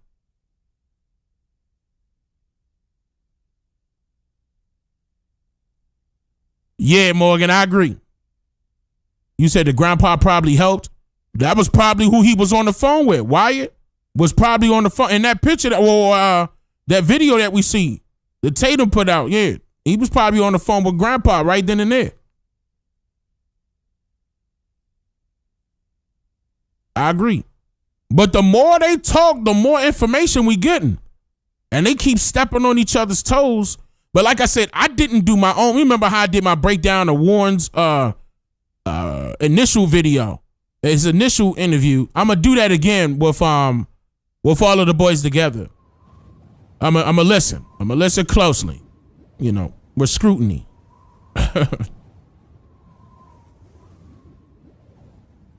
How factual is that the judge is running the tip line? That's not true at all.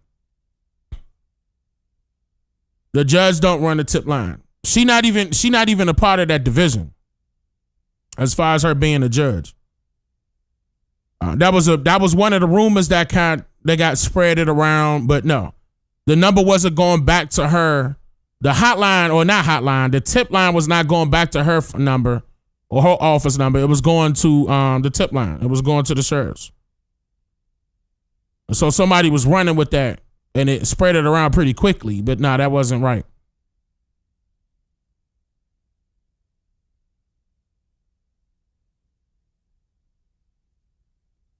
Warren said on the island overnight, well, they didn't see anything. Yeah, they said somebody was staying out there overnight. I don't know about that. But then again, we should be able to see that on camera.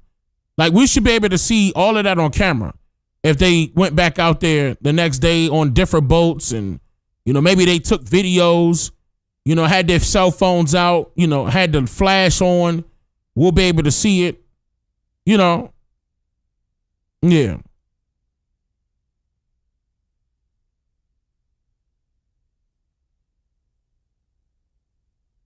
Look, they trying to do it again. They trying to do it again.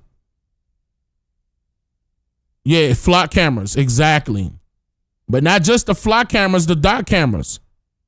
Each and every one of them docks got cameras. And then on top of that, don't they got the cameras? Should I go too far? I think I should. Everything is being recorded.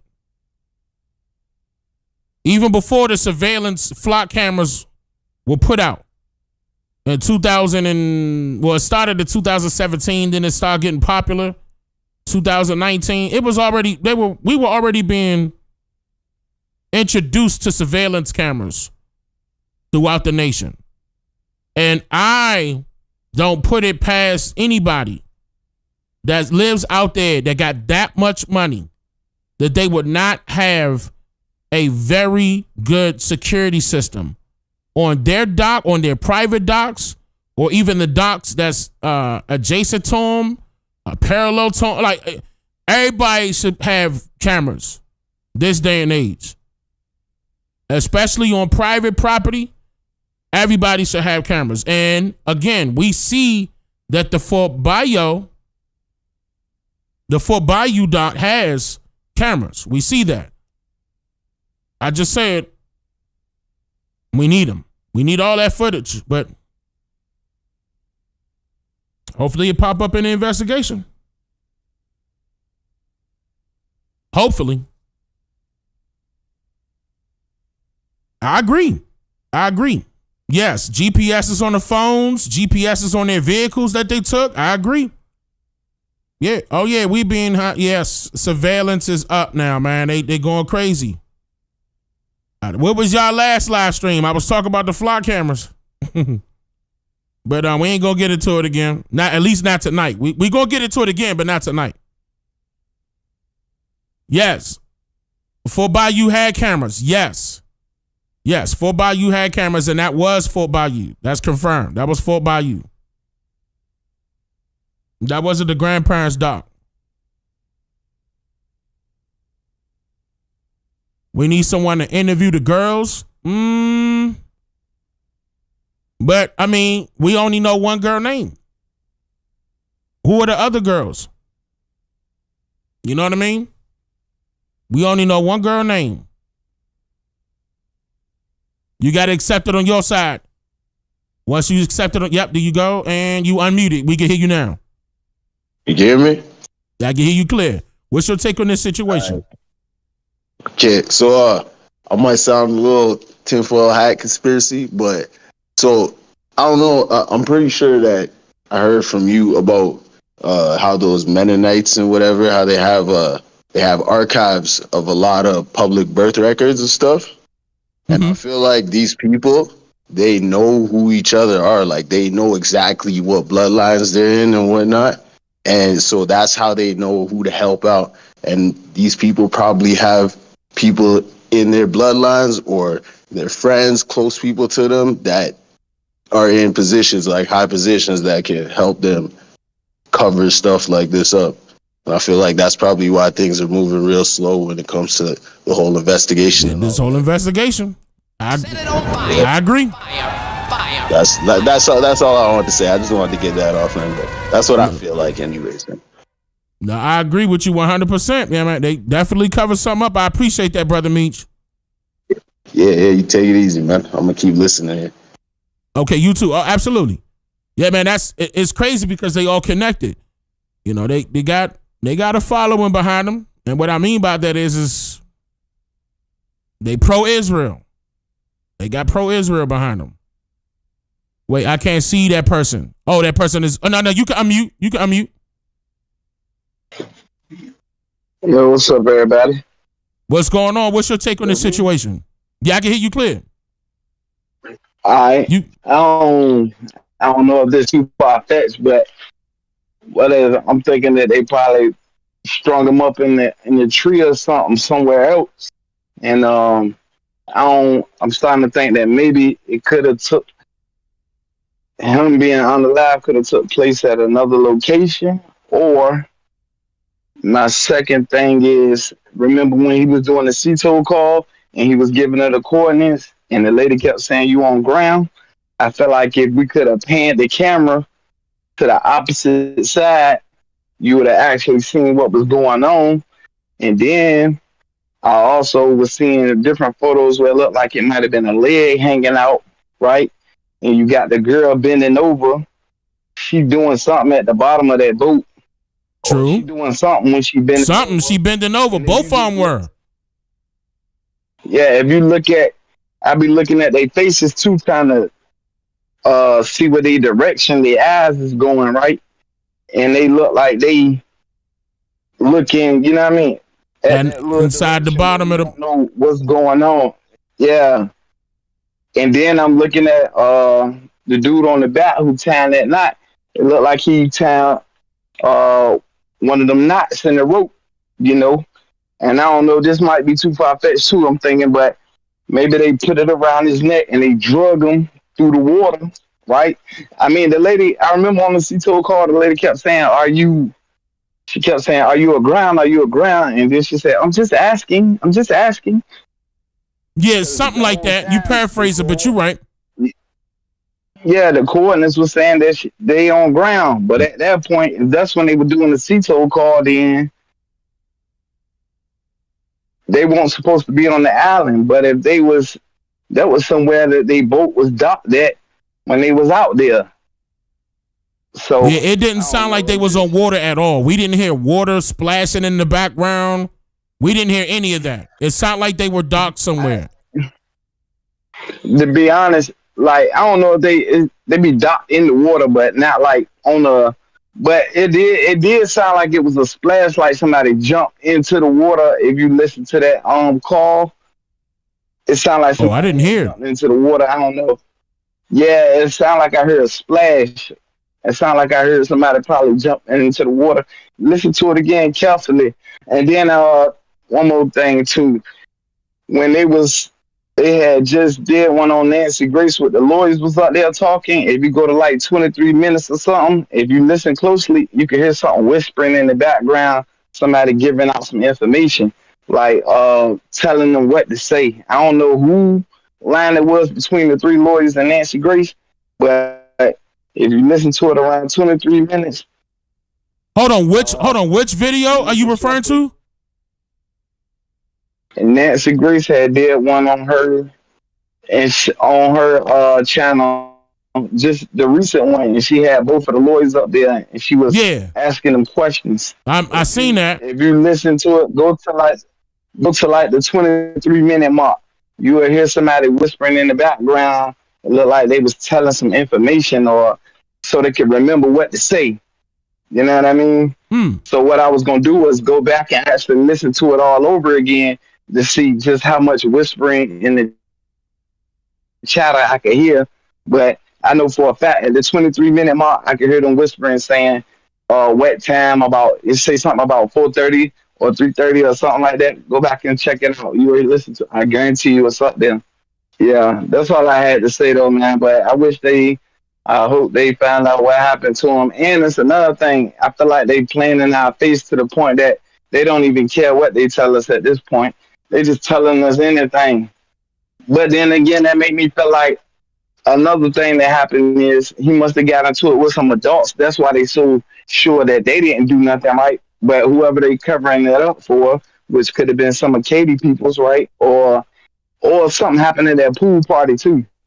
Because look, even in that pool party, if you look at it, Nolan looking back, he looking back like I don't know.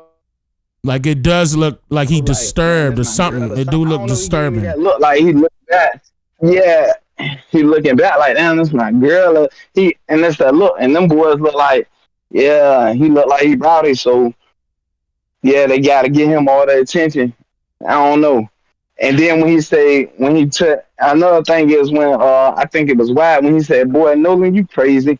I think for real they tried to tell him. They said, and another thing is telling me that they tried to warn him, like, look, this ain't what you want, or whoever the beef was with, like, Nolan, that ain't what you want. And Nolan like, nah, you know what I mean? Or something like that. And he like, boy, you crazy. I don't really think it was along the lines of, I think they were trying to warn him, like, look, get away from that girl, or, you know, he like, nah, this is my girl, and he trying to still be huddled up with her.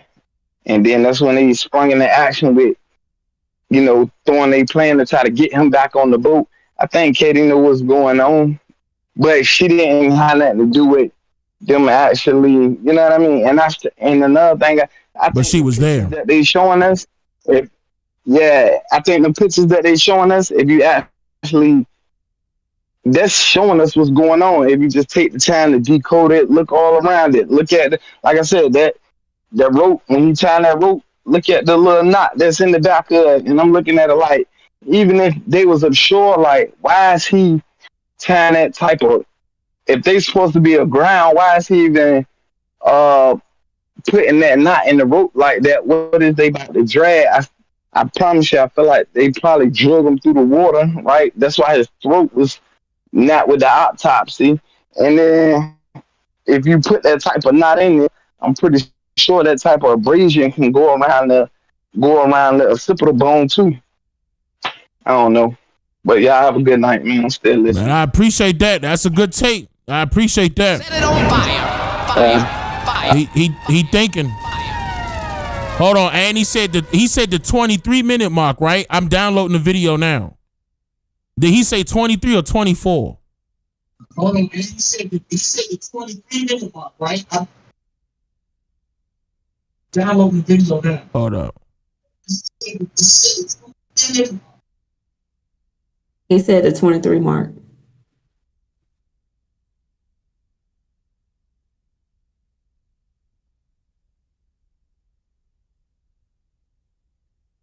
Wells' death bombshell. Hold on. Joining us tonight. He said 23-minute mark. Yes. Hold on. I'm going to it now. That Nolan wasn't with them anymore. They start asking themselves, okay, well, where's Nolan? They start texting everyone that they knew. Hey, have you seen Nolan? Do you know where Nolan is? Did he make it back home? All before they called Christine Wells that night, they start asking everybody. And so eventually they end up getting, through mutual friends, whoever, Katie's number. And so I believe it was maybe either Snapchat or text message. They got in communication with Katie. And Katie says, I don't know. We thought he was leaving with y'all. Well, I don't believe that's the case, obviously, because he did not leave with our boys. We don't know what happened to him, but that's Katie's statement. That's how they got a hold of Katie's numbers, because they're frantically trying to find out what happened to Nolan. What's your take on it, Ed? Because I think he's saying right there. Right there. Right there. I'm hearing them talk. Hold on. Let me. I boost the volume so y'all can hear. I just hit a button to boost the volume. Hold up. Because they're frantically trying to find out what happened to Nolan. What's your take on it, Ed? Because I think he's saying they did know Katie. I couldn't tell if he said did or didn't. 3:30. Y'all heard that? I boosted the volume up. Y'all heard that? He's right. He's right. The brother that was just up here, he's right. I heard that clear. I boosted the volume up for y'all. I'm not sure how that sound on y'all side, but I can hear that clear. Ed, because I think he's saying they did know Katie. Whoever's coaching, see, I can't tell whose audio that's going to be. Well, all three I'm on the screen like that. That could be her producer. That could be his assistant. That could be his assistant. It's a female talking, going over some times.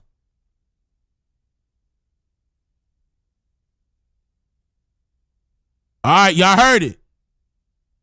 You said, oh, your God, you can't hear it. You can't hear it? One more time. What happened to Nolan? What's your take on it, Ed? Because I think he's saying they did know Katie. I couldn't tell if he's... And then the person stopped. The person was talking. That's another... I don't know if... Because look at him. Hold on, let me look at the body language. Let me look at the body language of people. What's your take on it, Ed? Because I think he's saying they did know Katie. I couldn't tell if he said did or didn't. Did he say they all did know Katie? No, they did not. It's either somebody in his office or that's her. I don't think we would hear her producer. We never really heard her producer talk. I think it's this guy because his eyes look like he looking at the person. Wait a minute. They're frantically trying to find out what happened to Nolan. What's your take on it, Ed? Because I think he's saying they did know Katie. I couldn't tell if he said did or didn't. Did he say they all did know Katie? No, they did not. Nah. It's this guy.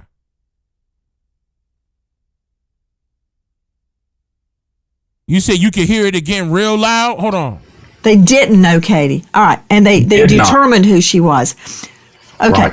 Hey, hold on. Tyler, you stated your clients began to get suspicious, whereas Nolan. When did they get suspicious? It was later that night. I believe it was around 9 or 10 o'clock, maybe even 11, that they start saying, oh, well, has anyone seen Nolan? Where's Nolan? Did he make it back home? Does anybody know? They start calling around, texting, asking everybody. And once they've determined that no one had the answer about where Nolan was, that's when they called Christine Wells. And then they stay on the phone, my client stayed on the phone with Christine Wells for about 5 or 6 minutes. And then he tells her, look, I'm going to call the Coast Guard just to make sure. And he did. He stays on the phone with the Coast Guard for 21 minutes. Okay. Ed Pulsick, also veteran trial lawyer. Ed, do you concur with that explanation of why they first said, I don't know her, we don't know her, he didn't know her, and then we find out that they had actually been texting with Katie? What's your understanding of that? Again, I had my favorite trial judge, Luther Alverson, would tell every jury, it is your duty to make all witnesses speak the truth. What does that mean? To reconcile the different seemingly conflicting stories to make everyone be telling the truth and impugn perjury on no one. So maybe there's an explanation for this. Why do they say, we don't know her, and then they're texting her? So they did know her. That characterization, they didn't say that. There's no contradiction. I can just tell you this. They didn't know her. Nolan was with her much of the day. And he was still on the island when they left. He apparently spent much of the day with this young lady. That seems to be what happened. But no, there was this young lady was not part of their friend group. That's right. Okay, so when they say they didn't know her, but yet they were texting her, they did know her name. Well, I don't know if I agree with that characterization. Yeah, the well, premise, enlighten me. the I want premise to is know. flawed. Yeah, the premise is flawed. She's not part of their friend group. They don't know her. I can tell you that it does appear, once again, it appears that Nolan was with this young lady for much of the day. That does seem to be confirmed by many witnesses. And I can tell you this, Nancy, one thing about this island, I did have the opportunity to go to Horn Island. And when you go to the island, everything starts to make sense. The first picture was maybe not so accurate. If you go to the part of Horn Island where, these events all occurred, you see that there are really no trees on that part of the island. It's flat, it's open, there are no visual obstructions, so there's no trees, there's no shelter, there's no nothing, and it was broad daylight with thousands of people there. Meaning there was no opportunity for foul play during daylight hours. And that's where this whole thing starts to unravel. Ed. That's your opinion, bro. Please. You have to go There's to the opportunity for foul play. He could have been. But nigga, people could get killed in broad daylight. You should know that. You from New York. You should know that. Like, what type of, that was so dumb and bold for him to say. Stupid. that was real dumb. Pushed over. I'm telling you, not in this environment. It doesn't have to be on the beach. It could be anywhere. You got to understand, it's a 10. Oh, but just because you went out there to go visit one time, now you know it's impossible for to happen. But you went out there, there wasn't thousands of people out there. You just had to imagine that island with thousands of people out there, how it was going to be impossible to happen. But what if 2, 3, 4 boats was working together? Something happened on the sides of the boats where other people couldn't see because they're parked on the beach side by side. People are not going to be able to see what's happening from a distance, right? So if anything does happen, right then and there between them 4 boats, the only people that's going to see it is those that they're with in broad day.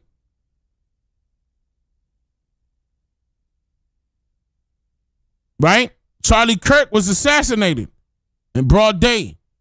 Donald Trump's life was attempted in broad day. Don't try to act like just because people was there, people don't try to do something. Don't be that stupid or naive. Island, but it's only a few hundred yards wide in most places. There's nowhere to hide. Let me see the video and show it to Ed and Tyler. The video of all those boats. Anything could have happened between those boats. Right. Anything. Well, but even an Nancy, accident could happen between those boats. And so Nancy, many people are drunk. I don't think they're paying attention. But here's the thing. Here's the thing, right? We could always say anything is possible. An asteroid could strike right now. But I am telling you that there are a lot of people who have talked about this case and have said things that are not true, and they haven't been to the island. They've got to go to the island. If you that doesn't make a difference. Don't go to the island, you can't speak with authority about the case. Crime can happen anywhere, you idiot. How are you a lawyer? Crime can happen anywhere. Who are you to say, oh, we got to go visit the island? Crime can't happen there. Who are you to say that? And you're a native of New York. You ain't even from there.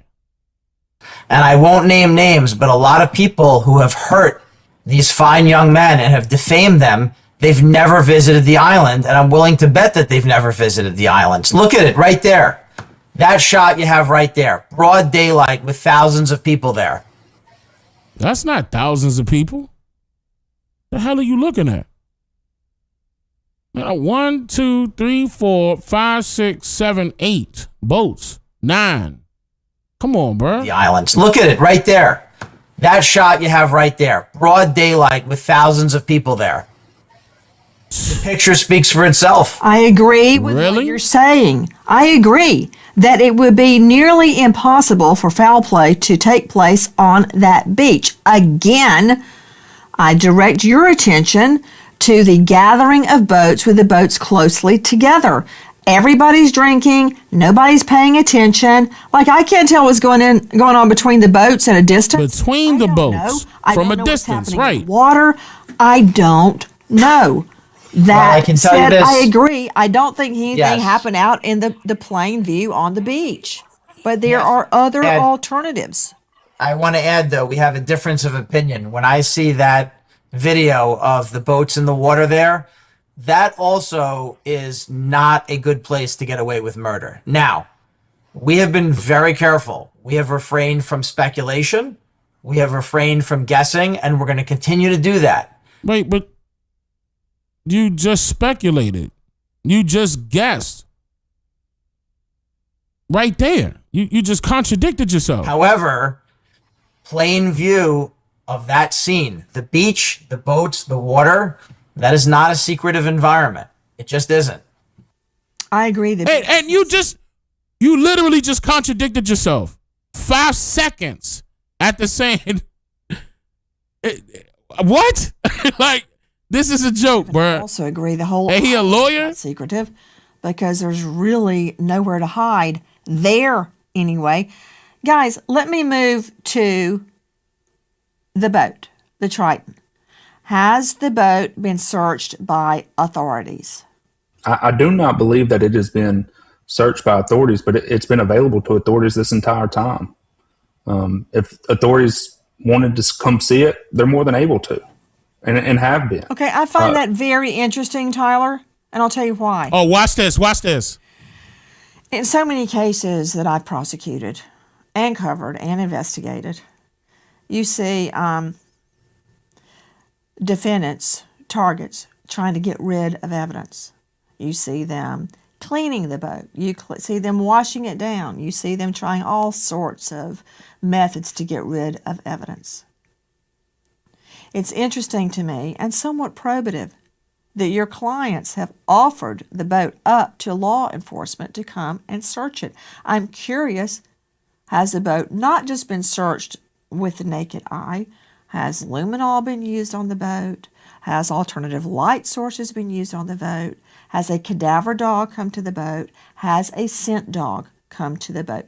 To your knowledge, either one of you. To my knowledge, Nancy, I do not believe that has happened. But again, my 3 clients, either one of them, none of them own that boat. So if it has, you would have to ask the owners. Tyler, do I look like I just fell off the turnip truck? Maybe I do, because we did sell turnips at the farmer's market when I was growing up. That said, You telling me my clients don't own the boat, so you'd have to ask the owner. Come on. You and Paulsick know if the boat has been searched.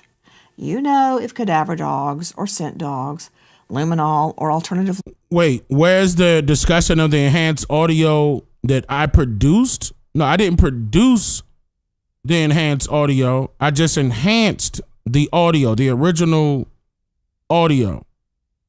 But that's on the channel. I think that's 2 live streams ago. Has been used on the boat. Can you just tell me? Yes, no. It's not your client's fault. It's law enforcement's fault if they haven't done it. If authorities thought that there was something to find on that boat, don't you think this far out they would have already done it? I would think in the ordinary course of an investigation into potential foul play, I would have gone out there and done it. Just if you believe there was potential foul play. Just to say, I searched it and it was clean. I didn't find any human blood. Well, Nancy, you're asking a valid. Hold on, you're asking a valid question. You're just asking the wrong people. That's a question for law enforcement. To your knowledge, has it been searched? Have you been told by anyone that it was searched? I don't have any involvement with the law enforcement. I don't have any involvement in the investigation. I'm going to take that as a no. You can take it how you want. We're conducting our own investigation. So if you're conducting your own investigation and don't want to look into what the boat or what as far as their GPS is concerned, where their whereabouts are, then you ain't doing no investigation. Something wrong with you. It's only one-sided. I mean, you could get lawyers and pay them to lie for you. Just because you got a lawyer don't mean you speaking the truth. Homeowners, Nancy Grace here. Scam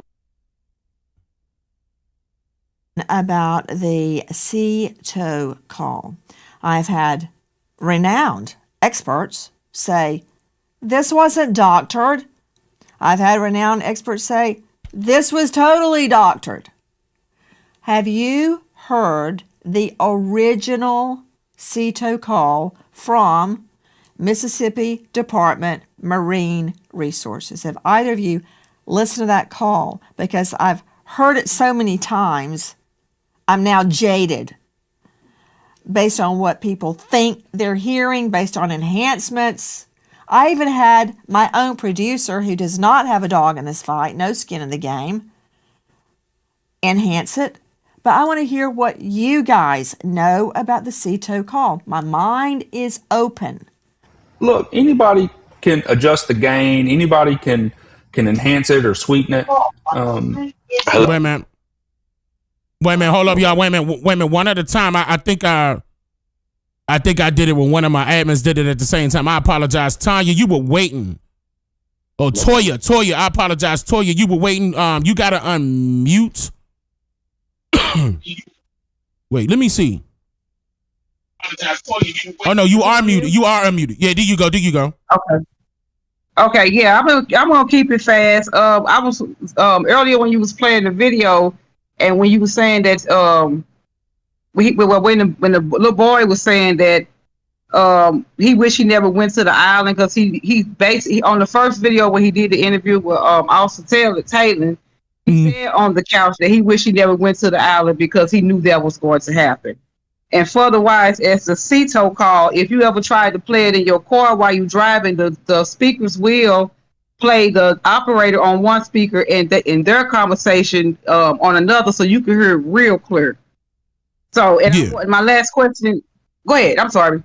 No, I did it. I show people live, like it's their audio. The boys' audio is on the right, and the sea-tow operator's on the left. I did show them that, and I showed them how to turn it up. But I did that live. I did that on the channel. But you're right, though. That's true. Okay, and I just wanted to know how you feel about the faces they was making when the guy in the middle was talking about that he was that was their friend, that was their brother, and the faces that they was making amongst each other. They were bullshitting. Now, keep in mind, I didn't see the newest one where all the boys was there. I didn't see the entire interview yet, but I will here shortly. I will. But I do see that they was, giving signals and mixed signals and also telling on each other at the same time. I'm gonna take a closer look at it and break that down. Yeah, because the guy actually told on himself when the dad came to the house looking for the truck and the keys, and he was like, "Hey, he was my brother." Why would you even say that if immediately he was like a brother to me? Like, wait, why would you say that if you come on now? Wait a minute, he just missing. You acting like he dead. Like, right? You got something you want to tell me? And ask her automatically, have you heard from him? Your question should have been, hey, can I talk to Nolan? I got his phone. You know, that just don't make sense. And as a mother, I would be looking at them side eye too, you know. Absolutely. Okay, I thank you so much, and I really appreciate your channel. Absolutely. I appreciate that, sister. Thank you for your take as well. You too. Thank you. All right. Okay, Coin, go ahead. All right. I was surprised I was able to get through to you so quick.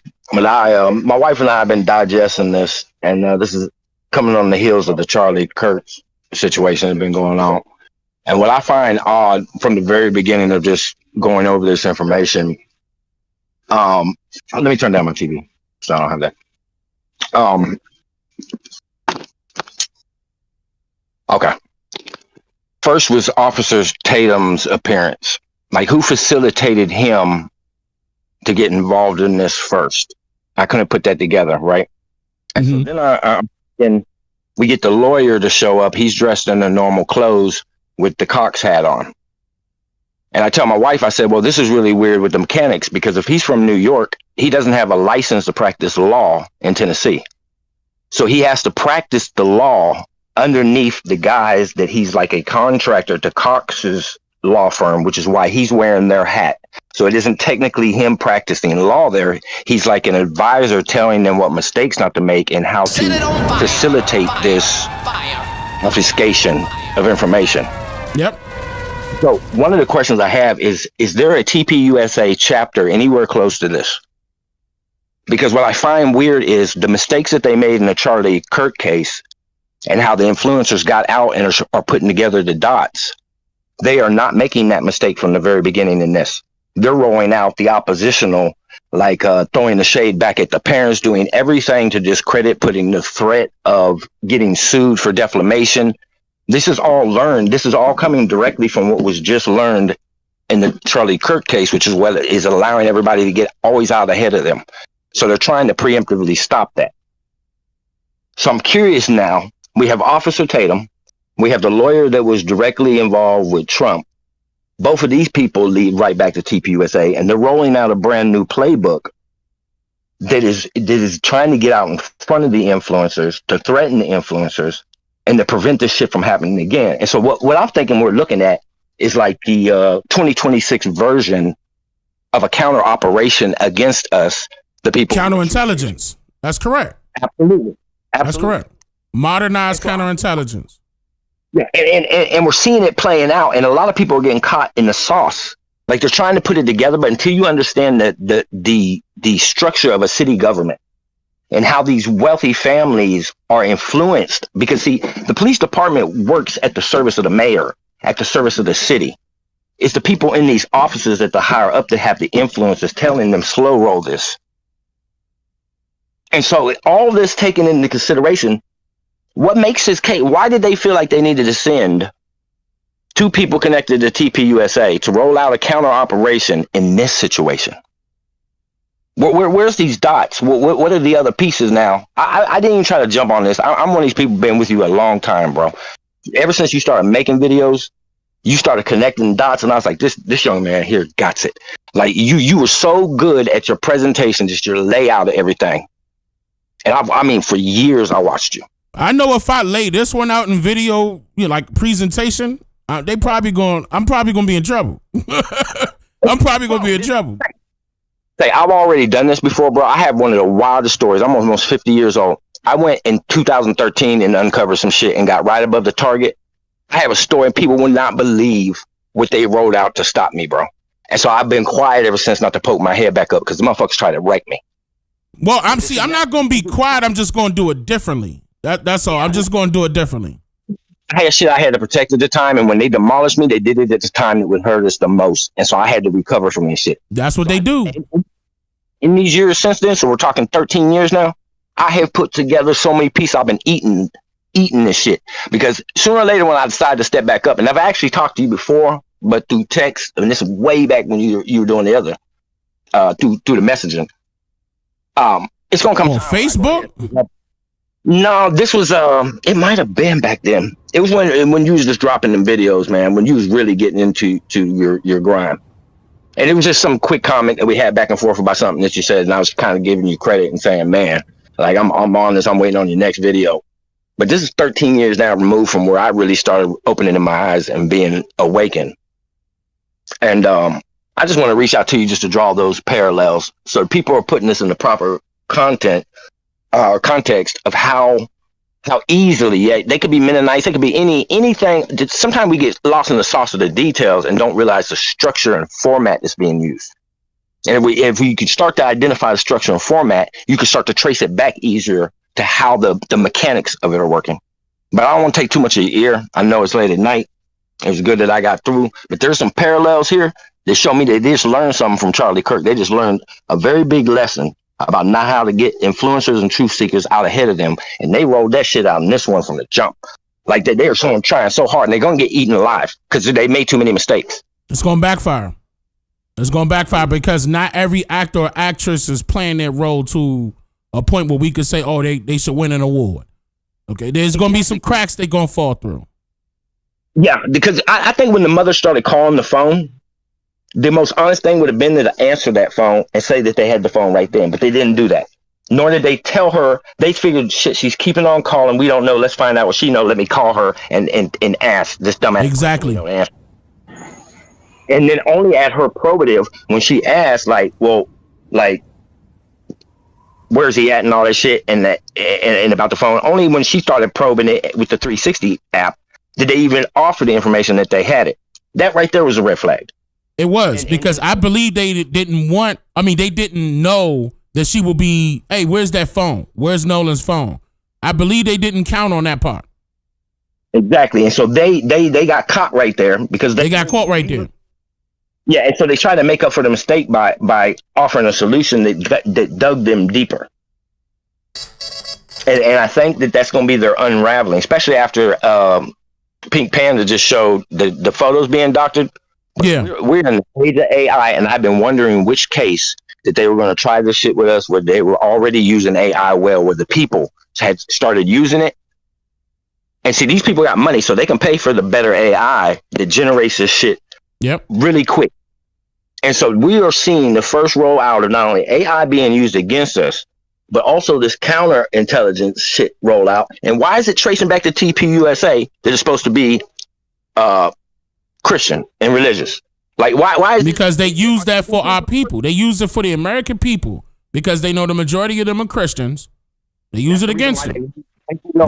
That's why they needed to take over the organization, to have that power hub that they can send useful idiots like Tatum out. I don't know if he knows he's a pawn or not. Like like for money, brother, I'm not selling my soul, man. I'm not selling my soul. Me neither. Yeah, they sent him like they knew they had him on the line. Like, listen, just like the mafia used to give you some help, and then they're telling you, hey, there might come a day in which we're going to need your help, and we expect you to kind of replay it. I think he accepted the money thinking that he was being welcome in after Charlie because he still wanted to be part of the party. And really, they were buying that. They're buying the useful idiot and pawning his ass out, and he just falling for it. But anyway, good talking to you, bro, and I appreciate everything you've done. I'll be in contact with you. I appreciate that, brother. Thank you for your take as well. Absolutely. Wait a minute, y'all. Wait. Hold up. Pink Panther did drop. They were saying Pink Panther dropped 2. Hold on, let me grab these real quick. Nadi, let me get your take real quick, brother. How you? Hey, how you doing, Dane? Doing wonderful, brother. How you? I'm doing pretty good. I think what we're looking at here is some real sloppy work.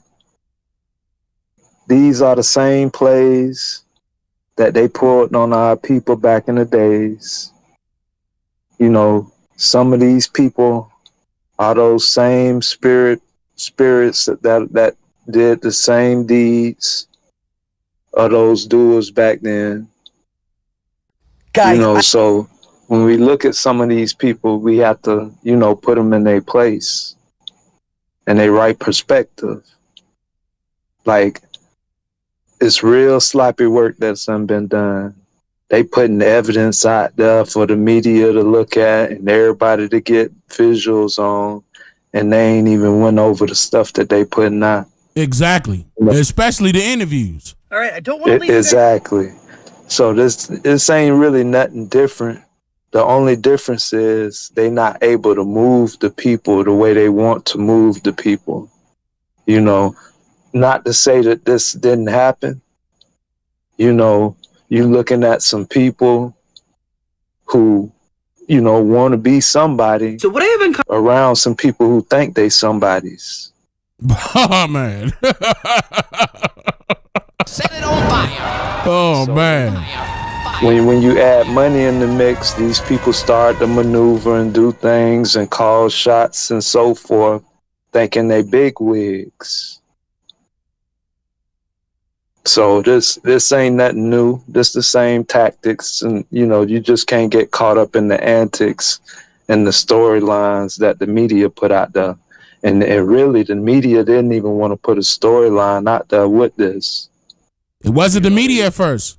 It was people on social media to put this out. Exactly. They just wanted us to jump up and run. They wanted to sweep this up under the rug. Big time. So with this stuff, we have to, you know, just understand as people who utilize these situations, you know, to sort of steer a narrative. Absolutely. It happens all the time. And I see plenty of people saying they agreeing with that because, yeah, COINTELPRO, it's okay. It's okay. But I'm glad that more people are catching on. More people are catching on to this, not letting this slide. I'm glad. Thankful. Think about the Arminta Ross story that they gave us and how that steered us for, you know, for so long. So we just have to keep our, you know, keep our thinking caps on and do our due diligence when it comes to stuff like this and you know, pouring, you know, the right energy into it. Absolutely, brother. I appreciate that too, Nadi. I'm about to play these new joints. Pink Panda released 2. Hold up. Let me see. This is the first one. Guys, I have tried 3 fucking times to show you guys. Hold up. Y'all not seeing it? Okay, now y'all see it. Okay, here we go. Guys, I have tried 3 fucking times to show you guys what I found and what they were hiding on the boat. Straight up, I was wrong about my theory about the Triton. The Triton was definitely there the whole time. It's the same boat. It's Jerry's boat. But I figured out what they were hiding and they won't let me show you. And this is just so frustrating and I'm tired. I just want to stop for the night. So it looks like you guys will have to wait till tomorrow. Hopefully you'll see this video. Then she put this out. I don't want to leave you guys hanging, so why don't I just try and post this picture of the bow of the Triton. And let's see if you guys see what I see. Right here and right here. There's 2 of them. And look how deep they go. Maybe that's why Wyatt started freaking out and called 911 when they said they were going to go over and search the boat. Don't worry, I'll be back to talk about it and elaborate and go over it. Hold on.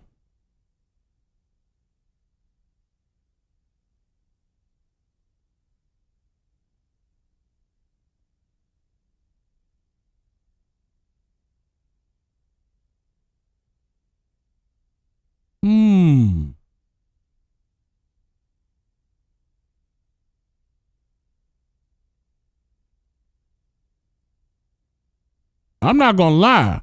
If they were taking on water, they don't got a lot of room. Wait, no, their legs is down right here. This is a dip down.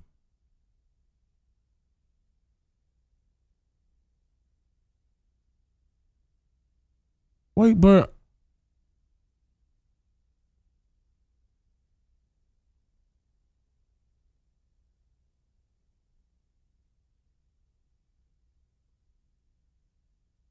Hold on.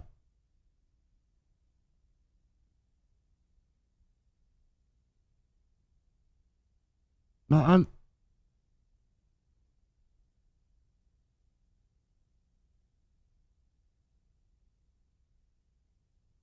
Mm-mm. No, that's a bunch of fish. Oh, wait. Remember in her other video where she showed Mom. Huh? Say it again. I think isn't that mom? That's that other person that they was trying to cover up. Oh, I don't know if that's the mother. Nah. The Katie mother? Like Katie Remember that Hudson was somebody Seymour? in a red and white outfit. And she said that looks like a Oh, the stepmother. Yeah. The stepmother. That's what that looked like. Is picture. That's what that picture looked like. That's who that is in that picture. But remember in that video what she was saying when she was talking about the routes, and they were going past. Let me grab that. Hold on. Let me go back. I found more evidence. Hold on. Let me go up because when she was talking about the routes, and she zoomed in on the GPS. She said something about he mentioned calling 911 to go over there because he don't know what's going on or something like that. Here you go. Right here. Wait a minute, right here. Why did they go all the way to the bridge to turn around? But it turns out right here is a big old fishing pier. Then right next to that is the ocean A fishing pier. and a lot. What is that the reason why they didn't want Cito? I mean, not Cito. They didn't want the Coast Guard because they were going to get in trouble because they had that many fish. In that other video, hold on. That's what I was thinking it was. You see what I'm saying? That's a lot of fish. All right, I don't want to leave. Yeah, they gonna get in trouble. Yeah, that's too many. I think you only can keep, but down here you can only keep I think 2 or something like that. What you in? I hear your engine. You in the water right now? No, I ain't. No, I'm hearing the engine. I'm thinking you in the water. That's that AC. You know, it's summertime. Damn. And, yeah, that's that window unit. Man, this sound like a Chevy or a Dodge in the back, bro. I'm hearing the like it got a cam in it. But okay. But yeah, they would get in. Now, if this was that day, they would get in trouble for this, y'all. They not supposed to have this many fish. Oh yeah, that's $500 per fish over whatever the limit is. Damn. And that's probably why they probably had this on. But see, where would they keep this? In the cooler? In the well. In the well of the boat. Is that the reason why the pump got damaged? Is that the reason why it looked like he was sort of burnt? Basically,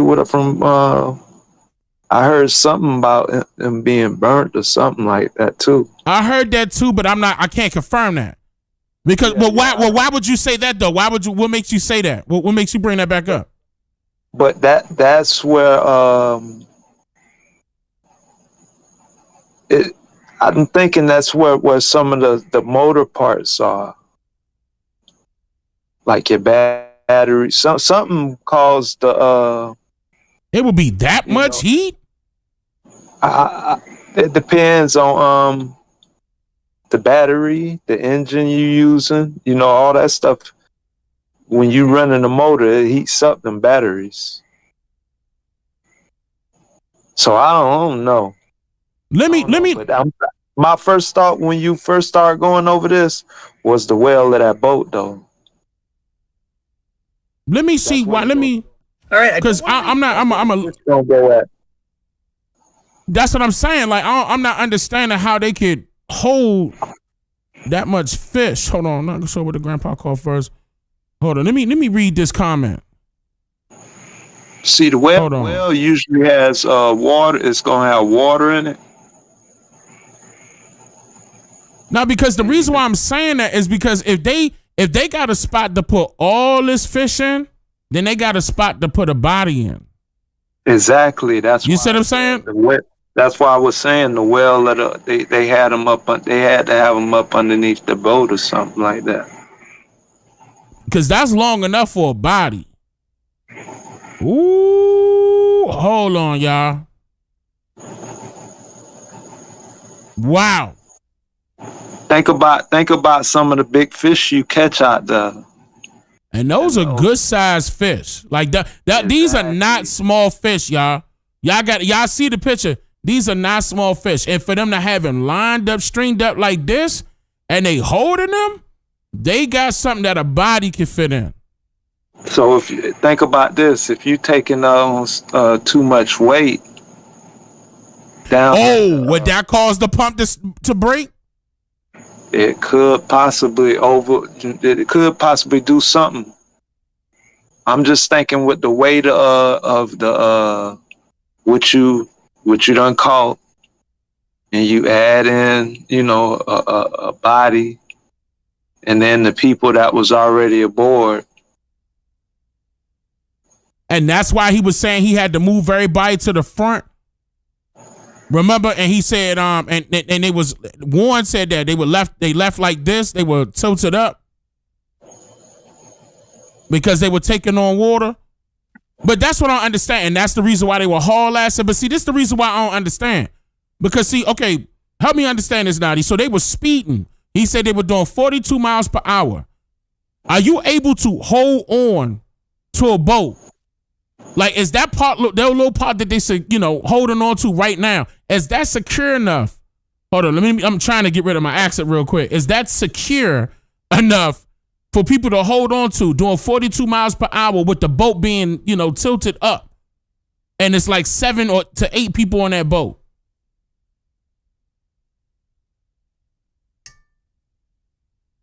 Can you hear me? You broke out. Okay. You can hear me now? They could. Yeah, I can hear you. Okay. They could hold. You say about seven people. 7 to 8. And I'm talking about this part right here, Nadi, where they holding the rail. Can they hold on to this? That would be the ideal thing to hold on to when you're on a boat like that. But they probably gonna be not sitting like that. They both gonna be more so on the deck. Now remember when I was doing the audio and I heard the zzz, go, right? Now I was wondering why I didn't hear it again when I was enhancing the audio. Hold on, let me show y'all live. Hold on, I gotta do this live. I got to. I ain't got no choice because y'all need to see where I'm coming from. Let me bring this down. I heard that sound you was talking about. To me, it sounded like it could have been the anchor.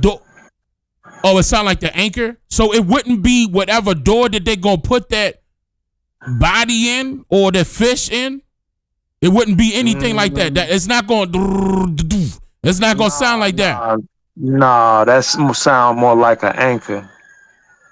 Okay, so let me not even bring it back up. All right. And which makes sense if they hadn't left, they probably, set their anchor and, was basically reeling their anchor back in. And then that clunk sound was when it, But I thought you had to be a bigger boat to have an anchor. Like I thought, like for example, I thought Bart's boat would need an anchor, and their boat don't need, or do a 22 footer need an anchor? Nah, all them boats need anchors. All of them? But I thought he said that they were tied together. They still gonna need an anchor? He said that they was tied together. Like, okay, if an 18-foot Palm Beach tied to a 20. I'm listening. You say an 18-foot tied Palm Beach tied to the 24-foot Triton, tied to the tide line, which was bigger than them. I think the tide line. Hold on. It was either. Hold on. Let me look at the report. God damn it! I got it right here. Okay, the tide line is.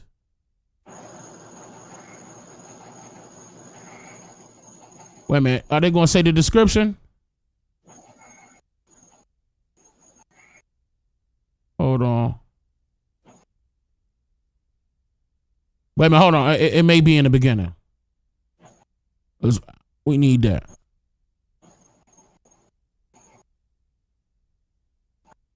Damn it. It don't say. I could have sworn they said it.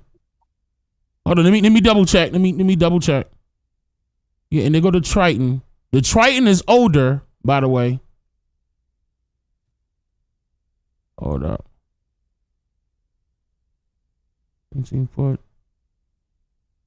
Oh yeah. 18 hours. No, that's not about the boat. Okay. Lieutenant launches. No, that's about the failed GPS. I mean, not GPS. The failed drones that they put up there.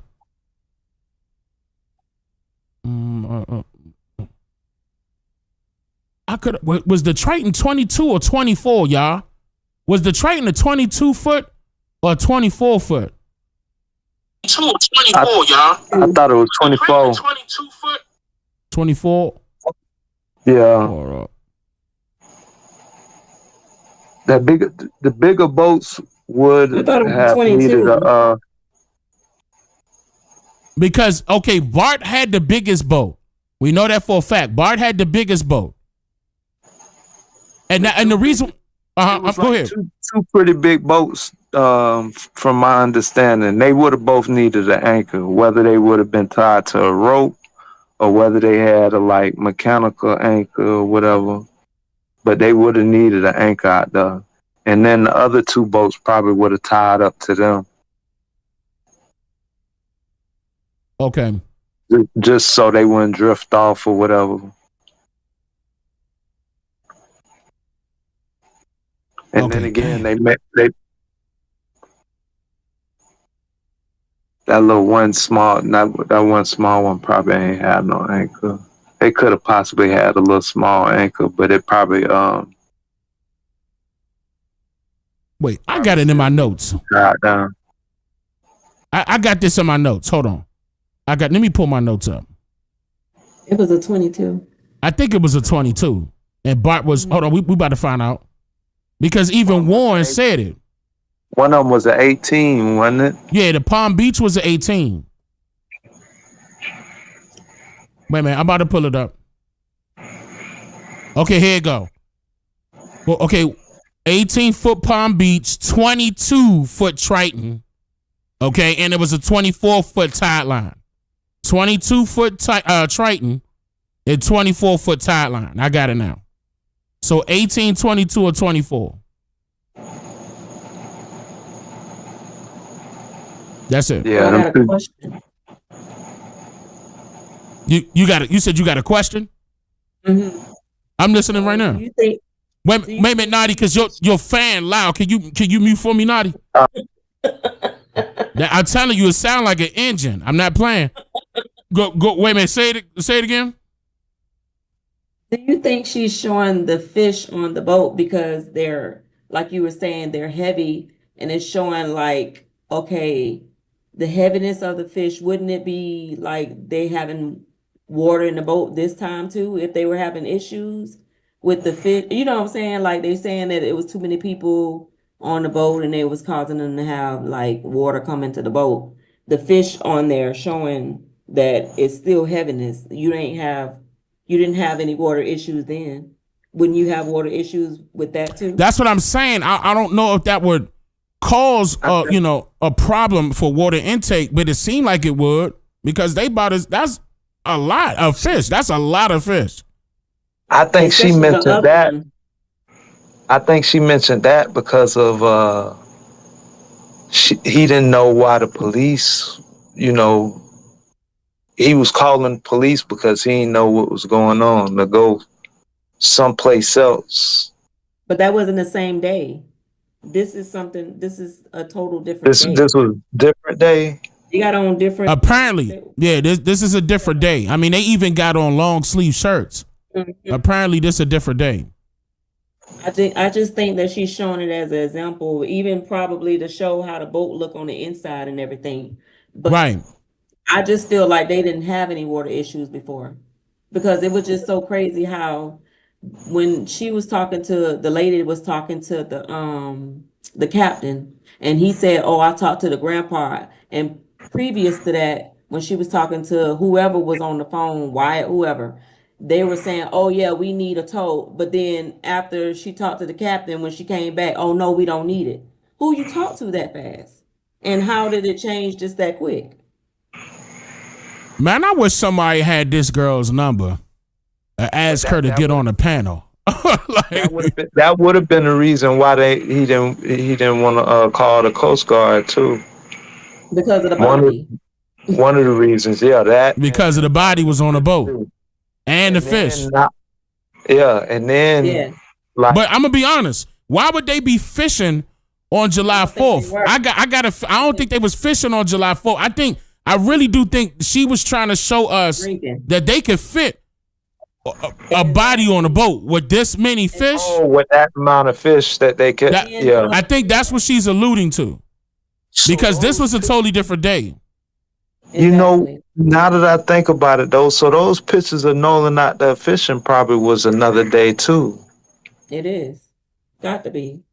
But you can see that all probably one with the fish there. You can see their legs, how they, position. Even when they're standing up, they were probably standing up because the body's right there and them flying through the water or whatever the heck they were doing. But a body can actually lay on the floor of that boat, especially as big as Nolan was, because he was tall. Damn. Yeah, and they did not investigate this boat. And that's a lot of fish. These fish are huge. That's somebody would have got fined by the Coast Guard right here. Nah, they definitely not only fined, they would have got their boats and everything too. Yeah, and if they didn't do anything, why did they have to clean the boat? Because he was on a boat and he had all that blood or something. And here's another thing. Since we got a picture of it, why ain't they arrested right now?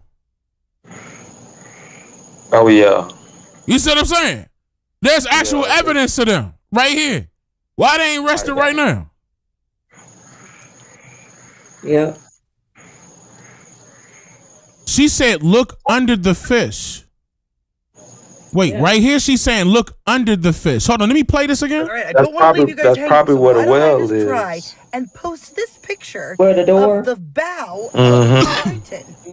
And let's you can see see she's calling it a bow. She said the bow of the Triton. Doesn't that mean the front? The little black piece, what is that? Yeah, the front. That's what she's talking about, the front. What is that black piece? See what I see right here and right here.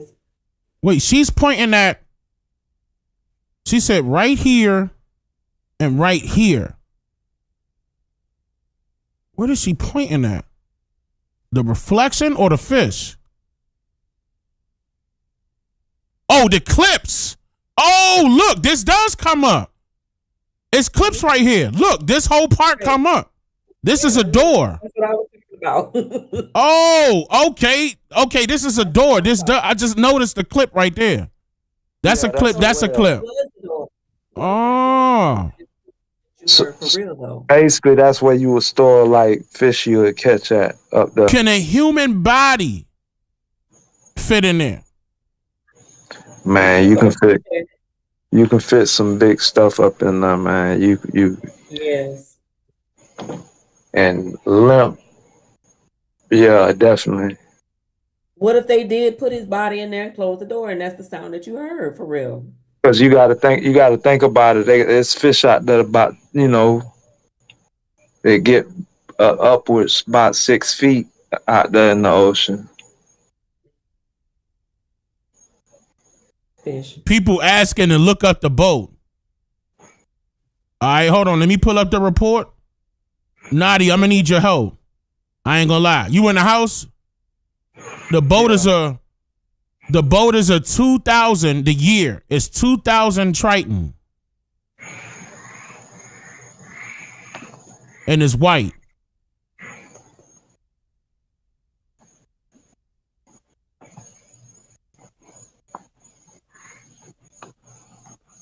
Like I want to hear from somebody that's on the water damn near every day. Naughty don't even cook. The fish just pull up to him. Today, here go this guy. The fish just pull up to him in the water. We know we cool with Naughty, y'all. I don't want y'all to think I'm doing that to everybody. We cool with Naughty. I'm messing with him. It's true though. But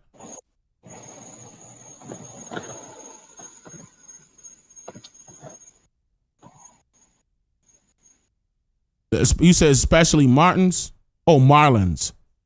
It's the door, the well, the fish hole. Yeah, I see it. I'm seeing it. I'm looking at it. You said Friday the 13th part 8 has a boat that has a hatch that can open. Yes. Damn, I can't remember that. Oh, shoot. It says it does. It does what? It has covers. It has a door. So with the door, okay. It's a storage lid. So they basically do have one on deck. But what does it look like in the inside? Like we like I need to see it open so I can see if a body can fit. I mean, apparently it can, but that many goddamn fish, a body can fit in there. That's a lot of damn fish.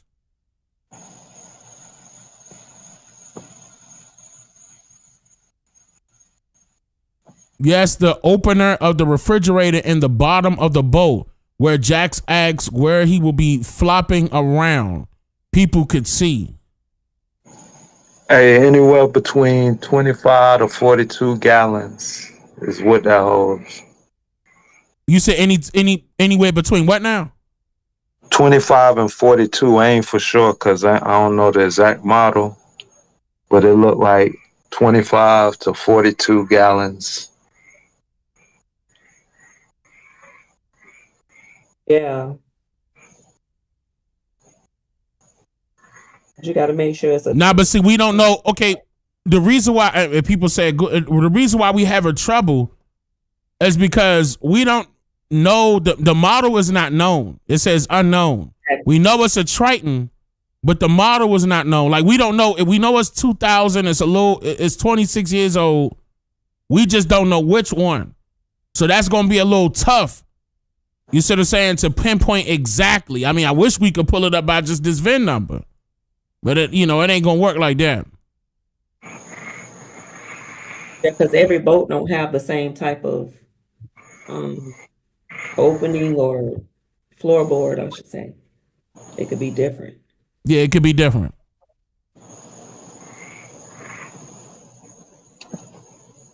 And again, I just seen something. It looked like they got an upgraded version that can hold 64 gallons. But is it a 2000? What year is it? It's 2000 as well. Oh, let me DM it to me real quick, right here. All right, I'm gonna screenshot this information. I'm gonna DM it. Yeah, the van will be way better. Hold on.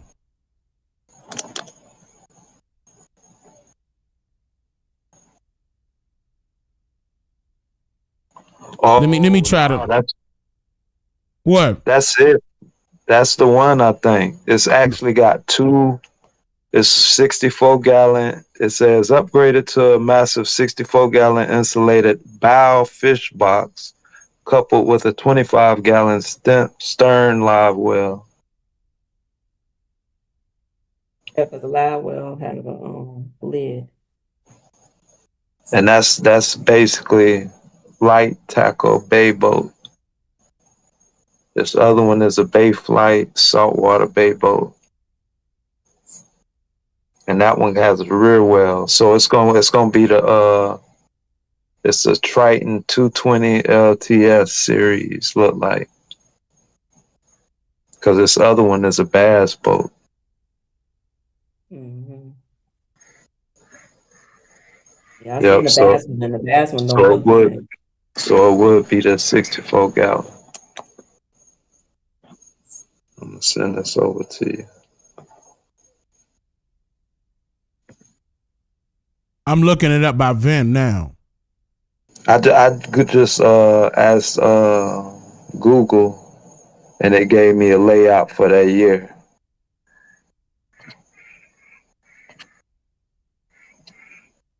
Send it over.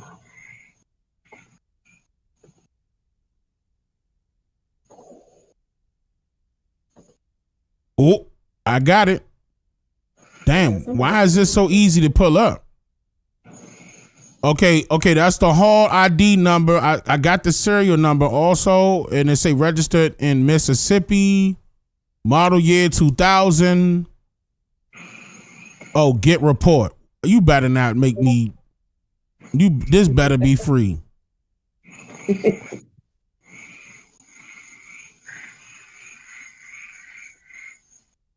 A C2102. Is that what you saying as the serial number? I mean 2C102.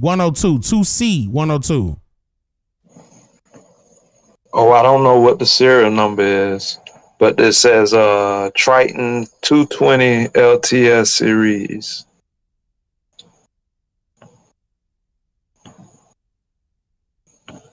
Like I think each boat gonna have its own individual serial, I think.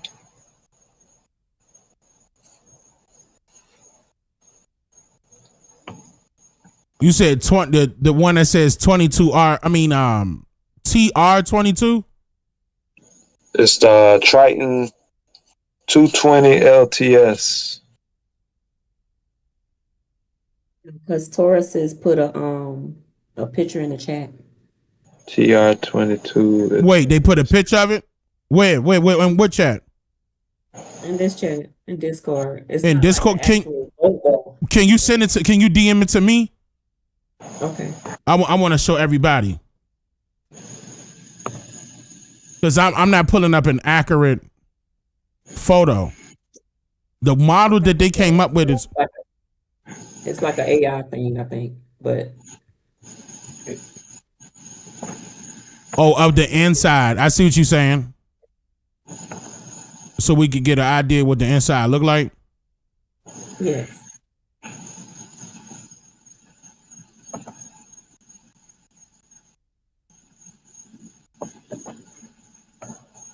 Would this be it?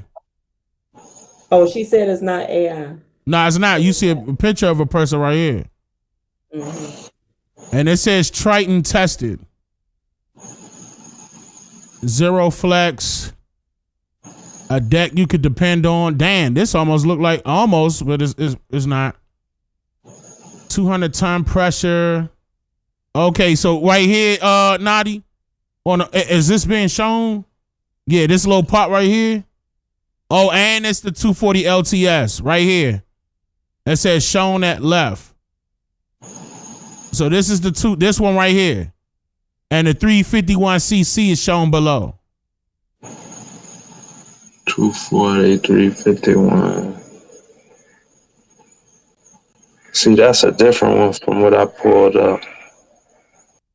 This is a 2000. I don't know.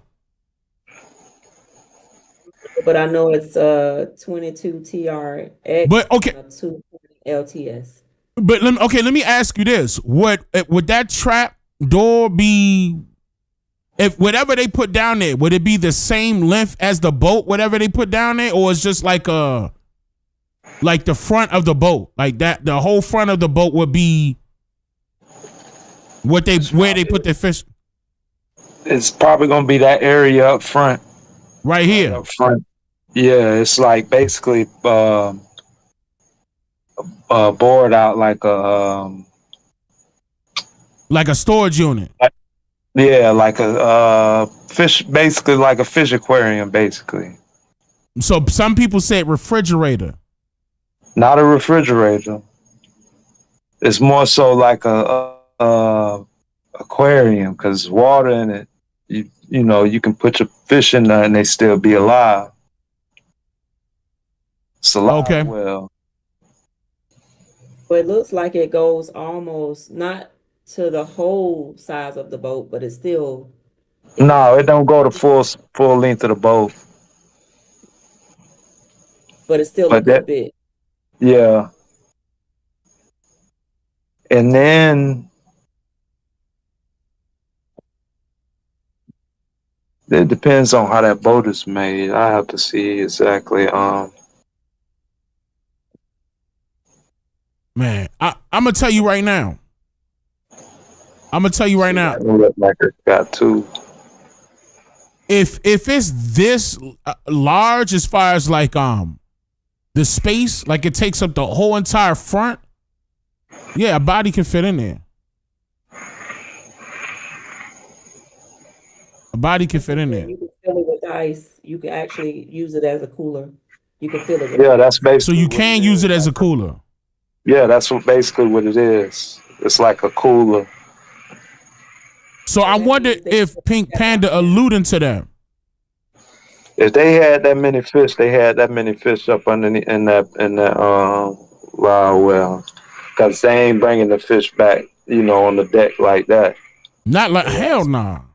Yeah, they asking for it. They loading them fish. They took them out to take that picture. I believe they put that body down there. I believe that body down there too. Let me see something. And let's see if you guys see what I see. Right here and right here. There's two of them. And look how deep they go. Maybe that's why Wyatt started freaking And then out and called they acting like in the interview they when acting they like said they were going to go over and search the boat. Don't worry, I'll be back to talk about it and elaborate and go over. Right. So in other words, that's why she was saying that Wyatt was panicking because of that. Because at that point, when the Coast Guard comes in, that's automatic. You got to open that thing up, right? And they gonna check it or they gonna open it up for you. Exactly. But just think about what he said in the interview. Like,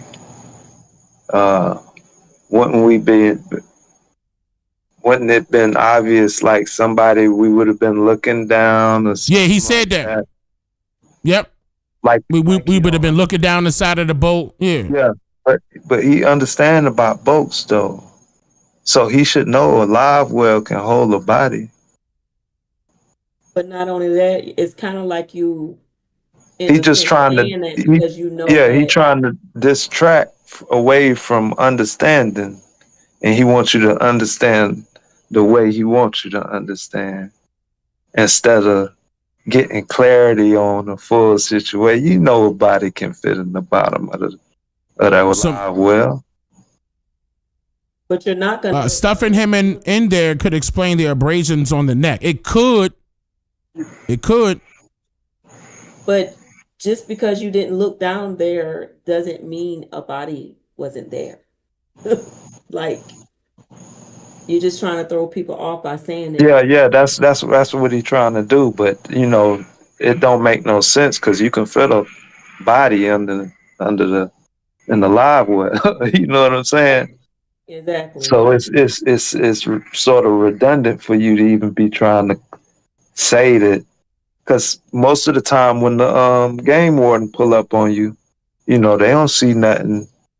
Even if it's on the deck, they don't see it until they get on the boat. But is that protocol?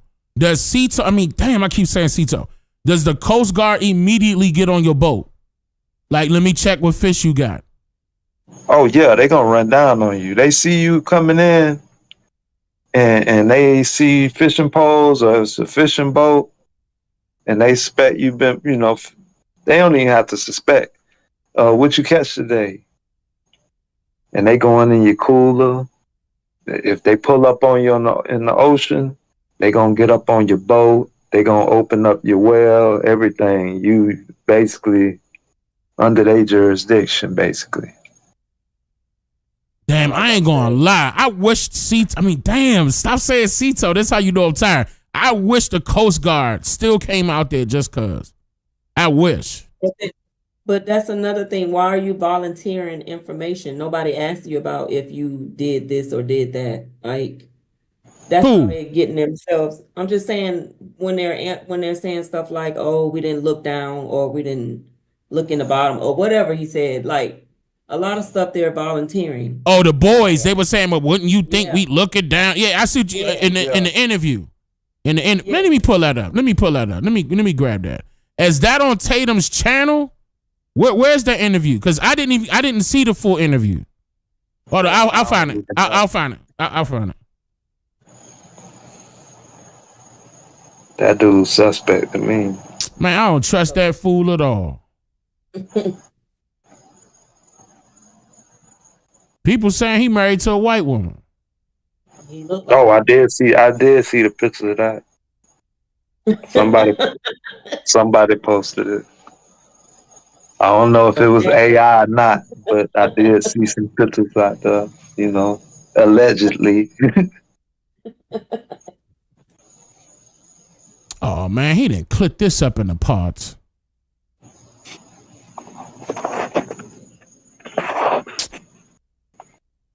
Okay. Tell The by the way Democrats you are trying talk. to take over Texas because I am Especially in that advanced. interview that you were showing in the 13 earlier. Oh, the one where he was on there with Elliot? Mm-hmm. Yeah. Hold on, y'all. I'm downloading them little foolish interviews now. He half asking questions, letting them slide without answering. He kept trying to overtalk him and stuff. Sir. This my interview.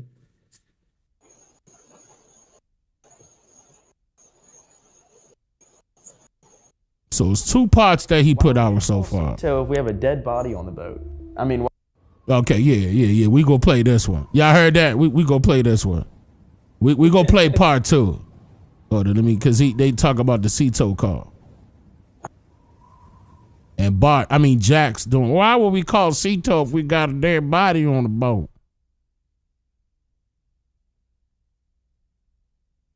If we rounded up a friend, our buddy, let me stop. Hold on.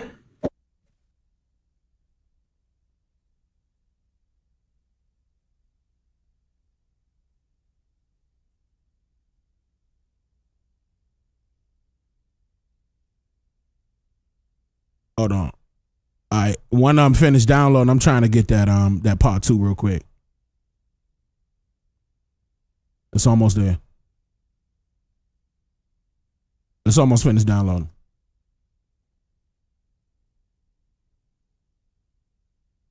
"22 Triton Sea Flight Hall" is what he said on the tow call.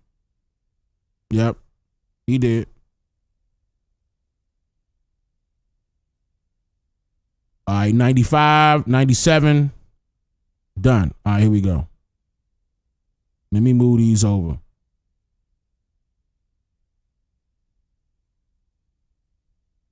One.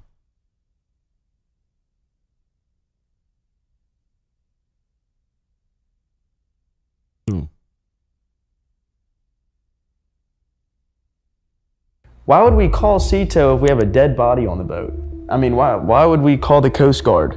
Why would we do the things we did if we know we killed somebody? You don't hear about the pool party because it was on June 27th. You don't hear about anything else that was mentioned. Thousands of lies. And now, the audio comes back and all of a sudden we can hear Nolan yelling in the background, screaming, we're screaming about how he's dead. That's just a complete lie. You can hear Nolan in the background?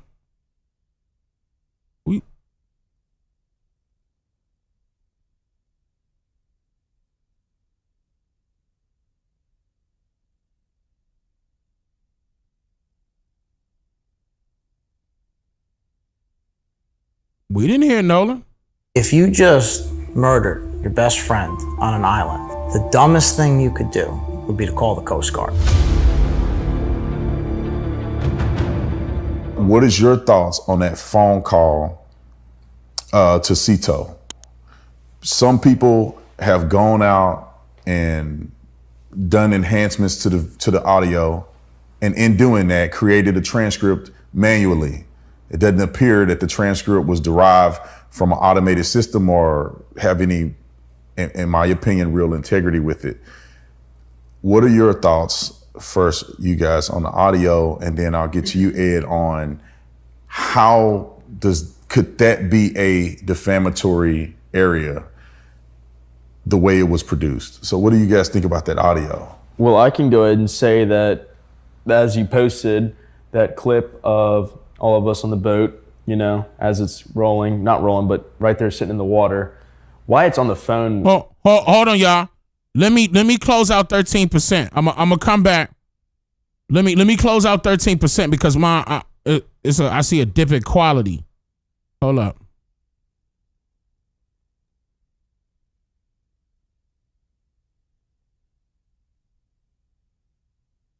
Okay. Cito in that clip. Okay, there we go. He's on the phone. Wouldn't you think that you would have seen Nolan on the bottom of on the floor or something?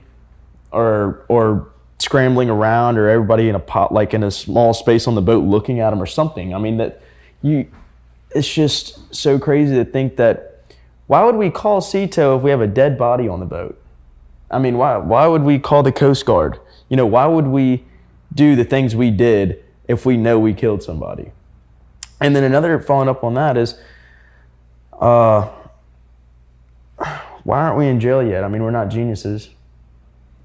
There's no way we could have done a murder. I mean, there's no way we could have covered it up, especially out there with that many people. Go ahead. I think especially about the Cito call. Wow. Warren lost a lot of weight. I think people, regardless of who it is going to believe what they want to hear.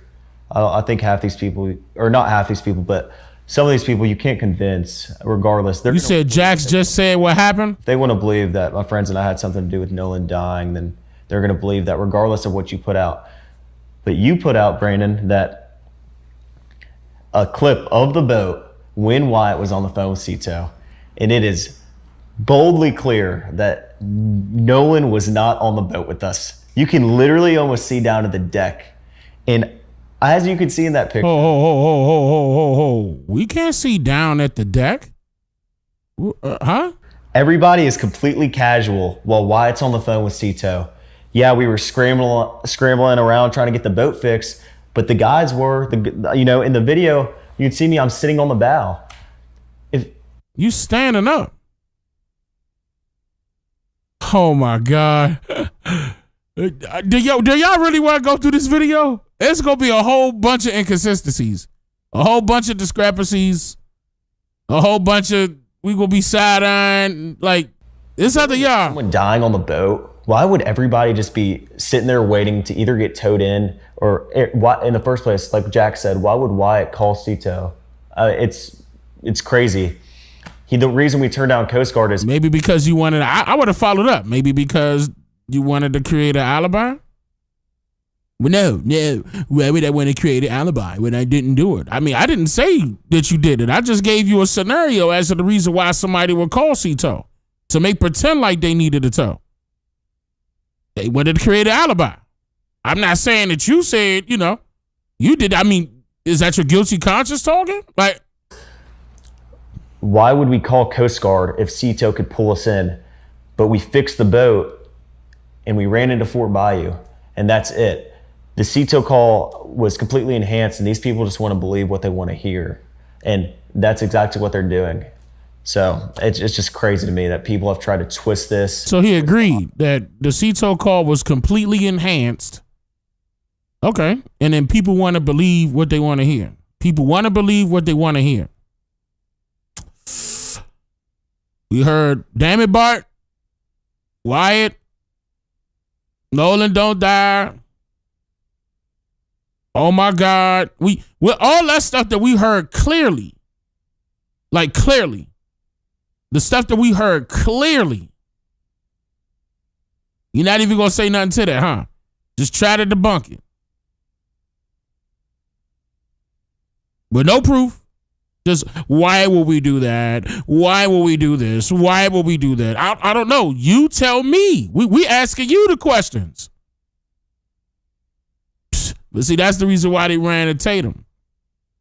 They ran at Ruckus, Officer Ruckus. When we came out with the first interview, it debunked half these lies, and now you don't hear about any of it. You don't hear about the pool party because it was on June 27th. You don't hear about anything else that was mentioned. Thousands of lies, and now, the audio comes back, and all of a sudden we can hear. Don't know that yet. Background screaming. We're screaming about how he's dead. that's just a complete lie, and it's another lie to push this narrative that people don't want to turn down. It's insane to me. Sorry to interrupt. I know you're enjoying this incredible interview. Make sure you hit the... Excuse me. To have this projected to everybody in the United States of America, many people who have made statements about you and about what occurred that day.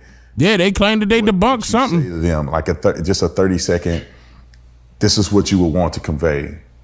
I mean, first I would say that, I mean, it's proven in evidence that they're all lies. I think that most of these people are just going to, I say most of these people, a lot of these people that have posted stuff out there, they've just been lies backed by no evidence. And if I had one thing to say to them, I'd say do your research before you go out saying something that's not true, that could hurt someone.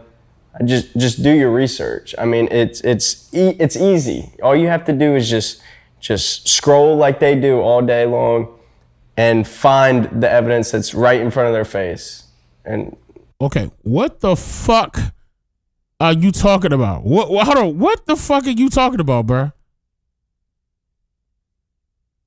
Just scroll all day long like how they do and find the evidence. What the fuck are you talking about, bro?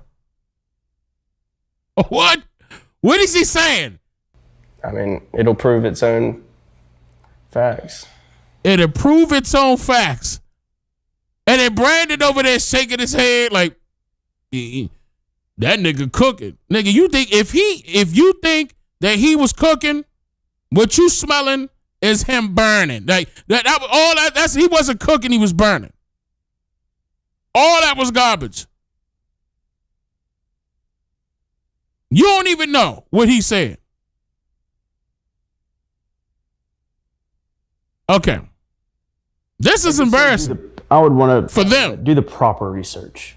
Sort through all the lies. I mean, and a lot of these stuff, like you can just tell straight off the bat it's lies.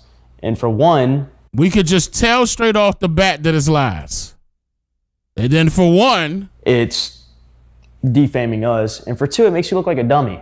I mean, like you're just saying. Okay, so it make people look like a dummy. Yet, since y'all sat up there and sat with Ruckus, this is the proof. Oh, you showing face is the proof. Okay. Saying stuff, just pulling it out of who knows where, and you just look like an idiot on your phone making this TikTok or whatever. Do your research, man. Like, if you can't do your research, did it go again? Do your research. Simply do that. Don't get on your phone and start making a video. It's just kind of concerned me with like how people have the time of day to just make up complete lies out of something that they have no evidence of and to post on social media to put other people down. It's insane to me, like how like just people push this and, you know, want to make this a story that it's absolutely not. I don't know what happened to Nolan. My friends don't know what happened to Nolan. So now y'all don't know what happened to Nolan.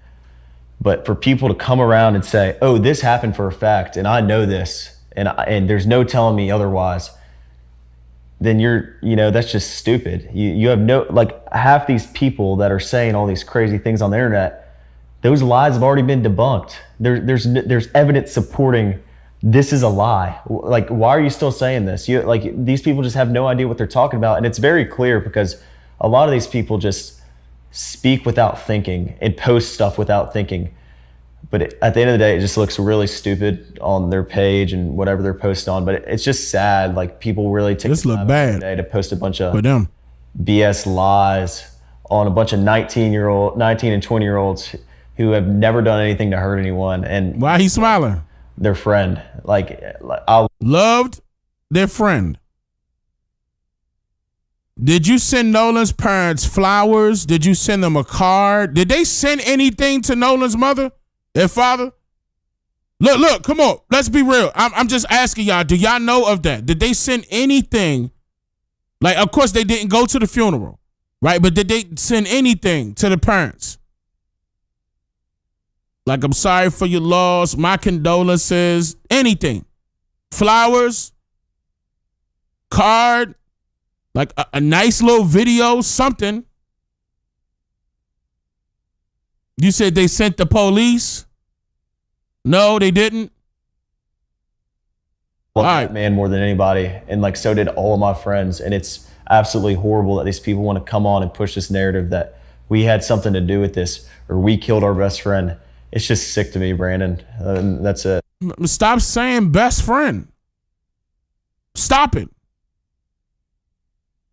Yeah, I mean, if you didn't do, I'm telling y'all, if we find out that they didn't do nothing for Nolan, meaning nothing for the parents in Nolan's name, it says he was best friend, best buddy, that's my brother, and you ain't do a goddamn thing, something wrong with y'all. Yeah. Well, this might be too long, but I have a few things I need to add. First of all, with respect. Now, they didn't attend the funeral. If you just murdered your best friend on an island. Here they go with best friend. The dumbest thing you could do would be to call the Coast Guard. You don't know that. If you killed, hold on, bro. Again, these are assumptions. If somebody killed their friend or somebody killed anybody on an island, you said the dumbest thing that they could do was call the Coast Guard. Why? Because if they kill somebody, allegedly killed somebody on an island, all they got to do is throw it in the water. Call a Coast Guard to be an alibi.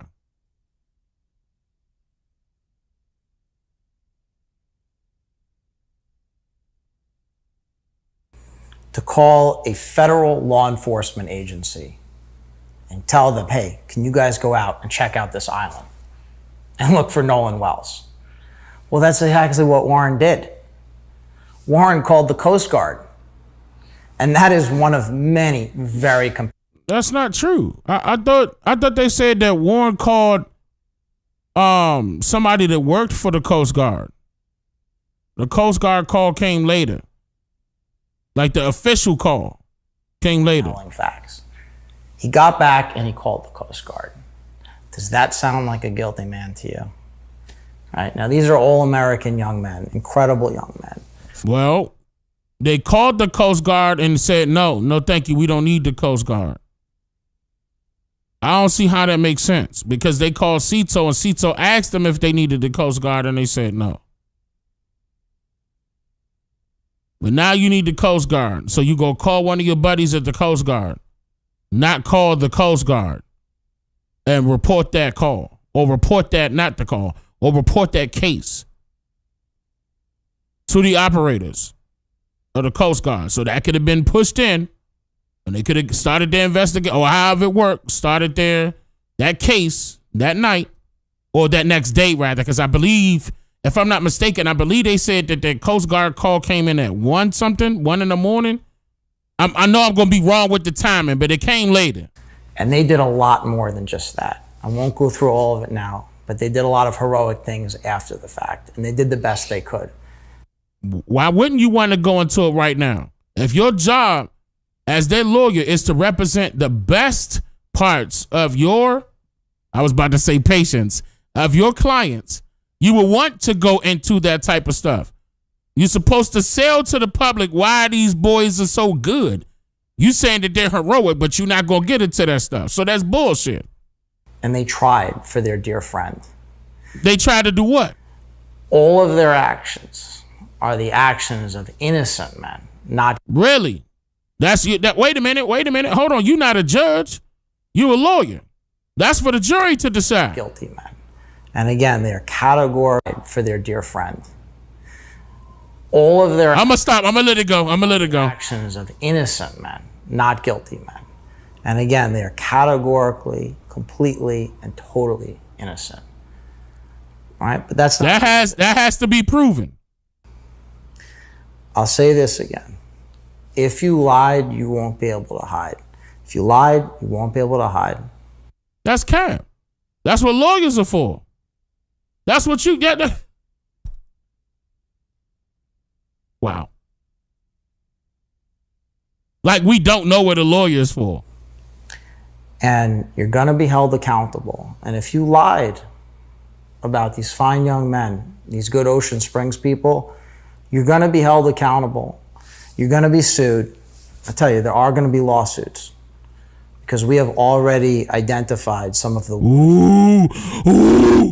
And It may have Fuck out of felt here. good. You act like people about to go to jail for this. Like whatever content creator you threatening and stuff like that, all this is a civil suit. What you gonna do? You gonna sue them all the way down so they can claim Chapter 11, restart their credit over. You gonna be doing somebody a favor. You ain't scaring nobody for real. You're gonna be okay. Them in the moment, instant gratification, sugar high. They got their sugar high, but long after that sugar high wears off, they're going to find themselves in court, and it's going to be excruciatingly painful. The only thing I can say about that is it won't be quite as painful as what they did to Morgan, Jax, and Warren. So Ed, I got one question for you, because the way you guys articulate the defamation, obviously, if someone puts out online lies, knowingly and intentionally do them, knowing that they're lies, in part, that's a part of the defamation. But is the racial component, because when someone goes out. Did anybody say anything about Morgan? Did anybody say anything about Jax? And did anybody rather say anything about Warren that hasn't already been made public?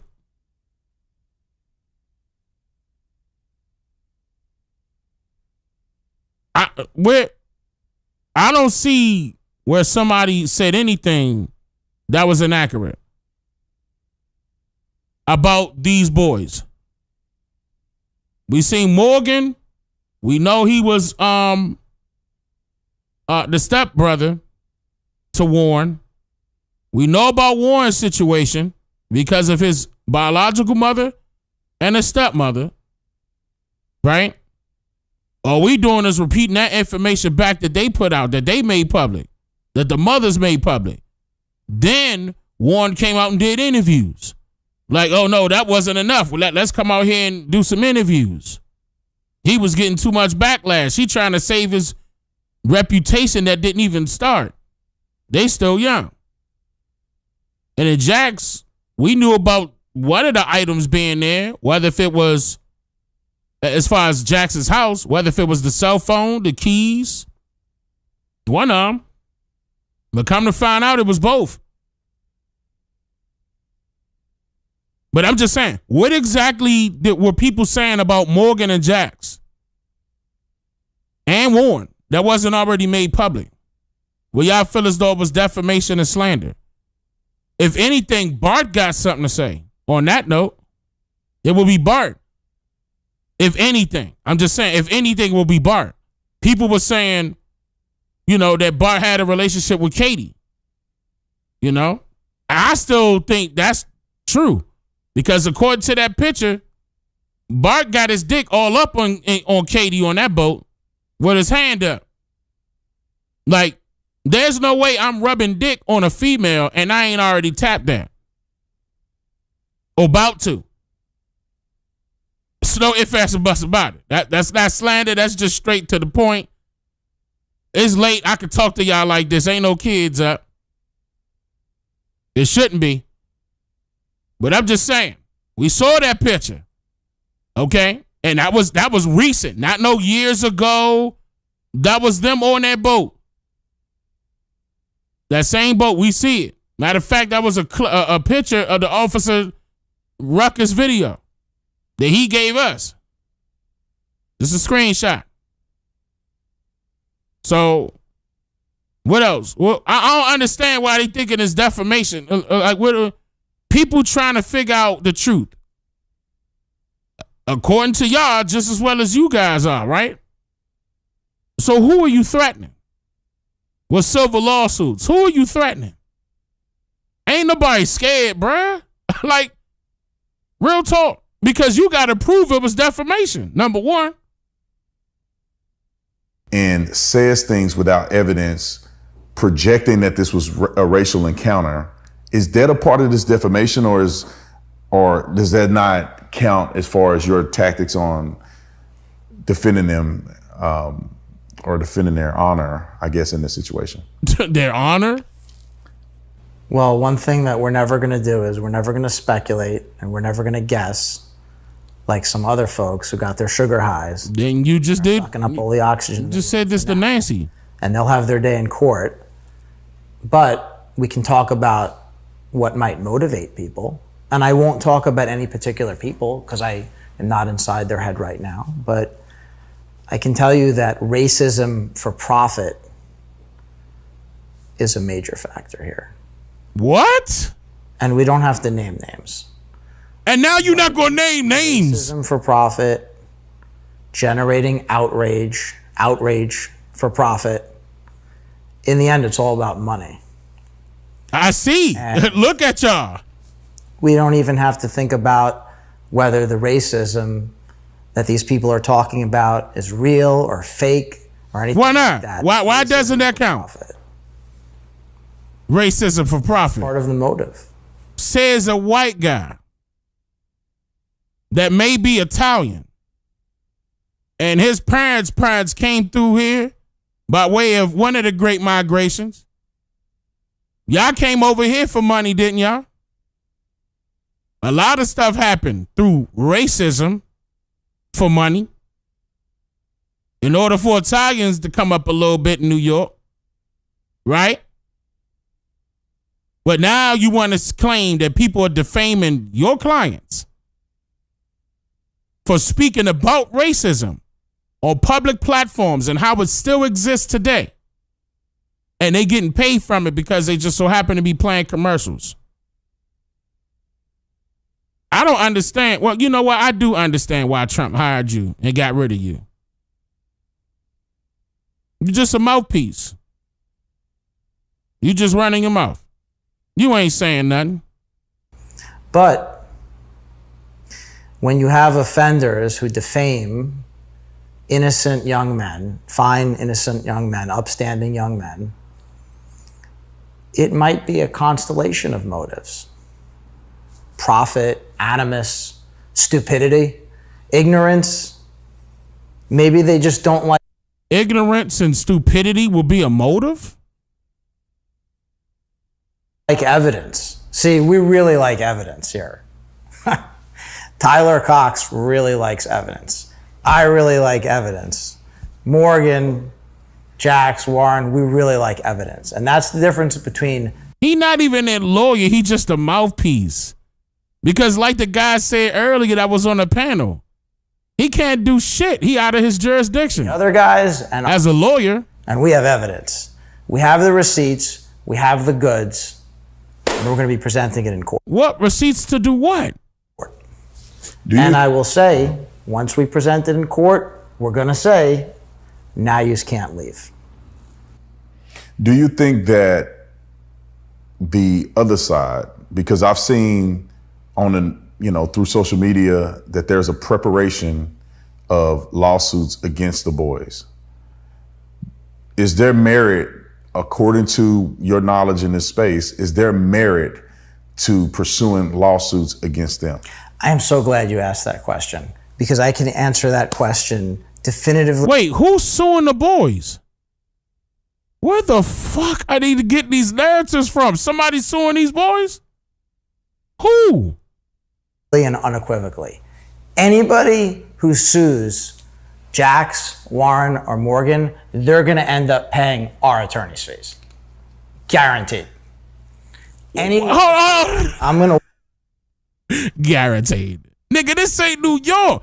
Stop that bullshit, bruh. Number one. And number two, you ain't scared nobody. Ain't nobody scared of your short ass. What are you talking about? Who trying to sue these boys? Y'all, why y'all ain't trying to say no names and you trying to yet scare people? You ain't putting no name to it or nothing, pussy. How y'all gonna be pussy, but yet you talking big? Come on, bruh. Right now, anybody who is thinking for 1 second about suing these fine young men, these good Ocean Springs people, what you gonna do? You're gonna pay their attorney's fees. You're gonna, so if we sue them, we pay you? Okay. Annihilated. You're gonna get crushed. Right. Nothing.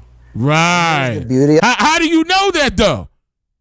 You just assuming that. You ain't been to court. If somebody got some proof on these of these boys, that's not even your clients for real.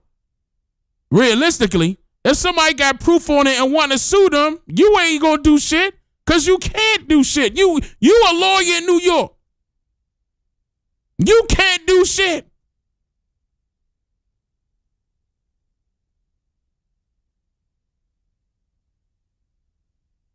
The only thing that you could do is be a lawyer in New York.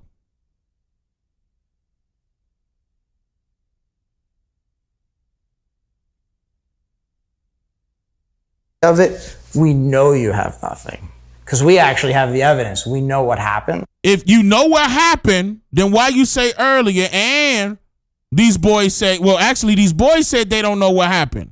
We don't know what happened. Now all of a sudden you got the evidence and you know what happened. You just said this. You're going to get crushed. You have nothing. And here's the beauty of it. We know you have nothing because we actually have the evidence. We know what happened. And we actually have the evidence. We know what happened. Which one is it? It's either you don't know what happened or you do know what happened, liar. Which one is it? All that fast talking and you ran right into a brick wall, dummy. Crash dummy. Ran right into a brick wall.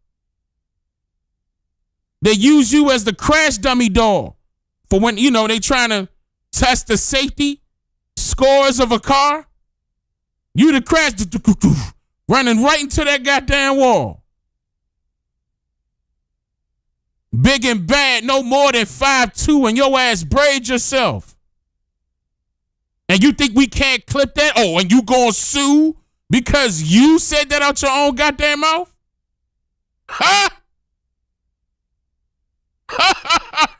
This the lawyer y'all got? He so-called helped Trump. I don't believe that. I'm going to be honest with you. Not the way, no way. Not the way this go. No. Not the way he talking. I don't even believe no, there's no way Trump allowed this fool to become his lawyer. Ain't no way. I'll just say it like this. We have a pair of aces, and you have 2-7 offsuit. So now you want to go into the poker. What? You play poker while we play chess. How about that? And you now, and then again, you gonna say what? Let's just okay. Let's play poker. You gonna call my bluff? Is that what you saying? You gonna call my bluff? I dare you to say something about me. The video, you literally just contradicted y'all's whole statement saying that y'all don't know nothing. Now you turn around and say you got all the evidence. You know what happened. You don't know what happened. Now all of a sudden y'all do. I play poker very well. And I ain't gonna hesitate. As soon as I see that good hand that I was dealt, I'm going all in. How about that one? With all the negative that's going on, obviously there's been that boy need to calm his ass down. Come y'all's direction.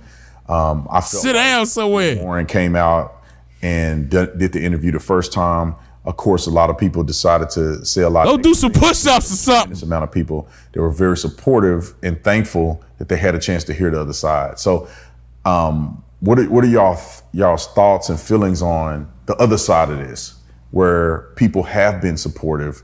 You know, kind of what are your thoughts on that? What have you experienced in that area?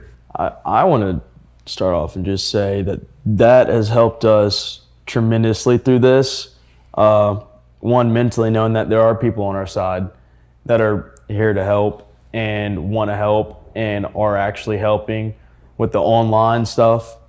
And I want to say thank you to everybody who has made a video on the positive side of things and showing the actual facts and debunking a lot of false information. Honestly, what actual facts? What actual facts that you're referring to that works in your favor? Which one? What are you talking about, Jax? What are we talking about right here? Ain't nobody really saying nothing about you until you started talking. And the more you start talking, the deeper the hole you dig for yourself. So now the spotlight on you. It's almost like y'all doing this campaign run, this tour run that you're doing, press run that you're doing for the fame. Because what other reason are you doing it for?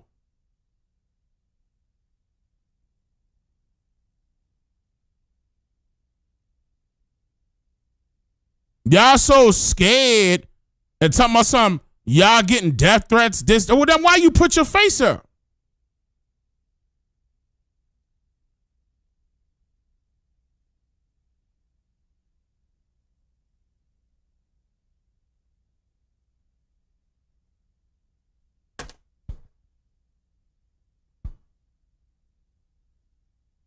With them being so young, they should know how the internet go. Like earlier, I seen things in the chat where people was trying to get me to jump out of character. It hurt them even more when I ignore them. Sometimes I might have time that day to say something to some of the trolls, but it hurt them when I don't say nothing. Did he see my comment? Let me say it like 8 or 9 times.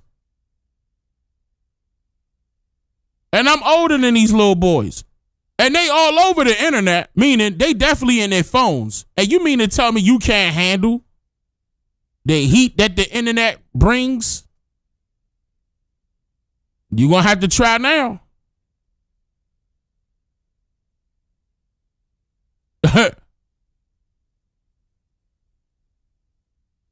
You're going to have to try now. You ain't got no choice because you put yourself out there now. You made it worse for yourself. So anybody that got an opinion about you and your little boys, and even your little lawyer, or whatever the hell he is, your mouthpiece, your little, what she say? I think Panda said this was their warden or something like that. What she call him? The guardian or something like that. Come on, bro. This parental guidance. This your parental guidance counselor? Come on, bro. Act like a man. Grow up. You was man enough to start hiring lawyers and, deleting pictures or whatever y'all did. Y'all suspended y'all account. Whatever y'all did to y'all social media accounts. Suspended y'all account before we even knew who y'all was. Because you knew it was coming. Some type of way. You ain't stupid. You knew it was coming. Are y'all the suspects in question? No. But all of y'all suspicious? Are y'all suspicious? Absolutely. Suspicious behavior, suspicious statements, suspicious timing. Yes. Yes. And these are not the questions that need to be asked. We could give a fuck about who threatening you. You can live the rest of your life and we won't give a fuck about you as long as you telling the truth. But when you dancing around, jumping up on TPUSA, Israel-funded platforms like this, we're going to scrutinize you. That's what the internet does. You don't like it? Oh, the fuck well. And given to the gifts and go. Yeah, that's another really big one. Look, and then y'all asking for money. Y'all asking for money.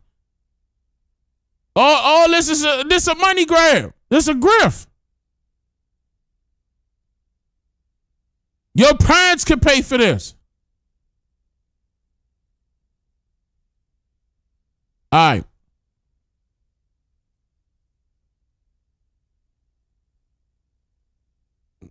Y'all could go get a job at McDonald's and pay for that.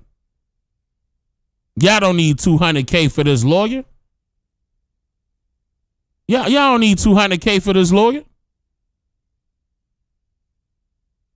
Look at that fish again.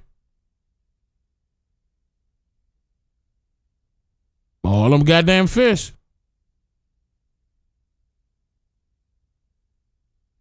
You lucky people sending you money. But okay. Tomorrow we gonna be going over indigenous content. Unless something major pop off, I may even, give Pink Panda a little bit of time in tomorrow's live stream, but it's definitely gonna be about indigenous content tomorrow. I'm gonna be doing that. And I see it's late, it's like it's 3:00 for certain people, it's 2:00 for me. I haven't eaten anything. My wife probably in the bed. I might have to wake her up, make her roll over and put. And then I had to edit myself to keep it PG. The mic didn't go out. I just muted myself. But anyway, at least if, But I'm going to holler at y'all later on. We're going to be getting into it. We're going to open up the panel again. What y'all laughing at? Huh? Y'all laughing at me?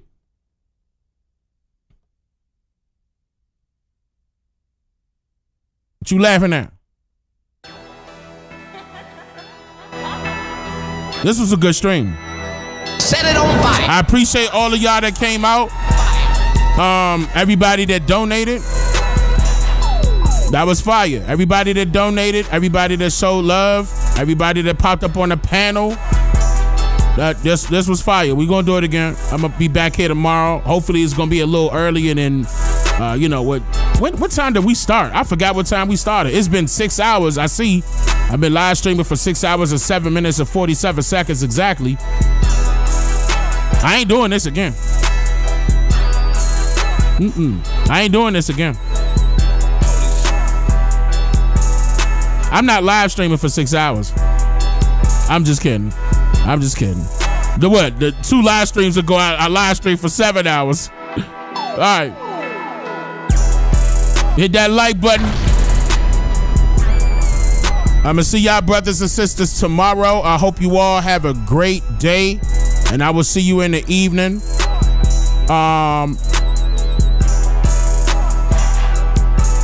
It's like, I'm going to let you know what time you're going to see the thumbnail pop up. I'm not sure. It's going to be in the evening. I hope it's going to be a little earlier. I love you too. I appreciate that. You don't read my super chat. Wait, hold on. I ain't read your super chat. My fault. Oh. I'm about to look at it now. Wait, I ain't get it.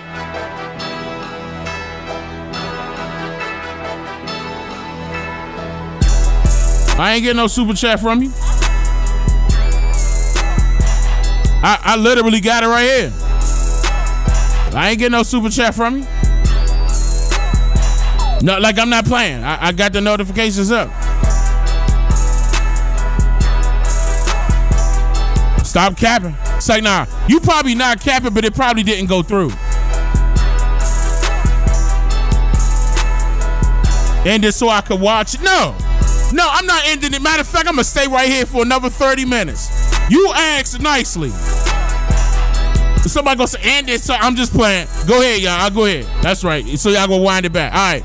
I'm messing with y'all. I'm going to see y'all later on this evening. Later on this evening. Y'all take care. Shout out to the moderators and the administrators as well. I appreciate y'all. Round of applause for y'all. Thank y'all for coming out.